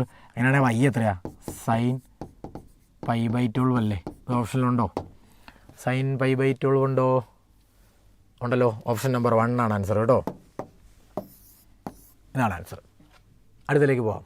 ഓക്കെ, നമുക്ക് ഈ ഇൻ്റഗ്രൽ കണ്ടുപിടിക്കുമ്പോൾ കിട്ടുന്ന ഫോം ഇങ്ങനെയാണെങ്കിൽ നമുക്ക് കണ്ടുപിടിക്കേണ്ട എന്താ, ലാംഡ ഇൻറ്റു f(5/4). അപ്പോൾ നോക്കി, ലാംഡ എന്താണെന്ന് പറഞ്ഞിട്ടില്ല, f(x) എന്താണെന്ന് പറഞ്ഞിട്ടില്ല. അപ്പോൾ നമുക്ക് ഇതിൻ്റെ ഇൻ്റഗ്രൽ ഒന്ന് കണ്ടുപിടിച്ച് നോക്കാം. എന്നിട്ട് ഈ ഫോമിലേക്ക് ഇക്വേറ്റ് ചെയ്യുമ്പോൾ നമുക്ക് f(x)ഉം കിട്ടും 1/λയും കിട്ടും. അങ്ങനെയാണെങ്കിൽ ഞാൻ ആ ഇൻ്റഗ്രൽ എന്താണെന്നുള്ളത് എഴുതാൻ പോവാണ്. ഇൻ്റഗ്രൽ നമ്മൾ കണ്ടുപിടിക്കാൻ പോവാണ്. ഇൻ്റഗ്രൽ നോക്കിക്കോണം. അപ്പോൾ ഇൻ്റഗ്രൽ എന്താണ്, integral cos X divided by sine cube X into 1 plus sine raise to 6x whole raise to 2/3 ആണ്. ഇത് ചെയ്യുമ്പോൾ നമ്മളൊരു കാര്യം മനസ്സിലാക്കണം, ഇത് ചെയ്യുമ്പോൾ ഒരു കോമൺ ഫോമുണ്ട്, ആ ഫോമിൽ നമ്മൾ ചെയ്യണം. അപ്പോൾ അത് ചെയ്യേണ്ടത് എങ്ങനെയാണെന്ന് ചോദിച്ചു കഴിഞ്ഞാൽ, കാരണം സബ്സ്റ്റിറ്റ്യൂട്ട് ചെയ്യേണ്ട ക്വസ്റ്റ്യൻ ആയതുകൊണ്ട് നമ്മളത് ഉണ്ടാക്കിയെടുക്കുകയാണ് നമ്മൾ ചെയ്യുന്നത്. ഉണ്ടാക്കിയെടുക്കണമെങ്കിൽ ആദ്യം നമുക്ക് ഇതിൻ്റെ അകത്തൊരു സൈൻ റേസ് 6x വെളിയിലേക്ക് എടുക്കണം. എന്താ നിങ്ങൾക്ക് പിന്നീട് സബ്സ്റ്റിറ്റ്യൂഷൻ വരുമ്പോൾ നിങ്ങൾക്ക് മനസ്സിലാവും. സൈൻ റേസ് 6x വെളിയിലേക്ക് എടുക്കുമ്പോൾ നോക്കിയാൽ 2/3 ഉണ്ട് പവറിൽ. അപ്പോൾ 6 വെളിയിലേക്ക് വരുമ്പോൾ എന്തായിട്ട് മാറും, സൈൻ റേസ് ടു 6x വെളിയിലേക്ക് വരുമ്പോൾ എന്തായിട്ട് മാറും, 4 ആയിട്ട് മാറും. അപ്പോൾ ഇത് എന്തായിട്ട്, ഈ ഇക്വേഷൻ എന്ത് തന്നെയാണ് ശരിക്കും, it is equal to integral cos X divided by ആ സൈൻ റേസ് 4 വെളിയിലേക്ക് വരുമ്പോൾ 6 വെളിയിലേക്ക്, ഈ പവറിൽ നിന്ന് വെളിയിലേക്ക് വരുമ്പോൾ 4 ആയിട്ട് മാറും. അപ്പോൾ ഇതെന്തായിട്ട് മാറും, sine raise to 4x into വെളിയിലെടുക്കാന്ന് പറഞ്ഞാൽ 4 അടിയിലേക്ക് 1 സൈൻ റേസ് ടു 6x, പിന്നെ സെക്കൻഡ് ടൈം 1 ആയി. ആ പവർ അതുപോലെ തന്നെ വരും ഇൻറ്റു dx. ഇവിടെ dx ഉണ്ട്, ഇവിടെ എഴുതില്ലേ dx. അങ്ങനെയാണെങ്കിലേ ഇനി നമുക്ക് ഇതിനെ ചെയ്ത് പോവാം. ഇപ്പോൾ നമുക്കൊരു സബ്സ്റ്റിറ്റ്യൂഷൻ കിട്ടി, കോസ് എക്സ് ഉണ്ട്. ഇപ്പോഴെല്ലാം നേരത്തെ ഉണ്ടെങ്കിലും നമ്മളിപ്പോൾ സബ്സ്റ്റിറ്റ്യൂട്ട് ചെയ്തിട്ട് ആൻസറിലേക്ക് എത്തുന്നത്. നമ്മൾ എന്ത് കൊടുക്കുന്നു, put T is equal to sine എക്സിന് ടി എന്ന് കൊടുക്കുന്നു. Put T is equal to sine X, ടിക്ക് സൈൻ എക്സ് എന്ന് കൊടുക്കുമ്പോൾ dt/dx എന്ന് പറയുന്നത് എന്താണ്, കോസ് എക്സ് ഡി എക്സ് അല്ലേ, അല്ല കോസ് എക്സ് ആണ്. ഡി ടി എന്ന് പറയുന്നത് കോസ് എക്സ് ഡി എക്സ് ആണ്. അങ്ങനെയാണെങ്കിൽ ഈ ഇൻ്റഗ്രൽ എങ്ങനെയായിട്ട് പറയും, integral D T divided by t⁻⁷ into 1/t⁻⁶ plus 1 എന്നായി മാറിയില്ലേ. നോക്കി, ഇനി നമുക്കറിയാം ഈ 1 ഇത്രയും സാധനത്തിൻ്റെ എന്തെങ്കിലും വേറെ സബ്സ്റ്റിറ്റ്യൂഷൻ കൊടുത്താൽ ഈ സാധനം റീപ്ലേസ് ആയിക്കോളും. അപ്പോൾ ഇത് അതിനു വേണ്ടിയാണ് ഞാനത് ചെയ്തത് കേട്ടോ, ഞാനെന്നല്ല നമ്മളത് ചെയ്യേണ്ടത്. അങ്ങനെയാണെങ്കിൽ അപ്പോൾ അടുത്ത് ചെയ്യാം. ഇനി എന്താണ് സബ്സ്റ്റിറ്റ്യൂട്ട് ചെയ്യേണ്ടത്, നമുക്ക് ഇഷ്ടമുള്ള വല്ല സബ്സ്റ്റിറ്റ്യൂഷൻ കൊടുക്കാമല്ലോ, കൊടുത്ത എല്ലാം നേരെ അവസാനമാകുമ്പോൾ തിരിച്ചു കൊടുത്താൽ പോരെ. അങ്ങനെയാണെങ്കിൽ ഞാൻ ഇതിനെടുത്ത് u is equal to 1 + 1/t⁻⁶ എന്ന് എടുത്തു. അങ്ങനെയാണെങ്കിൽ du/dt എന്ന് പറയുന്നത് എന്തായി മാറി, -6/t⁻⁷ എന്നായി. നമുക്ക് വേണ്ടത് എന്താണ്, ഡി ടി മാറ്റിയാൽ മതി. ഡി ടി മാറ്റുമ്പോൾ ഇതെന്തായിട്ട് മാറി, is equal to d t എന്താണ്, d t is equal d t replace ചെയ്യുമ്പോൾ du/-6t⁻⁷ എന്നാണ്. അപ്പോൾ ഇതെന്തായി, -1/6 കോൺസ്റ്റൻ്റ് ആയിട്ട് വെളിയിലെടുത്തു. ഇത് du/t⁻⁷ അത് ഡി ടി ആയിട്ട് മാറി. ഇതിന് പവർ കൂടി ഉണ്ട് കേട്ടോ, പവർ പോവില്ല. അപ്പോൾ u⁻²/2/3 എന്നായി. du/u⁻t/3 നിങ്ങൾക്ക് ചെയ്യാൻ അറിയാം എന്താണ്, സാധാരണ u⁻²/3 മൈനസ് മുകളിലോട്ട് എടുത്താൽ മതി. അപ്പോൾ ഈസ് ഈക്വൽ ടു എന്ത് വന്നു, -1/6 ഇൻറ്റു u⁻²/3 നോക്കും, u⁻²/3 + 1 ഡിവൈഡർ ബൈ -2/3 + 1 + e എന്നായി. യുക്ക് വരെ സബ്സ്റ്റിറ്റ്യൂട്ട് ചെയ്താൽ പോരെ. -2/3 + 1 എത്രയാണ്, u⁻1/3 ആണ്. ഇത് എത്രയാണ്, ഇതും തന്നെ 1/3 ആണ്. ആ 1/3 മുകളിൽ പോയി ഇത് -1/2 എന്നാവും. അറിയാമല്ലോ, ഒറ്റ സ്റ്റെപ്പ് ചെയ്യുവാണ്. സിക്കൽ -1/2 ഇൻറ്റു യുവിന് വരെ എന്താ കൊടുക്കേണ്ടത്, u 1 + t⁻⁶ ആണ്. അപ്പം യുവിന് വരെ 1 + 1/sin⁻⁶ ആണ് വരുന്നത് കേട്ടോ, അല്ല നോക്കി ചെയ്തോണേ. Into whole raise to 1/3 divided by ഒന്നുമില്ല, പ്ലസ് സി ആണ്. ഇത് നോക്കിയാൽ നമ്മുടെ മറ്റേ ജനറൽ ഫോമിലേക്ക് ഞാൻ കൊണ്ടുവരുവാണ്. എനിക്ക് ആ ക്വസ്റ്റൻ അറിയാം, അതുകൊണ്ടാണ് ഞാൻ ഇവിടെ നിന്ന് എഴുതുന്നത് കേട്ടോ. അപ്പോൾ is equal to -1/2 into sine raise to 6x plus L C എടുക്കുവാണേ by sine raise to 6x രണ്ടിൻ്റെ whole raise to 1/3 plus c. ഈ 1/3 രണ്ടിന് സെപ്പറേറ്റ് കൊടുക്കുമ്പോൾ നമുക്കറിയാം, കമ്പയർ ചെയ്യുവാണ് ഞാൻ. ഇസ് ഈക്വൽ ടു -1/2 ഇൻറ്റു ഇത് അതുപോലെ തന്നെ കൊടുക്കട്ടെ 1 plus sine raise to 6x the whole raise to 1/3 divided by sine raise to 6xന് 1/3 കൊടുക്കുമ്പോൾ സൈൻ സ്ക്വയർ x ആണ് പ്ലസ് സി. ഇനി നോക്കിയേ, ഇതും ആദ്യത്തെ അത്രയും പോയോ, ആദ്യത്തെ ഇതോടെ തമ്മിൽ കമ്പയർ ചെയ്യുമ്പോഴേ എഫ് ഓഫ് എക്സും നിങ്ങൾ നോക്കിക്കോണം, നിങ്ങൾ ബുക്കിൽ എഴുതി കഴിയുമ്പോൾ നിങ്ങൾക്ക് അത് കിട്ടും. എഫ് ഓഫ് എക്സ് എന്ന് പറയുന്നത് എന്തായിട്ട് മാറും? ഓക്കെ, എഫ് ഓഫ് എക്സിൻ്റെ സ്ഥാനത്ത് കിടക്കുന്ന ഏതാ? ഇതുമല്ലേ. പിന്നെ ലാംഡയുടെ സ്ഥാനത്ത് കിടക്കുന്നത് 3 ആണ്. അങ്ങനെയാണ് ലാംഡയുടെ വാല്യൂ എനിക്ക് എന്ത് കിട്ടി? ലാംഡയുടെ വാല്യൂ നേരിട്ട് എഴുതാം. നിങ്ങളത് കമ്പയർ എടുത്തോണം. ലാംഡ ഈസ് ഈക്വൽ ടു 3 ആണ്. പിന്നെയോ എഫ് ഓഫ് എക്സ് എന്ന് പറയുന്നത് -1/2 സൈൻ സ്ക്വയർ എക്സ് ആണ്. ഇനി എന്നാ കണ്ടുപിടിക്കാനുള്ളത്? എന്തായിരുന്നു ചോദിച്ചിരുന്നത് എന്തായിരുന്നു? ലാംഡ ഇൻറ്റു എഫ് ഓഫ് π/4 ആണ്. ലാംഡ ഇൻറ്റു എഫ് ഓഫ് π/4 എന്ന് പറയുമ്പോൾ ലാംഡ 3 ആണ്. എഫ് ഓഫ് π/4 എന്ന് പറയുമ്പോൾ സൈൻ സ്ക്വയർ π/4 ആണ്. അതെത്രയാ? 1/√2ൻ്റെ സ്ക്വയർ ആണ്. അപ്പോൾ 2 വെട്ടിപ്പോയി -1 ആയി. അപ്പോൾ 3 × -1 ആൻസർ ഈസ് -3. ആൻസർ -3 കേട്ടോ, അല്ലേ? നോക്കിയേ, ഇല്ലേ ഓപ്ഷനേ? ഉണ്ട്. അപ്പോൾ ആൻസർ ഈസ് -3. കാര്യം മനസ്സിലായല്ലോ അല്ലേ? ഓക്കെ, അടുത്ത ക്വസ്റ്റിനിലേക്ക് പോകാം. അടുത്ത ക്വസ്റ്റ്യൻ ഇതാണ്. If A is equal to 4, 4, 18, 18 and I is equal to 1, 0, 0, 1 then 40 A inverse കാണാനാണ്. അപ്പോൾ എ ഇൻവേഴ്സ് കാണാൻ നമുക്കറിയാം. എ ഇൻവേഴ്സിൻ്റെ ഫോർമുല എന്താണ്? Adjoint of A divided by determinant of A അല്ലേ? അഡ്ജോയിൻ്റ് ഓഫ് എ എന്ന് പറയുമ്പോൾ നിങ്ങൾക്ക് നേരിട്ട് ചെയ്യാൻ അറിയാം. എന്താ, തിരിച്ചിട്ടാ പോരെ? അല്ല, ഇതിന് ചെയ്യാനുള്ള ഷോർട്ട് കട്ട് മെത്തേഡ് നിങ്ങൾക്ക് അറിയാം. 8, 4 ആക്കുക, ബാക്കി രണ്ടും മൈനസ് ആക്കുക. ഇതിങ്ങനെ കിട്ടുകയുള്ളൂ ചെയ്താൽ അല്ലേ? ഈ 4ൻ്റെ താഴെ കേട്ടോ. അത് നിങ്ങൾക്ക് അറിയാമല്ലോ അല്ലേ? നേരെ ഈ എലമെൻറ്റ്സ് നേരെ തിരിച്ചിടുക, മറ്റേതിന് നെഗറ്റീവ്സ് ഓപ്പോസിറ്റ് സൈൻ കൊടുക്കുക. ഡിവൈഡർ ബൈ ഡിറ്റർമിനൻ്റ് ഓഫ് എത്രയാണ് നോക്കി? 42 മൈനസ് 72 മൈനസ് 72 എന്ന് പറയുമ്പോൾ -40 അല്ലേ? അപ്പോൾ എന്തെങ്കിലും കണക്ഷൻ കാണും ഇതായിട്ട് കേട്ടോ. അപ്പോൾ -40 ആണ്. അപ്പോൾ ഡിവൈഡർ ബൈ -40 ആണ്. അപ്പോൾ നോക്കി, 40 എ ഇൻവേഴ്സ് എന്ന് പറയുമ്പോൾ എന്ത് പിടിക്കാനാ? 40 എ ഇൻവേഴ്സ് എന്നല്ലേ ചോദിക്കുക. അപ്പോൾ 40 എന്ന് പറയുമ്പോൾ ഈ മൈനസ്, അപ്പോൾ എല്ലാത്തിനും ഒരു മൈനസ് കൊടുക്കും. അപ്പോൾ 40 എ ഇൻവേഴ്സ് എന്താണ്? 40 എ ഇൻവേഴ്സ് എന്ന് പറയുമ്പോൾ ആ 40 ക്യാൻസലായി, പക്ഷേ മൈനസ് ഉണ്ട്. അപ്പോൾ -8, 4, 18, -4 എന്ന് വരും. അപ്പോൾ ഇതെന്താണെന്ന് നോക്കിയാൽ ജസ്റ്റ് ഒന്ന് ഇമാജിൻ ചെയ്ത് നോക്കിയാൽ ഏതാ? എയിൽ നിന്നും 12 ആയി അല്ലേ? ഈ ഓപ്ഷൻസ് വെച്ച് ഏതാ കിട്ടുള്ളൂ? ഇത് ഓരോന്ന് നിങ്ങൾ ചെക്ക് നോക്കുക, ആൻസർ ഏതായിരിക്കും? A - 12y ആണ് നേരെ. കാരണം A - 12 -8 വരണം. അപ്പം A - 12 കിട്ടണമെങ്കിൽ -8 കിട്ടണമെങ്കിൽ ആയതാണ് ആൻസർ? ഓപ്ഷൻ 4 ആണ് ആൻസർ. ഓപ്ഷൻ 4 നമുക്ക് ചെയ്യാം. അതുപോലെ ചോദിക്കുന്ന ക്വസ്റ്റ്യൻ ആണ്, നിങ്ങൾക്ക് അറിയാം, ചെയ്യേണ്ട കാര്യമില്ലായിരുന്നു, നിങ്ങൾക്ക് ചെയ്യാവുന്നേ ഉള്ളൂ. ഓക്കെ, അടുത്ത question. If E1 and E2 are the eccentricities of the ellipse x² by 169 plus y² by 36 is equal to 1 and the hyperbola x² by 25 minus y² by 36 is equal to 1 respectively, and E1 E2 is a point on the ellipse 169x² plus 25y² is equal to k, then find the value of k. അപ്പോൾ k കണ്ടുപിടിക്കാനാണ് question. നമുക്കറിയാം എന്തൊക്കെയാണ് പറഞ്ഞേക്കുന്നത്. E1 എന്ന് പറഞ്ഞാൽ ഏത് എലിപ്സിൻ്റെ എക്സെൻട്രിസിറ്റിയാണ്? ആദ്യത്തെ എലിപ്സിൻ്റെ. അപ്പോൾ E1ൻ്റെ equation എന്താ? നമുക്കറിയാം. എലിപ്സിൻ്റെ എക്സെൻട്രിസിറ്റീസ് എന്ന് പറയുമ്പോൾ 1 - b² by a² ആണ്. ഈസ് ഈക്വൽ ടു √1 - b² എന്ന് പറയുമ്പോൾ 36 ഡിവൈഡർ ബൈ 169 ആണ്. Is equal to √169 - 36 all divide by 13 ആണ്. അത് നമുക്ക് ചെയ്യാവേ. അങ്ങനെയാണ് അടുത്തത്. E2 എന്താണ്? അല്ലെങ്കിൽ 169 by 36 അറിയാം, 133 അല്ലേ? ഈസ് ഈക്വൽ ടു √133 by 13 ആണത്. ഇനി അടുത്ത് ചെയ്യുമ്പോൾ E2 ഏതിൻ്റെയാണ്? ഹൈപ്പർബോളയുടെ എക്സെൻട്രിസിറ്റിയാണ്. അപ്പോൾ ഹൈപ്പർബോളയുടെ എക്സെൻട്രിസിറ്റിയുടെ ഇക്വേഷൻ എന്ന് പറയുമ്പോൾ E2 is equal to √1 + b² by a² ആണ്. ഈസ് ഈക്വൽ ടു √1 + b² എന്ന് പറയുമ്പോൾ എത്രയാണ് അവിടെ? b² 36 by 25. അപ്പോൾ ഈസ് ഈക്വൽ ടു 1 + 36 by 25 ആണ്.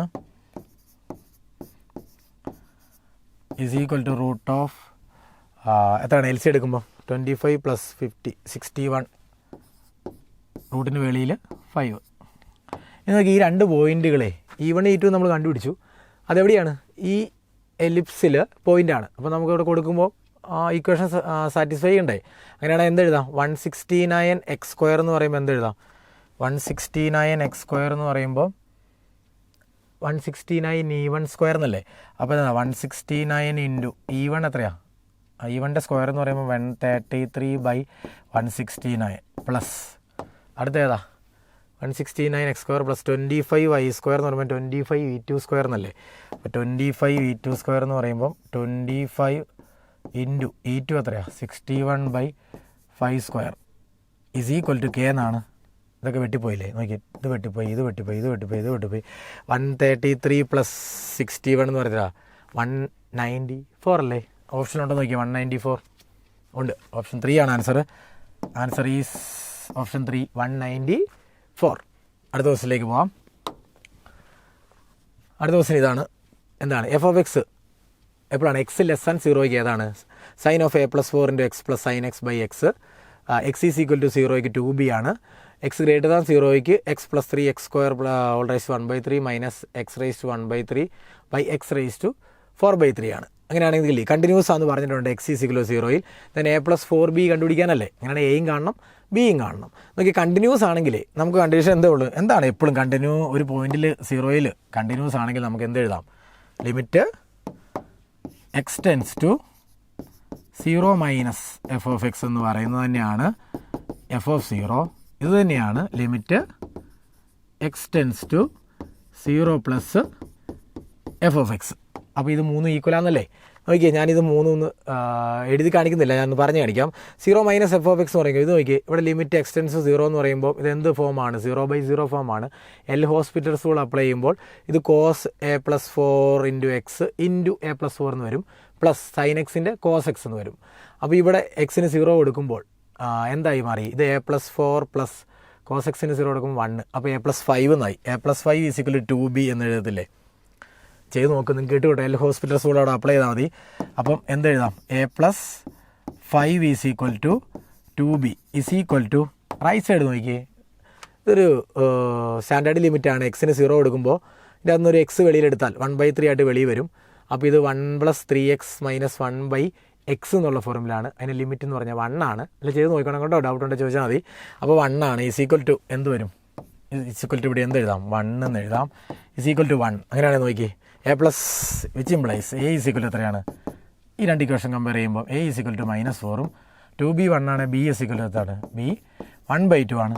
അപ്പം a -4ഉം b 1/2 ആണെങ്കിൽ -4 പ്ലസ് b 1/2 അല്ല, -4 പ്ലസ് 2 എന്ന് പറയുമ്പോൾ -2 അല്ലേ ആൻസർ? അപ്പോൾ ആൻസർ ഈസ് 3.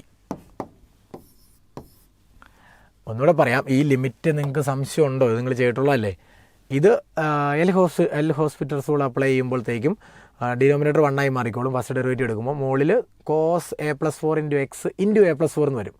ബാക്കിയൊക്കെ 1 ആണ്. അപ്പോൾ a+4 മിച്ചം വരും ലിമിറ്റ് സബ്സ്റ്റിറ്റ്യൂട്ട് ചെയ്യുമ്പോൾ. സൈൻ എക്സിൻ്റെ ഡെറിവേറ്റീവ് cos x ആക്കി നമ്മൾ എടുത്തു. അപ്പോൾ പിന്നെ അവിടെ ലിമിറ്റ് കൊടുക്കുമ്പോൾ 1 ആയി. അപ്പോൾ a+4 + 1 എന്നാണ് ശരിക്കും വരുന്നത്. അത് a+5. ഇത് നോക്കിയാൽ സ്റ്റാൻഡേർഡാണ്. ഇത് ഒരു എക്സ് വെളിയിലെടുത്താൽ ഈ x⁻⁴ രണ്ട് സ്ഥലത്തു നിന്നും വെളിയിലെടുത്ത് കട്ട് ചെയ്യാം. ബാക്കിയുള്ളതിന് സ്റ്റാൻഡേർഡ് ഫോം ഉണ്ട്. 1 + 3x - 1 / x എന്നാവും. അതിന് ലിമിറ്റ് അപ്ലൈ ചെയ്യുമ്പോൾ എന്തായി മാറി? പവറുണ്ട്. ലിമിറ്റ് അപ്ലൈ ചെയ്യുമ്പോൾ എന്തായിട്ട് മാറി? 1 ആണ് കേട്ടോ. അതുകൊണ്ടാണ് ഈ ഇക്വേഷൻ എഴുതിയേക്കുന്നത്. അല്ലെ നിങ്ങളത് ചെയ്ത് നോക്കിക്കോണം, അത് നിങ്ങൾക്ക് കിട്ടുന്നതാണ്. നിങ്ങൾ കുറേ ലിമിറ്റ് ചെയ്തിട്ടുള്ളതല്ലേ? അപ്പോൾ ഇത് സബ്സ്റ്റിറ്റ്യൂട്ട് ചെയ്യുമ്പോൾ എയ്ക്കും ബിക്കും വാല്യൂ കിട്ടി. അപ്പോൾ a + b എന്ന് പറയുന്നത് a -4 ആണ്. അപ്പോൾ -4 + 4 × 1/2 -4 + 2 എന്ന് പറയുമ്പോൾ -2 ആയിട്ട് മാറി. നമുക്ക് അടുത്ത ക്വസ്റ്റ്യനിലേക്ക് പോകാം. അടുത്ത ക്വസ്റ്റ്യൻ ഇതാണ്. അത് ഞാൻ ചെയ്ത് കാണിക്കാം. ഇവിടെ കേട്ടെ. If x is equal to σ n is equal to 0 to ∞ sin raised to 2n θ. y എന്ന് പറയുന്നത് σ n is equal to 0 to ∞ -1 raised to n tan raised to 2n θ. അങ്ങനെയാണെങ്കിൽ ഇത് ഏത് കണ്ടീഷൻസാണ് ഉള്ളതെന്നല്ലേ കാണണ്ടേ? അപ്പോൾ നമുക്ക് ആദ്യം എക്സും വൈ എന്താണെന്ന് എഴുതി നോക്കാം. അപ്പോൾ എക്സ് എന്താണ്? എക്സ് ഈസ് ഈക്വൽ ടു, ഞാൻ ഇത് കൊടുക്കുവാണ്, സിഗ്മ നൊട്ടേഷൻ കൊടുക്കുവാണ് കേട്ടോ. സം എവിടെ തൊട്ട് എവിടെ വരിക? n 0 കൊടുക്കുമ്പോൾ ഇതെന്തായി? സൈൻ റേസ് 0 θ എന്ന് പറയുമ്പോൾ ഇതെന്താണ്? 1 ആണ്. സൈൻ റേസ് ഏത് നമ്പർ റേസ് 0 എന്ന് പറഞ്ഞാലും 1 അല്ലേ?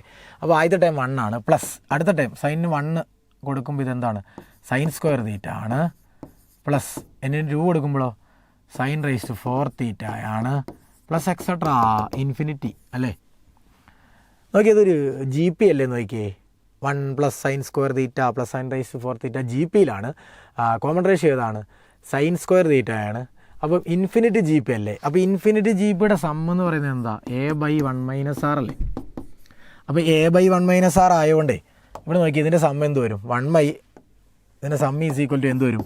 1/1 - സൈൻ സ്ക്വയർ തീറ്റ എന്ന് വരും, is equal to 1/cos square theta എന്നല്ലേ? അത്രേ ഉള്ളൂ. അപ്പോൾ അതവിടെ കിടക്കട്ടെ. അടുത്ത എന്താണെന്ന് നോക്കി. അടുത്ത എന്താ? y എന്ന് പറയുന്നത് -1 raise to n tan raise to 2n theta എന്നാണേ. അപ്പോൾ ഞാൻ y ഒന്ന് എഴുതി നോക്കുവാണ്. y എഴുതുമ്പോഴേ y ഈസ് ഈക്വൽ ടു ആദ്യത്തെ ടൈം എന്താണ്? 0 ആണ് കൊടുക്കേണ്ടത്. അപ്പോൾ എന്തായാലും 0 എന്ന് പറയുന്നത് 1 തന്നെയാണ്. ആദ്യത്തെ ടൈം 1, ആദ്യത്തെ ടൈം 1 ആണ്.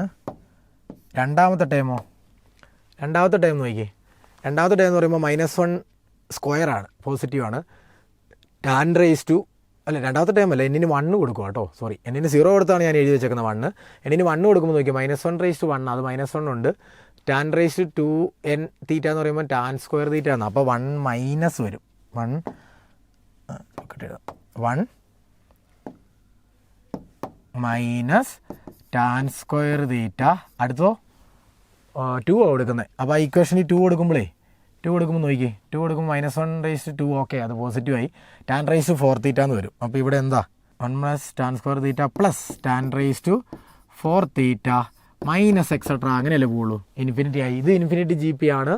അതിൻ്റെ സമ്മ് കാണാനുള്ള ഫോർമുല എന്ന് പറയുമ്പോൾ ഇതിന് എന്ത് എഴുതാം? സമ്മ് എന്ന് പറഞ്ഞിട്ട് ഈസ് ഈക്വൽ ടു a/, എന്ന് പറയുമ്പോൾ 1 മൈനസ് r സ്ക്വയർ എന്ന് പറയുമ്പോൾ 1 മൈനസ് r എന്ന് പറയുമ്പോൾ 1 മൈനസ് ടാൻ സ്ക്വയർ തീറ്റ എന്നല്ലേ? 1 മൈനസ് ടാൻ സ്ക്വയർ തീറ്റ എന്നാണോ? അല്ല, r ഇവിടെ എന്താണ്? മൈനസ് ടാൻ സ്ക്വയർ തീറ്റ ആണ്. അപ്പോൾ ഇതെന്തായി? 1 പ്ലസ് ടാൻ സ്ക്വയർ തീറ്റ ആണ്. അപ്പോൾ 1/sec സ്ക്വയർ തീറ്റയാണ്. നോക്കി, ഇപ്പോൾ തന്നെ കണക്ഷൻ കിട്ടിയില്ലേ? x 1/cos square theta, y 1/sec square theta. അങ്ങനെയാണ് xy മൾട്ടിപ്ലൈ ചെയ്യുമ്പോൾ 1 അല്ലേ? therefore എന്താണ് ഇവിടെ answer? x × y is equal to 1 ആണ് answer. xy is equal to 1. അടുത്ത ക്വസ്റ്റിനിലേക്ക് പോവാം. അടുത്ത ക്വസ്റ്റൻ ഇതാണ്. The domain of the function f(x) is equal to sine inverse 2 × mod x + 3/x² + 2 is. Domain എന്താണെന്ന് തന്നിട്ടുണ്ട്. അങ്ങനെയാണ് ആ ഡൊമൈനി അങ്ങനെ യൂണിയൻ വരുമ്പോൾ കണ്ടുപിടിക്കാനാണ്. നോക്കി, സൈൻ ഇൻവേഴ്സിനകത്ത് എന്ത് വന്നാലും അത് -1 നും 1 നും ഇടയ്ക്കല്ലേ? പക്ഷേ ഒരു പ്രത്യേകതയുണ്ട്. ഇത് ന്യൂമറേറ്റർ എന്തായാലും പോസിറ്റീവാണ്, ഡിനോമിനേറ്റർ എന്തായാലും പോസിറ്റീവാണ്. അങ്ങനെയാണെങ്കിൽ നമുക്ക് എന്ത് എഴുതിയാൽ മതി? ആ 1ൻ്റെ കണ്ടീഷൻ എടുത്ത് എഴുതാം. അപ്പോൾ 1ൻ്റെ കണ്ടീഷൻ എടുത്ത് എഴുതുമ്പോൾ എന്ത് വരും? 2 × mod x + 3/x² + 2 എന്തായിരിക്കും? 1-നേക്കാളും കുറവായിരിക്കണം. ഓക്കെ, മൾട്ടിപ്ലൈ ചെയ്യുമ്പോൾ ഇത് എന്ത് വന്നു?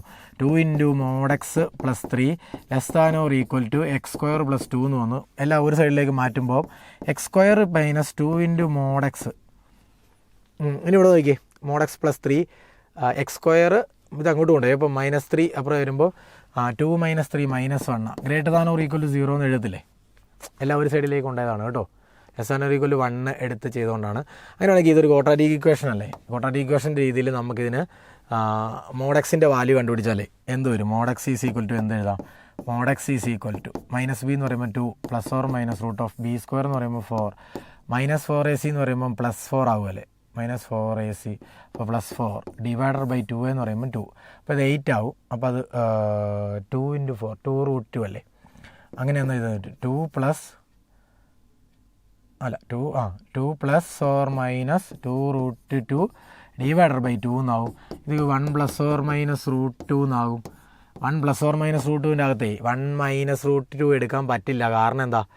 1 - √2 മോഡുലസ് എക്സിൻ്റെ വാല്യൂ ഒരിക്കലും നെഗറ്റീവ് ആകില്ല. അപ്പോൾ mod x എന്താ? 1 + √2 ആണ്. അങ്ങനെയാണ് mod x ആയതുകൊണ്ട് 1 + √2 എന്നുള്ള ഡൊമൈനിൽ അപ്പോൾ mod x-ൻ്റെ വാല്യൂ എന്ത് വരും?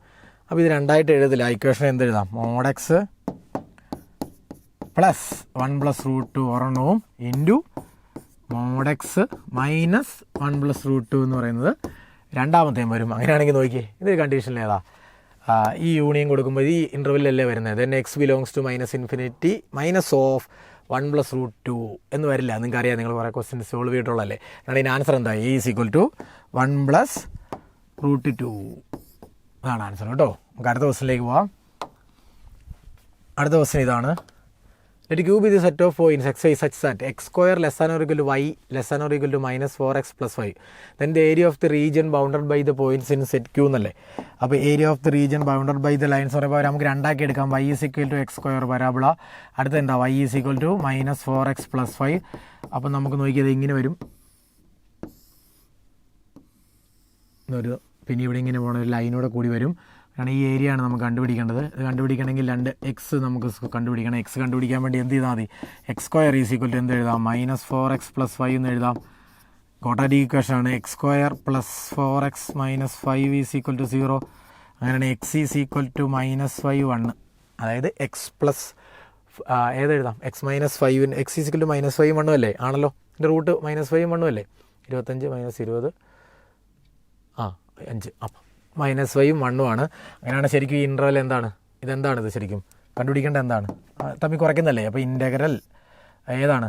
-5 എക്സിൻ്റെ റേഞ്ച് -5 മുതൽ 1 വരെ. ആദ്യം -4x + 5 സ്ട്രൈറ്റ് ലൈനിൽ നിന്ന് എന്ത് കുറച്ചാൽ മതി? പരാബോള കുറച്ചിട്ട് ഇതാണ് ആൻസർ. അപ്പോൾ ഇത് ചെയ്യുമ്പോൾ നിങ്ങൾക്ക് അറിയാം. ഇത് ചെയ്യുമ്പോൾ ആൻസർ എത്ര കിട്ടും? ചെയ്ത് നോക്കിക്കോണേ. സമയമില്ലാത്തതുകൊണ്ട് പറയാം, നിങ്ങൾക്ക് ചെയ്യാറ്. ഇത് ഡയറക്റ്റ് ചെയ്താൽ അപ്പോൾ ഇൻ്റഗ്രേറ്റ് ചെയ്യുമ്പോൾ -4x² / 2 + 5x - x³ /3 അപ്പർ ലിമിറ്റും ലോവർ ലിമിറ്റ് ഇട്ട് കൊടുത്താൽ ആൻസറായിട്ട് കിട്ടുന്നത് 36 ആയിരിക്കും കേട്ടോ. ചെയ്ത് നോക്കിക്കോണേ. Answer is 36. അടുത്ത ക്വസ്റ്റ്യനിലേക്ക് പോവാം. If the system of linear equations, ഈ സിസ്റ്റത്തിന് has infinity many solutions, then -μ² + λ² is equal to. അതാണ് ക്വസ്റ്റ്യൻ. അങ്ങനെയാണെങ്കിൽ നമുക്ക് ഇതിന് ഇൻഫിനിറ്റ്ലി മെനി സൊല്യൂഷൻസ് ഉണ്ടെങ്കിൽ ഇതിൻ്റെ ഡിറ്റർമിനൻറ്റ് ഡയറക്റ്റ് ഇതിൻ്റെ ഡെൽറ്റ എഴുതുന്നത് എന്തായിരിക്കും? 0 ആയിരിക്കും. ഡെൽറ്റ എന്ന് പറയുന്നത് എന്താ? ഈ എക്സിൻ്റെ വൈയുടെ ഇസഡിൻ്റെയും കോയിഫിഷ്യൻസ് എഴുതുന്നത്. അപ്പോൾ 1 1 1 1 2 3 3 -2 λ ഇതെന്തായിരിക്കും? 0 ആയിരിക്കും. ഇത് സോൾവ് ചെയ്യുമ്പോൾ നമുക്ക് എന്ത് കിട്ടും? λ കിട്ടുമല്ലോ. കിട്ടും. അടുത്ത തന്നെ ഇൻഫിനിറ്റി മെനി സൊല്യൂഷൻ ഉണ്ടെങ്കിൽ ഈ എക്സിൻ്റെ കോയിഫിഷ്യൻസ് റീപ്ലേസ് ചെയ്ത് ഈ നമ്മുടെ D1 D2 D3 കൊടുത്താലും 0 ആയിരിക്കും. D1 എന്ന് പറഞ്ഞാൽ Δ1 എന്ന് പറയുന്ന ഡിറ്റർമിനൻറ്റ് എന്തായിരിക്കും? 0 ആണ്. Δ1 എന്ന് പറഞ്ഞ ഡിറ്റർമിനൻറ്റ് എന്താണ്? എക്സിൻ്റെ കോയിഫിഷ്യൻസ് മാറ്റി D1 D2 D3, അതായത് 6 10 μ, അതായത് 6 10 μ അല്ലേ? μ. ബാക്കി അതുപോലെ തന്നെ 1 -1 2 -2 1 3 λ. ഇത് ചെയ്താലും എന്ത് തന്നെയായിരിക്കും? 0 ആയിരിക്കും. നോക്കി, ഈ 2 ഇക്വേഷൻ വെച്ച് ഈ ഇക്വേഷൻ നിങ്ങൾ കണ്ടുപിടിക്കുമ്പോഴൊക്കെ എന്ത് കിട്ടും? λ കിട്ടും. ആ λ ഇവിടെ നമുക്ക് എഴുതാം. എന്നിട്ട് നമുക്ക് ഇതിനെ ഡിറ്റർമിനൻറ്റിൽ കണ്ടുപിടിക്കുമ്പോൾ എന്ത് കിട്ടും? μ കിട്ടും. അങ്ങനെയാണെങ്കിൽ λയും μയും കിട്ടിയാൽ നമ്മുടെ പ്രശ്നം തീർന്നില്ലേ? λയും μയും കിട്ടിയാൽ എന്ത് ചെയ്താൽ മതി? -μ² + λ² ചെയ്ത് നോക്കിയാൽ പോരെ? അപ്പോൾ അതിന് ആൻസർ എഴുതാമല്ലോ. നിങ്ങൾക്ക് ചെയ്യാൻ പറ്റുന്നതാണ്. അപ്പോൾ അത് പറഞ്ഞു തന്നാൽ പോരെ? ബാക്കി ചെയ്തോളൂല്ലോ. ഓക്കെ. അങ്ങനെയാണ് അടുത്ത ക്വസ്റ്റ്യൻ. ഇതാണ്.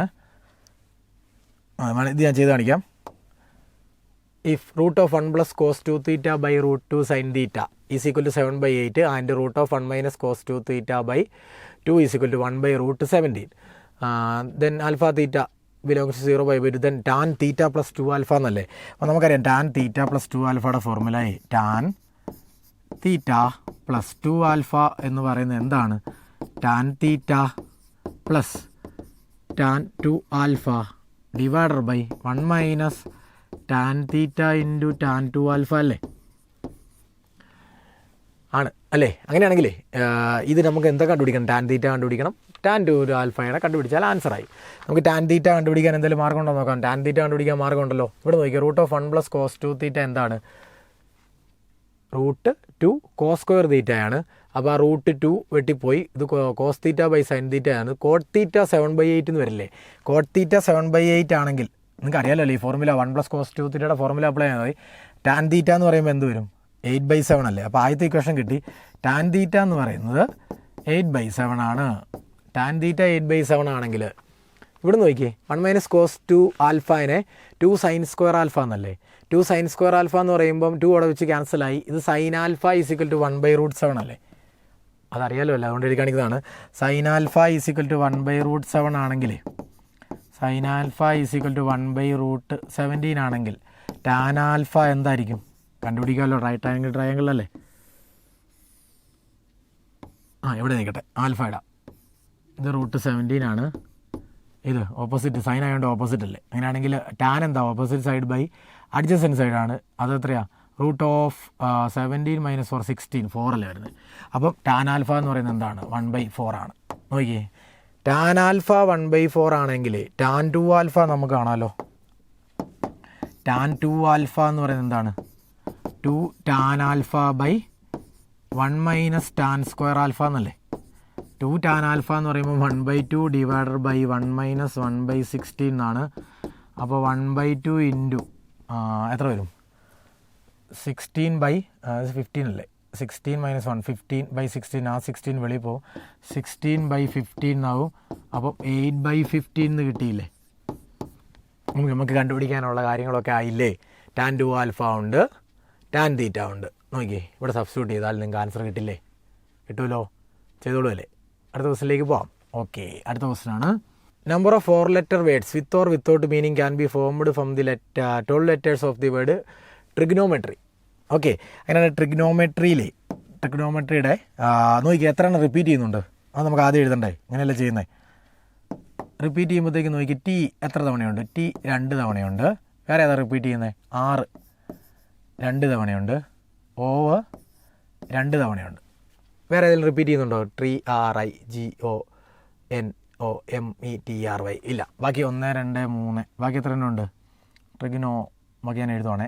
ഐ ഉണ്ട്, ജി എഴുതിയില്ല, IG, O എഴുതി, N എഴുതിയില്ല, N ഉണ്ട്, O എഴുതി, M എഴുതിയില്ല, M എഴുതി, E എഴുതിയില്ല, T എഴുതിയായിരുന്നു, R എഴുതി, Y എഴുതി. 1 2 3 4 5 6 7 8 9. അപ്പോൾ ഇതാണ് ടെക്നോമെട്രി എന്ന വേർഡ്സിലുള്ളത് അല്ലേ? അങ്ങനെയാണ് നമുക്ക് ഈ ലെറ്റേഴ്സ് ഉപയോഗിച്ചുകൊണ്ടേ എത്ര ലെറ്റർ വേർഡാണ് ഉണ്ടാക്കേണ്ടത്? 4 letter വേർഡാണ്. മീനിങ് ഒന്നും വേണ്ട, വിത്ത് ഓർ വിത്തൗട്ട് മീനിങ് ആണ്. From the 12 letters of the word എന്നാണ്. അപ്പോൾ എത്ര തരത്തിൽ ഉണ്ടാക്കാമെന്നാണ് നമുക്കറിയാം. ഈ ലെറ്ററിലെ ആദ്യം നമ്മൾ എടുക്കുന്ന 4 letter, ആ 4 ലെറ്ററുള്ള വേർഡിൽ 4 ലെറ്ററും ഡിഫറൻ്റ് ആണെങ്കിൽ നമുക്കത് എത്ര തരത്തിൽ സെലക്ട് ചെയ്യാം? അത് നോക്കിയേ, 9 അങ്ങനെയാണ്. ഡിഫറൻ്റ് ആണെങ്കിൽ 4 ലെറ്റേഴ്സും ഡിഫറൻ്റ് ആണെന്ന് വിചാരിക്കുക. അങ്ങനെയാണെങ്കിൽ എത്ര ഓപ്ഷൻസ് ഉണ്ട് നമുക്ക്? 1 2 3 4 5 6 7 8 9 ഓപ്ഷൻസ് ഉണ്ട്. 9 ഓപ്ഷൻസിൽ 4 ഡിഫറൻ്റ് ആക്കി എടുക്കുക എന്ന് പറഞ്ഞാൽ 9C4 അല്ലേ? ഇൻറ്റു 9C4 മാത്രമാണോ? നോക്കി 4 എണ്ണത്തിൽ ഇൻറ്റു ഈ 4 എണ്ണത്തിന് 4 ഡിഫറൻറ്റ് വേർഡിനെ നമുക്ക് എത്ര തരത്തിലിട്ട് പെർമ്യൂട്ട് ചെയ്യാം?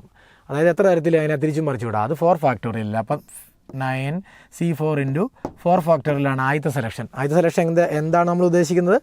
4 ഡിഫറൻറ്റ് ലെറ്റേഴ്സ് ആണെങ്കിൽ. ഇനി അടുത്ത കണ്ടീഷൻ അറിയോ? 2 എണ്ണം സെയിമും 2 എണ്ണം ഡിഫറൻറ്റും ആണെങ്കിൽ. 2 എണ്ണം സെയിം എന്ന് പറയുമ്പോൾ അത് എവിടെ നിന്ന് എടുക്കുന്നത്? നമ്മുടെ സെയിം ഉള്ളത് ഇതിൻ്റെ അകത്തുനിന്നല്ലേ? അപ്പോൾ ഈ 3 എണ്ണത്തിൽ ഏതെങ്കിലും ഒരെണ്ണം എടുത്താൽ അപ്പോൾ 3C1 2 എണ്ണം സെയിം, ബാക്കി 2 എണ്ണം ഡിഫറൻറ്റ് എന്ന് പറയുമ്പോൾ ബാക്കി മിച്ചം എത്രയുണ്ട്? ഇത് 3 എണ്ണം പോയാൽ 2 എണ്ണം ഓൾറെഡി ഒരെണ്ണം പോയി. പിന്നെ 8ൽ നിന്നും എത്ര എണ്ണം എടുക്കണം?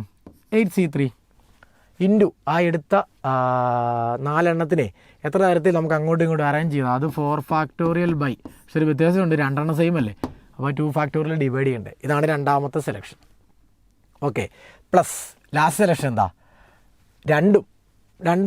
രണ്ട് പെയറും ഈക്വൽ എന്ന് പറഞ്ഞാൽ 2 T ആകാം, 2 R ആകാം, അല്ലെങ്കിൽ 2 R ആകാം, 2 O ആകാം. അങ്ങനെ എടുത്താൽ എങ്ങനെ വരും? അതിൻ്റെ സെലക്ഷൻ എങ്ങനെയാണ്? 3C2 പ്ലസ് 3C2 ഇൻറ്റു ഇനി ആ എടുത്ത 2 എണ്ണത്തിന് എത്ര തരത്തിൽ നമുക്ക് പെർമ്യൂട്ട് ചെയ്യാം? 4 എണ്ണം കൊണ്ട് 4 factorial by 2 factorial into 2 factorial. Okay അല്ലേ? ഈ 3 എണ്ണത്തിൽ നിന്ന് 2 എണ്ണം എടുത്തു. അതിനെ ആ 2 എണ്ണത്തിന് 4 ലെറ്റർ ഉണ്ട് മൊത്തം. ആ 4 ലെറ്ററിൽ 2 എണ്ണം വെച്ച് സെയിമാണ്. അങ്ങനെയാണ് അതിൻ്റെ മൊത്തം അറേഞ്ചിന് എത്രയാണ്? 4 factorial by 2 factorial into 2 factorial. അപ്പോൾ ഇതാണ് ഫോർമുല. ഇത് വെച്ച് ചെയ്താൽ പോരെ. എന്താണ് ആദ്യം നമ്മൾ ചെയ്തത്? നമുക്ക് ട്രിഗ്നോമെട്രി എന്ന വേർഡിലെ ലെറ്റർ വെച്ച് 4 ലെറ്റേഴ്സ് എടുത്തിട്ട് വേർഡ്സ് ഉണ്ടാക്കണം. ആ 4 ലെറ്റേഴ്സ് വേർഡ്സിൻ്റെ പ്രത്യേകത മീനിങ് ഒന്നും വേണ്ട. അങ്ങനെ എത്ര തരത്തിൽ ഉണ്ടാക്കാമെന്നാണ് നമ്മൾ പോസിബിലിറ്റീസ് ചിന്തിക്കുവാണ്. ആദ്യത്തെ പോസിബിലിറ്റി എന്താ? എടുക്കുന്ന 4 ലെറ്ററും ഡിഫറൻറ്റ്. 4 ഡിഫറൻ്റ് ആണെങ്കിൽ അതിന് എത്ര നോക്കി? 9. മൊത്തം 9 ഓപ്ഷൻസ് ആണുള്ളത്. അതിനകത്ത് 9C4 സെലക്ട് ചെയ്യാം. ആ എടുത്ത 4 എണ്ണത്തിന് നമുക്ക് എത്ര തരത്തിൽ ഇട്ട് അറേഞ്ച് ചെയ്യാം? 4 ഫാക്ടോറിയൽ അറേഞ്ച് ചെയ്യാം. റിപ്പീറ്റ് ഒന്നും ഇല്ലാത്തതുകൊണ്ട് ഒന്നും ചെയ്യേണ്ട. അടുത്തത് എന്താ? 2 ലെറ്റർ സെയിമും 2 എണ്ണം ഡിഫറൻറ്റും. അപ്പോൾ 2 എണ്ണം സെയിം എന്ന് പറഞ്ഞാൽ 2 എണ്ണം ഈ 3 എണ്ണത്തിൽ നേർന്ന് പറഞ്ഞാൽ എടുത്താൽ പോരെ. അങ്ങനെ എടുത്തിട്ട് പിന്നെ ഡിഫറൻ്റ് ആയിട്ടുള്ളതോ ബാക്കി 8 എണ്ണത്തിൽ നിന്ന് എത്ര എണ്ണം സെലക്ട് ചെയ്യണം? 8C3 അല്ലല്ലോ. അതിൻ്റെ അകത്തു നിന്ന് 2 എണ്ണം എടുത്തു. ബാക്കിയുള്ളതിൻ്റെ അകത്തു നിന്ന് 8C2 അല്ലേ? സോറി, അത് എഴുതിയൊന്ന് മാറിപ്പോയോ കേട്ടോ. ഇത് മാത്രം ഒന്ന് മാറിപ്പോയില്ലേ? ഇതെന്താണ്? 2 എണ്ണം ഓൾറെഡി എടുത്തു. ബാക്കിയുള്ള 2 എണ്ണം 8C2 ആണ് കേട്ടോ. അതൊന്ന് മാറിപ്പോയതാണ്. Plus 8C2 into 4. ആ 4 എണ്ണത്തിൽ 2 എണ്ണം സെയിം ആയതുകൊണ്ട് 4 ഫാക്ടോറിയൽ ബൈ 2 ഫാക്ടോറിയലാണ് അവിടെ തമ്മിലുള്ള അറേഞ്ച്മെൻറ്റ്. പ്ലസ് ലാസ്റ്റ് 2 എണ്ണം ഇതിനകത്ത് തന്നെ എടുത്തു. അപ്പോൾ 3C2 into 4 factorial by 2 factorial into 2 factorial. അപ്പോൾ ഇത് ചെയ്ത് കഴിഞ്ഞാൽ നിങ്ങൾക്ക് ആൻസർ കിട്ടും. ചെയ്തോളൂല്ലോ. ഓക്കെ അല്ലേ? അടുത്ത ക്വസ്റ്റിലേക്ക് പോവാം. The sum of sigma k is equal to 1 to 22 + 4 + 6 + etcetera even നമ്പേഴ്സിൻ്റെ സമ്മാണ്. ഈവൻ നമ്പേഴ്സിൻ്റെ സമ്മ് നമുക്കറിയാം k × k+1 എന്ന് എഴുതിയാൽ പോരെ. അങ്ങനെയാണ് ഇതെന്താണ് സിമ്പിളായിട്ട് ഇത് ഈസ് ഈക്വൽ ടു ഞാൻ എഴുതുവാണേ is equal to sigma k × k+1 ആണ് അല്ലേ. Even numbers first n even നമ്പേഴ്സിൻ്റെ സമ്മ് എന്ന് പറയുന്നത് n × n+1 അല്ലേ. Is equal to k is equal to 1 to 20 ആണ്. ഇതെന്തായിട്ട് മാറും is equal to sigma k is equal to 1 to 20. ഇതാ k അകത്തേക്ക് ഒരുക്കും k² + k ആണ്. ആദ്യത്തെ രണ്ടായിട്ട് സ്പ്ലിറ്റ് ചെയ്യുമ്പോൾ ആദ്യത്തെ എന്താണെന്നറിയോ k × k+1 × 2k+1 / 6 ആണ് ഫോർമുല വെച്ച്. kക്ക് 20 കൊടുത്താൽ മതി കേട്ടോ. പ്ലസ് രണ്ടാമത്തതോ k × k+1/2 ആണ്. ഇതാണ് ശരിക്കും sigma k is equal to 1 to 20 എന്ന് പറയുമ്പോഴത്തേക്കും k² സിഗ്മ k² എന്ന് പറയുന്നത് ഇതാണ്. സിഗ്മ k എന്ന് പറയുന്നത് k × k+1/2 ആണ്. അങ്ങനെയാണെങ്കിൽ kക്ക് 20 ഇട്ട് കൊടുത്താൽ ഇവിടെ kക്ക് സബ്സ്റ്റിറ്റ്യൂട്ട് ചെയ്യുക 20. ആ കിട്ടുന്ന ആൻസർ അല്ലേ ഇതിൻ്റെ സം. ക്ലിയർ ആണ്, നിങ്ങൾക്ക് അറിയാം, സിമ്പിൾ ക്വസ്റ്റൻ ആണ്. ഓക്കെ, അടുത്ത ക്വസ്റ്റനിലേക്ക് പോകാം. ക്വസ്റ്റൻ ഇതാണ്: four all complex numbers z1 and z2 satisfying modulus of z1 is equal to 24 and modulus of z2 - 6 - 8 is equal to 10. Then the minimum value of modulus of z1 - z2 is. ഇത് നമുക്ക് ഗ്രാഫിൽ ചെയ്യുന്നതാണ് നല്ലത്. നിങ്ങൾക്കറിയാം modulus of z1 is equal to 24 എന്ന് പറഞ്ഞാലേ അതൊരു സർക്കിളാണ്. ആ സർക്കിളിൻ്റെ സെൻറ്റർ 0 0യും റേഡിയസ് 24 നിങ്ങൾ പഠിച്ചിട്ടുള്ളതാണ്. അടുത്ത് തന്നെ മോഡുലസ് ഓഫ് z2 മൈനസ് ബ്രാക്കറ്റിലെടുത്താൽ 6 + 8 എന്ന് വരും. ഈസ് ഈക്വൽ ടു 10 ആണ്. അതും ഒരു സർക്കിളാണ്. അതിൻ്റെ സെൻറ്റർ ഏതാണ് 6 8 ആണ്. അതിൻ്റെ റേഡിയസ് എത്രയാണ് 10 ആണ്. അങ്ങനെയാണെങ്കിൽ ഈ രണ്ട് സർക്കിളും എങ്ങനെ ഇരിക്കും നമുക്ക് ലോജിക്കൊന്നും തെറ്റാതെ വരയ്ക്കാം. സെൻറ്റർ 0 0 കൂടിയാണ് ആദ്യത്തെ സർക്കിൾ പാസ് ചെയ്യുന്നത്. അല്ല, ആദ്യത്തെ സർക്കിളിൻ്റെ സെൻറ്റർ 0 0 ആണ്. അതിൻ്റെ ഒരു പോയിൻ്റാണ് ഈ z1. ഓക്കെ, അങ്ങനെയാണ് ഈ റേഡിയസ് എത്രയാണ് ഇതെന്ന് പറയുന്നത് 24 ആണ്. രണ്ടാമത്തെ സർക്കിൾ നോക്കിയേ, സെൻറ്റർ 6 8 അല്ലേ, 6 8 ആണ്. പിന്നെ അവിടെ ഒരു പ്രത്യേകത 6 8 നമുക്ക് എവിടെയെങ്കിലും വരയ്ക്കാം, എവിടെയെങ്കിലും വരയ്ക്കാം. അതിൻ്റെ രണ്ടാമത്തെ പ്രത്യേകത നോക്കിയാൽ 6 8ൽ നിന്നും 0 0ക്കുള്ള ഡിസ്റ്റൻസ് എടുക്കുമ്പോൾ നമ്മൾ ഡിസ്റ്റൻസ് ഫോർമുല ചെയ്യുമ്പോൾ അതിൻ്റെ റേഡിയസ് 10 ആയിട്ടല്ലേ കിട്ടുന്നത്. എന്ന് പറഞ്ഞാൽ രണ്ടാമത്തെ സർക്കിൾ ഇതിൽ കൂടെ പാസ് ചെയ്യും, ഈ സെൻറ്ററിൽ കൂടെ പാസ് ചെയ്യല്ലേ. പിന്നെ അതിൻ്റെ റേഡിയസ് നോക്കിയാൽ 10 അല്ലേ. അങ്ങനെയാണെങ്കിൽ അവിടെ രണ്ട് സർക്കിളിൻ്റെ C1 C2 ചെയ്യുമ്പോൾ അതെന്തായിരിക്കും റേഡിയസിൻ്റെ ഡിഫറൻസിനേക്കാളും കുറവാണ്. എന്ന് പറഞ്ഞാൽ ഈ സർക്കിളിൻ്റെ ഉള്ളിൽ ഇത് C1 എന്ന സർക്കിളാണ്, അതിൻ്റെ സെൻറ്ററാണ് കേട്ടോ. ഈ C1 എന്ന സർക്കിളിൻ്റെ ഉള്ളിലായിരിക്കും എന്ത് ആ സർക്കിൾ വരുന്നത്. അങ്ങനെയാണെങ്കിൽ ഉള്ളിലാണ് ഇതിലൂടെ പാസും ചെയ്യുമ്പോഴത്തേക്ക് ഞാനത് എന്തോ ഇങ്ങനെയൊന്ന് വരയ്ക്കുവാണ്. ഇങ്ങനെ വരച്ചിട്ട് സെൻറ്റർ ഇവിടെ ഇടുവാണ് കേട്ടോ. അല്ല സോറി, ഇവിടെയാണ് സെൻറ്റർ കേട്ടോ. അതിൻ്റെ ഉള്ളി വരും, ഉറപ്പാണ്. ഉള്ളി വരുന്നതുകൊണ്ട് നോക്കി, ഇതിൻ്റെ സെൻറ്റർ എത്രയാണ് 6 8 ആണ്. ഇതിൻ്റെ റേഡിയസ് എന്താണ് ഈ റേഡിയസ്, അല്ലെങ്കിൽ ഇവിടം തൊട്ട് ഇവിടം വരെയുള്ള ഇതെത്രയാണ് 10 ആണ്. നമ്മൾ കണ്ടുപിടിക്കേണ്ട തന്നെ ഇത് ഈ സർക്കിളിലെ ഒരു പോയിൻ്റ് അല്ലേ Z2. ഈ സർക്കിളിലെ പോയിൻ്റാണ് Z2. Minimum value of z1 - z2 അല്ലേ, അത് ഈ ഡിസ്റ്റൻസ് അല്ലേ. ഈ ഡിസ്റ്റൻസ് എന്ന് പറയുന്നത് എന്താണ് ഈ C1 തൊട്ട് z1 വരെയുള്ള അതെത്രയാണ് 24 മൈനസ് ഇവിടം തൊട്ട് ഇവിടം തൊട്ട് ഇവിടം വരെയുള്ളത്, ഇവിടം തൊട്ട് ഇവിടം വരെയുള്ളത് കുറച്ചാൽ പോരെ. അപ്പോൾ അത് ശരിക്കും എന്താണ് R1 - 2 R2 ആണെന്ന് നോക്കിയേ. അല്ലേ, R1 എന്ന് പറയുന്നത് C1 to z1 ആണ്, മൈനസ് C1 to z2 കുറച്ചാൽ പോരെ. അപ്പോൾ അതെന്താണ് R1 ആണ്, ഫസ്റ്റ് സർക്കിളിൻ്റെ റേഡിയസ് ആണ് 24 മൈനസ് 2 × 10 സെക്കൻഡ് സർക്കിളിൻ്റെ റേഡിയസ് കുറച്ചാൽ പോരെ. ആണ്, ആ ഫിഗർ നോക്കണം കേട്ടോ. അല്ലേ, അപ്പോൾ അതെന്താണ് therefore ആൻസർ എത്രയാണ് ആദ്യത്തന്നെ 24 - 20. അപ്പോൾ 4 വരുമല്ലോ. മിനിമം വാല്യൂ എന്ന് പറയുന്നത് 4 ആണ് കേട്ടോ. ചെയ്ത് നോക്കിക്കോണം. അടുത്ത ക്വസ്റ്റ്യൻ മനസ്സിലായല്ലോ അല്ലേ. ആദ്യത്തെ സർക്കിൾ വരച്ചു. ആദ്യത്തെ സർക്കിളിൻ്റെ സെൻറ്റർ 0 0 ആണ്, റേഡിയസ് 24 ആണ്. രണ്ടാമത്തെ സർക്കിൾ എടുത്തു, അതിൻ്റെ സെൻറ്റർ 6 8 ആണ്. അതെവിടെ കീപ്പ് ചെയ്തു. പക്ഷേ 6 8ഉം 0 0യും തമ്മിലുള്ള ഡിസ്റ്റൻസ് റേഡിയസ് തന്നെ ആയതുകൊണ്ട് ഈ 0 0 കൂടെ രണ്ടാമത്തെ സർക്കിൾ പാസ് ചെയ്യും. ആ പാസ് ചെയ്യുന്നതുകൊണ്ട് പിന്നെ ഇതിൻ്റെ കണ്ടീഷൻ നമ്മൾ അത് അപ്ലൈ ചെയ്യുമ്പോഴത്തേക്ക് നമുക്കറിയാം ആദ്യത്തെ സർക്കിളിൻ്റെ ഉള്ളിലാണ് രണ്ടാമത്തെ സർക്കിൾ. അപ്പോൾ നമുക്ക് കണ്ടുപിടിക്കേണ്ടത് ഈ മിനിമം വാല്യൂ ആണ്. ഇതെന്ന് പറയുന്നത് ഇവിടം തൊട്ട് ഇവിടം വരെയുള്ള എന്ന് പറഞ്ഞാൽ R1 മൈനസ് ഇവിടം തൊട്ട് ഇവിടം വരെ എന്ന് പറഞ്ഞാൽ ഈ ചെറിയ സർക്കിളിൻ്റെ ഡയമീറ്റർ ആണ്. അപ്പോൾ അത് 2R2. അത് നമ്മൾ ഡിഫറൻസ് എടുക്കുമ്പോൾ ആൻസർ കിട്ടും. ഡിഫറൻസ് എന്ന് പറഞ്ഞാൽ എത്രയാണ് 24 - 20 ആണ്, 4 ആണ് ആൻസർ. അടുത്ത ക്വസ്റ്റ്യൻ ഇതാണ്: set A has M elements and set B has N elements. The sum of the total number of proper subsets. Proper subsets എന്ന് പറഞ്ഞാൽ N elements ഉണ്ടെങ്കിൽ M elements ഉണ്ടെങ്കിൽ 2m - 1 അല്ലേ. അപ്പോൾ 2m - 2m - 1 the sum of എന്നല്ലേ, plus 2n - 1 എന്ന് പറയുന്നത് വന്നിട്ടുണ്ട്. എത്രയാണ് 1150 ആണ്. എന്തായാലും m+1 കണ്ടുപിടിക്കാനല്ല, അങ്ങനെയാണെങ്കിൽ ഇതിനകത്ത് നിന്ന് എഴുതാം 2m + 2n = 1152 ആണ്. ഇത് വരുന്നതേ m = 10നും n = 7നുമാണ്. ഇതുകൂടി ക്വസ്റ്റ്യൻ നമ്മൾ ചെയ്തിട്ടുണ്ട്. ഇവിടെ ഒരു മാറ്റം എന്ന് പറഞ്ഞാൽ പ്രോപ്പർ സബ്സെറ്റ് എന്നാണ്. പ്രോപ്പർ എന്ന് പറയുമ്പോൾ ഒരെണ്ണം കുറയും. അപ്പം m = 10. അപ്പോൾ m+1 എത്രയാണ്? 17 ആണ്. അടുത്ത question, last question, number of solutions of the equation. ഈ ഇക്വേഷന് എത്ര സൊല്യൂഷൻ ഉണ്ടെന്നല്ലേ.